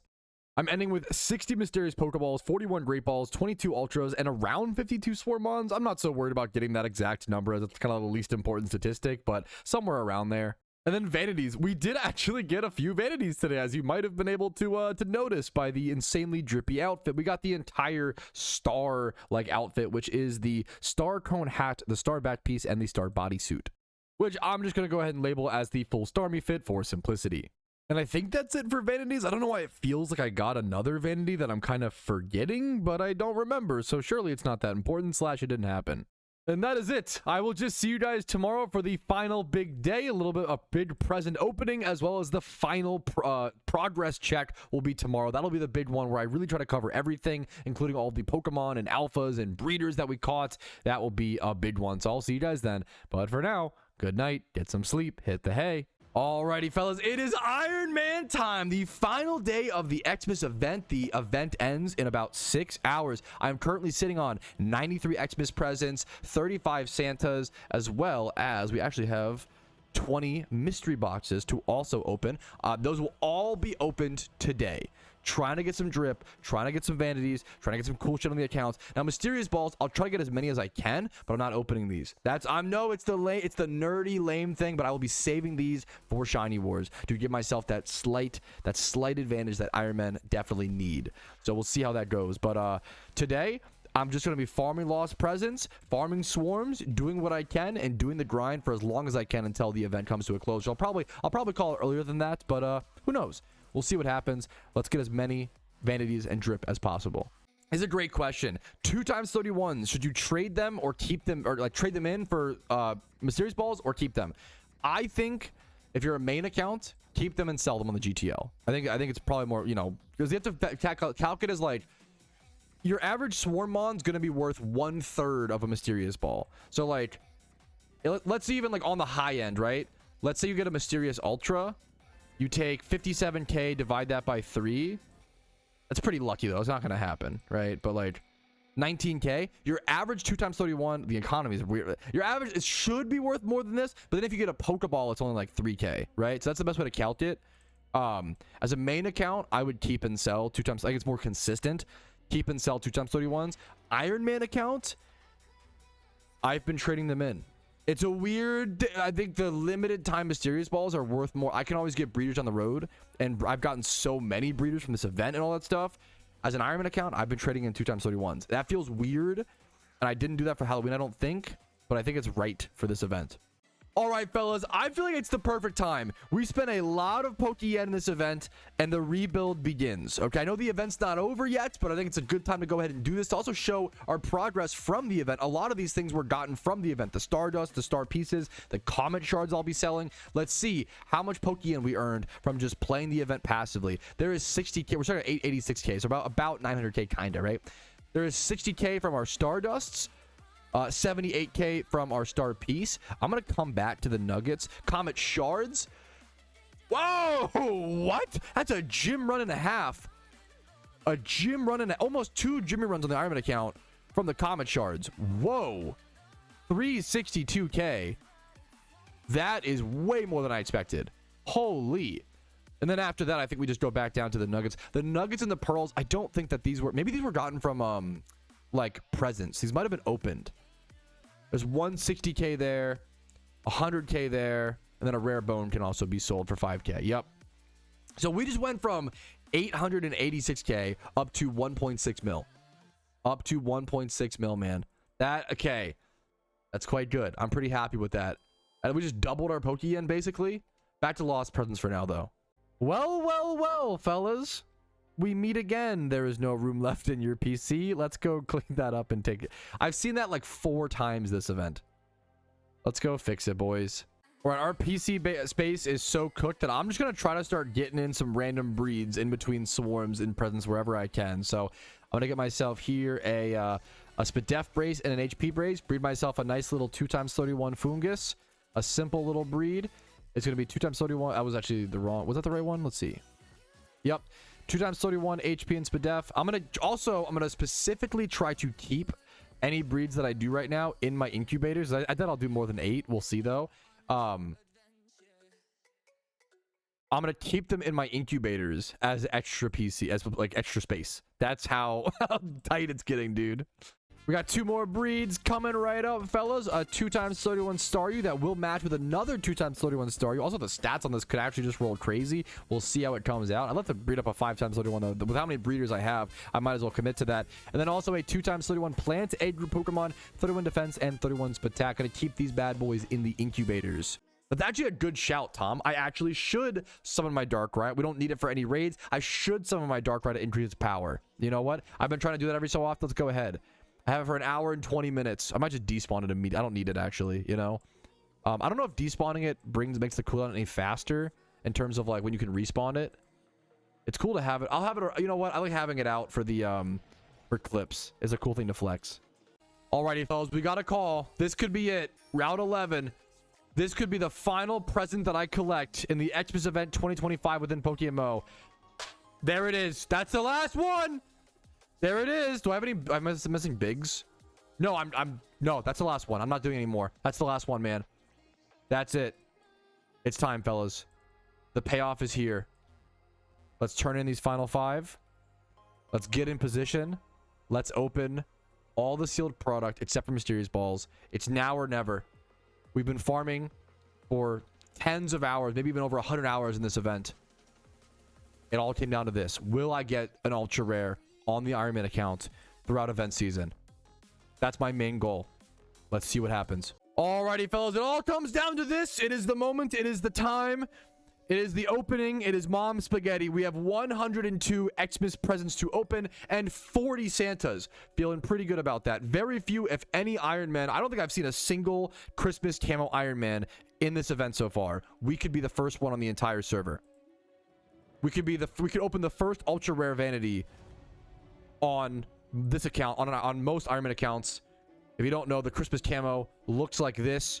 It's worth 17, 18 million Pokeyen. That doesn't matter a whole lot to us as an Iron Man account, but it'd be a really cool rare thing to have for the history of the account. And this is the only way, this is really the only way that Iron Man accounts can get sick drip and express ourselves and have that personal expression and like the visual of the character we see every day when we log in and we grind for thousands of hours. We better like the character that we see, right? I'm gonna have to channel 3 so people can come hang out as well. Just be kind, okay? We're gonna be on channel 3, Vermilion City. The time is now. Let's go ahead and stop stalling and open, okay? We're going to start off with the Xmas presents. 2 Stardust, 4 Stardust, a Snowboarder Starve, already a vanity. It is a duplicate and it's a seasonal, so not amazing. I'll take it. What the fuck is happening? I'll take a duplicate Peace Apple. That's kind of cool. It's a duplicate, but I really like this vanity. It's a very fucking cool vanity. Let's get a rare candy before that.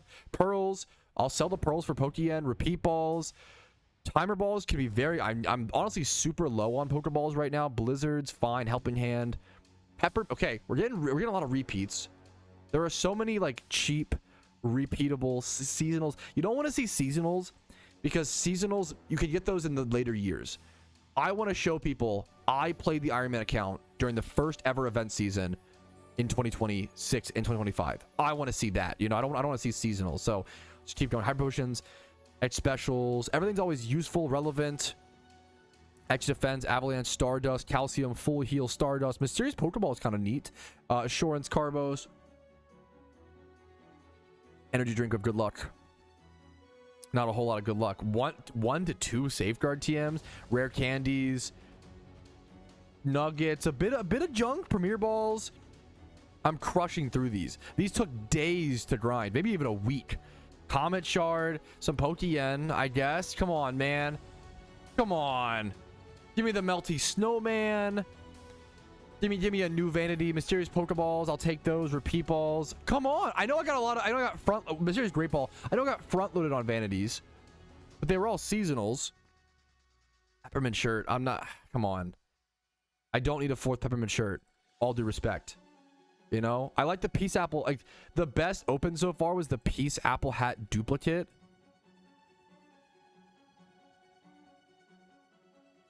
Oh my, don't gamble. Don't gamble, boys. Oh my goodness.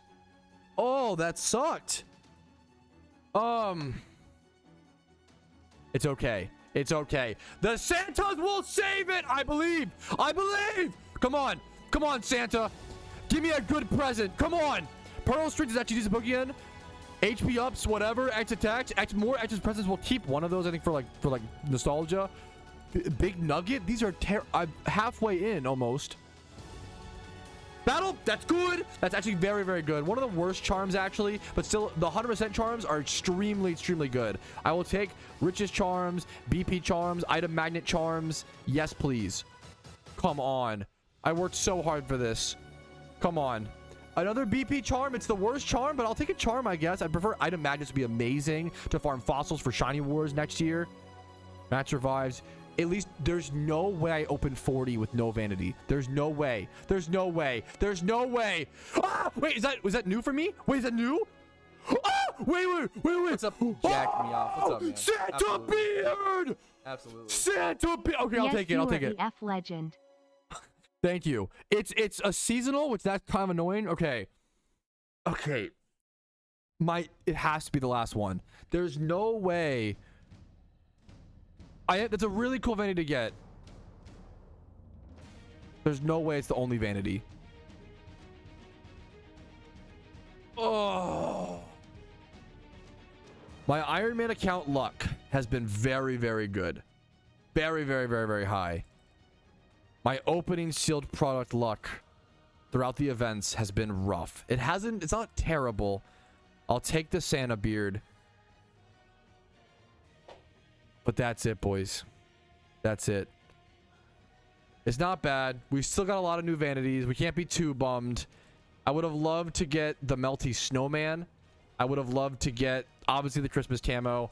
I would have loved to get a few other, you know, cool new vanities. Let's go see, you know, what's available here. Is this seasonal? I got that. The ice horns, they're seasonal, I guess. The good news is any seasonals we didn't get, we have a chance to get in the future. That's okay. Honestly, we got a lot. We honestly got more than I think I expected. No, we didn't get the elven outfit or the elven bow or I would have loved the quiver. The quiver would have gone hard. Unfortunately, no quiver. We got the bow, but we got the bow. Oh! Chat, you're so smart. Chat, you're so smart. You're so smart. You're so smart. You're so smart and handsome and talented and tall. We have 20 XMAS mystery boxes. We still have a chance. We have a chance for something. Come on. Come on. Let's get opening. Pearls. Repeat balls. XP candies. Zinks. More of the same. I'll take 5 rare candies. Hammer balls. 7 left. 6 left. Oh, yeah, it's actually so good. Okay, sure. Rich's Charm is really good. That's very, very, very good. It saves so much time. Multiple hours. Carbos. Give me a vanity in the final 3. A vanity in the final 3 or more pearls and nuggets, I guess. Okay, it was still worth it. It was still worth to grind all of this, especially on an Iron Man account. And it just shows, it goes to show you how hard it is to get drip like this on an Iron Man account. It is just so hard. If you see Iron Man accounts with sick drip, tell them nice job. Tell them nice grind. Tell them congratulations. We still have 1 event left, fellas. We still have 1 event. The Christmas event is coming to an end in a few hours. The Lunar New Year event hasn't even begun yet. We still have things to process from this event.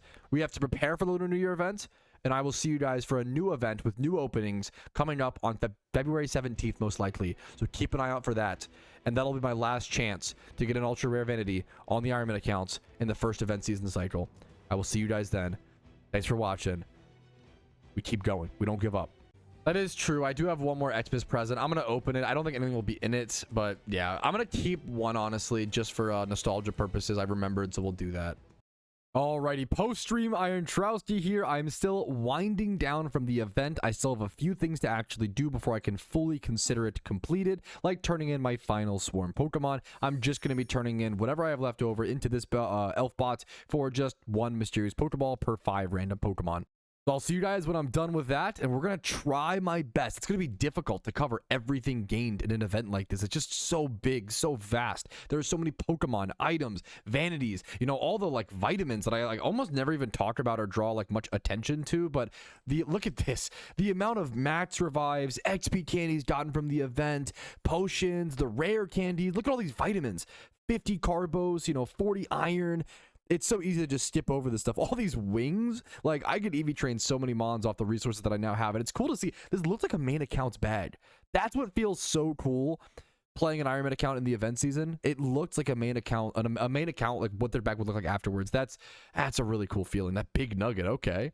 And here it is, fellas. The first box is now fully cleared, at least for the most part. Obviously, we have some breeders over here. We have our Alpha Starmie. That was a huge part of this episode. Now, in terms of what we got from this event, I'm going to go ahead and just start in my boxes and try to give you guys some perspective of just how much was achieved. Obviously, we have the JIRACHI, we have the Alpha Starmie. That was a huge, we have the level 100 Starmie, which was also just gotten from the Starmie Scavenger Hunt, as well as all of these different Staryu breeders, as well as all these different Staryu breeders, and there might be a few over here, all these funguses, and these unique Alpha Delibirds. We have all of our alphas from the event, like the Alpha Articuno. That was in the previous episode, though. We have huge new alphas like the Alpha Tangrowth. That's a really relevant one. Getting access to Regenerator Tangrowth on the Iron accounts. All of the alpha, I think 11 different Alpha Amoonguses. We are ending with 6 different Alpha Electrodes cost, which will eventually be bred up as well, of course. All 12 of the Alpha Raid Pokemon, including all of these Pokemon on screen right here. And we can actually go ahead and use our encounter tracker to see around how many funguses we caught. I don't know if they're all from this. I think they might be, though. 76 funguses, all with 1x31s. That is 76 1x31 plant A group breeders. Staryus, we have 38, and then 1 Starmie. We turned in a bit over 259 helpers. I did turn in probably at least 30 to 50, maybe even 60, just 5 at a time, and those don't count. So I would say around 300 swarm Pokemon consumed. And as a quick reminder, here were our goals, our rough goals for this episode. I wanted to get 50 of each mysterious ball. I didn't quite do that, but we got pretty darn close. I got way over that in Pokeballs, really close in Great Balls, and then far under in Ultra Balls, but those were just much rarer and harder to get than I expected. I think I got kind of lucky on those at the start. In terms of presents opened, I ended up opening around 243 presents. My goal was 300, and then Santa presents, I actually crushed and opened way more than 50, thankfully. That was my goal. We'll get to my exact numbers and what I actually completed in the event in a quick sec, but these were just my episode 27 goals. I wanted to get all raids done. Of course, we did get that done.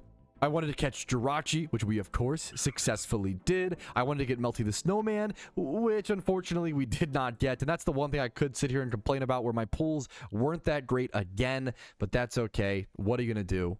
And we completed the Starmie scavenger hunt. We did a lot of these, and some were a little bit different or off from what we expected, but I'm still really happy with the progress we made in this event. Let's now jump over to our big goals document and really cover what we did in the event on a larger scale, at least for this episode as well, and then the total numbers. So I opened 103 XMAS presents in this episode, equaling 243 in the total event, 40 Santa presents in this episode, equaling 64 Santa presents total in the event, all raids done, 12 out of 12 raids, JIRACHI raid done, a fair bit of breeds. I don't know the exact number, but a lot of fungus breeds, you know, a little Staryu breeds and random things here and there to clear up some space. That Alpha Starmie encounter, the Starmie scavenger hunt, a 54% win rate in PvP, as well as I gotta actually add that I did open 20 XMAS mystery boxes opened as well. 54% win rate. It's not amazing, but it's pretty good for me, honestly. I'm pretty proud of that. And then 2 BP charms, the few charms that I did get in this episode, and then tons of extra various vitamins and tons of healing items like other potions. I did get 6 new vanities, even though I didn't really pull many. I actually only opened, after opening 103 extra presents and 40 Santa presents in this episode, I only opened 1 new vanity, being the Santa beard. That was a bit of a gut punch, but that's why I made sure to go get that elven bow in PvP to, you know, put what little control I had and take advantage of that, you know? We did get the star hairband, of course, as well from defeating JIRACHI. And we got a duplicate Peace Apple hat, the full Starmie outfit, of course, that you see me wear throughout the episode, and then a few duplicate snowboarder scarves. I'm ending with multiple of those, actually. 5 different snowboarder scarves, as well as a few different multiples of spruce things, like the 2 spruce pants. And we're also ending with 1,391 hours played, comparatively to the 1,333 hours played of last episode. And I did also forget to actually log my mysterious balls here, so I went ahead and added that as well, even though you guys have already seen the numbers for that. And it's slightly relevant. We are ending at 31,000 encounters, so got about 2,000 encounters since the previous episode. And I think, I believe, and I hope that that is absolutely everything. This event was a blast. It was a lot of fun, and I'm really proud of everything I was able to get done. But I'd be lying to myself if I wasn't excited to take a few days off of PokeMMO as a break, and I feel like that perfectly sums up the PokeMMO event season experience. It is fast, and it just happens so quickly over and over and over again. You have to adapt and adjust and change your raid teams, go do the Alpha Articuno that we didn't expect, and just, you know, take care of everything. Have the Pokeyen, have the Pokemon, have the TMs, the items. It is so much to track within a 14-day period, and it will zip by like lightning in a bottle. But when it's gone, you will find yourself reminiscing, looking back, and missing it very, very quickly. I have spent tens of thousands of hours playing all kinds of video games, and I can confidently say there is nothing like a PokeMMO event season, especially on a PokeMMO Iron Man account. Thank you guys so much for watching another episode, episode 27. I really am so lucky and happy to make this series. I love recording this. I love working on this progress to hopefully show you guys what I'm doing. This is the fun of it, and just give you some ideas and the general progress line. And hopefully we'll look back on this in the future and see what it was like. Maybe one day we'll look back and see, wow, it's crazy the things we did on an Iron Man in the early game. Things have changed so much, but for now, we just get to live in the moment and experience it all together. Thank you for watching. Like this video if you enjoyed it. That means the world to me. Dislike if not. Subscribe for daily PokeMMO videos. I do upload every single day. Follow me on Twitch for streams usually Monday through Thursday at 12 p.m. ET. My Discord is down below if you're interested in that. And if you want to go above and beyond and support the channel, support the content, support the Iron Man, and make it all possible, YouTube memberships, Twitch Primes, Twitch subs, and PayPal and Venmo donations do go an extremely long way. But for now, I will see you guys later. Get some rest, and peace Reno. Yo, what's up? Outro Petrowski here. I wanted to take this second to say thank you so much for watching the entire video. It is thanks to people like you I'm able to make the content that I do, as well as everybody whose name is listed here. That's it for me. Have a fantastic day.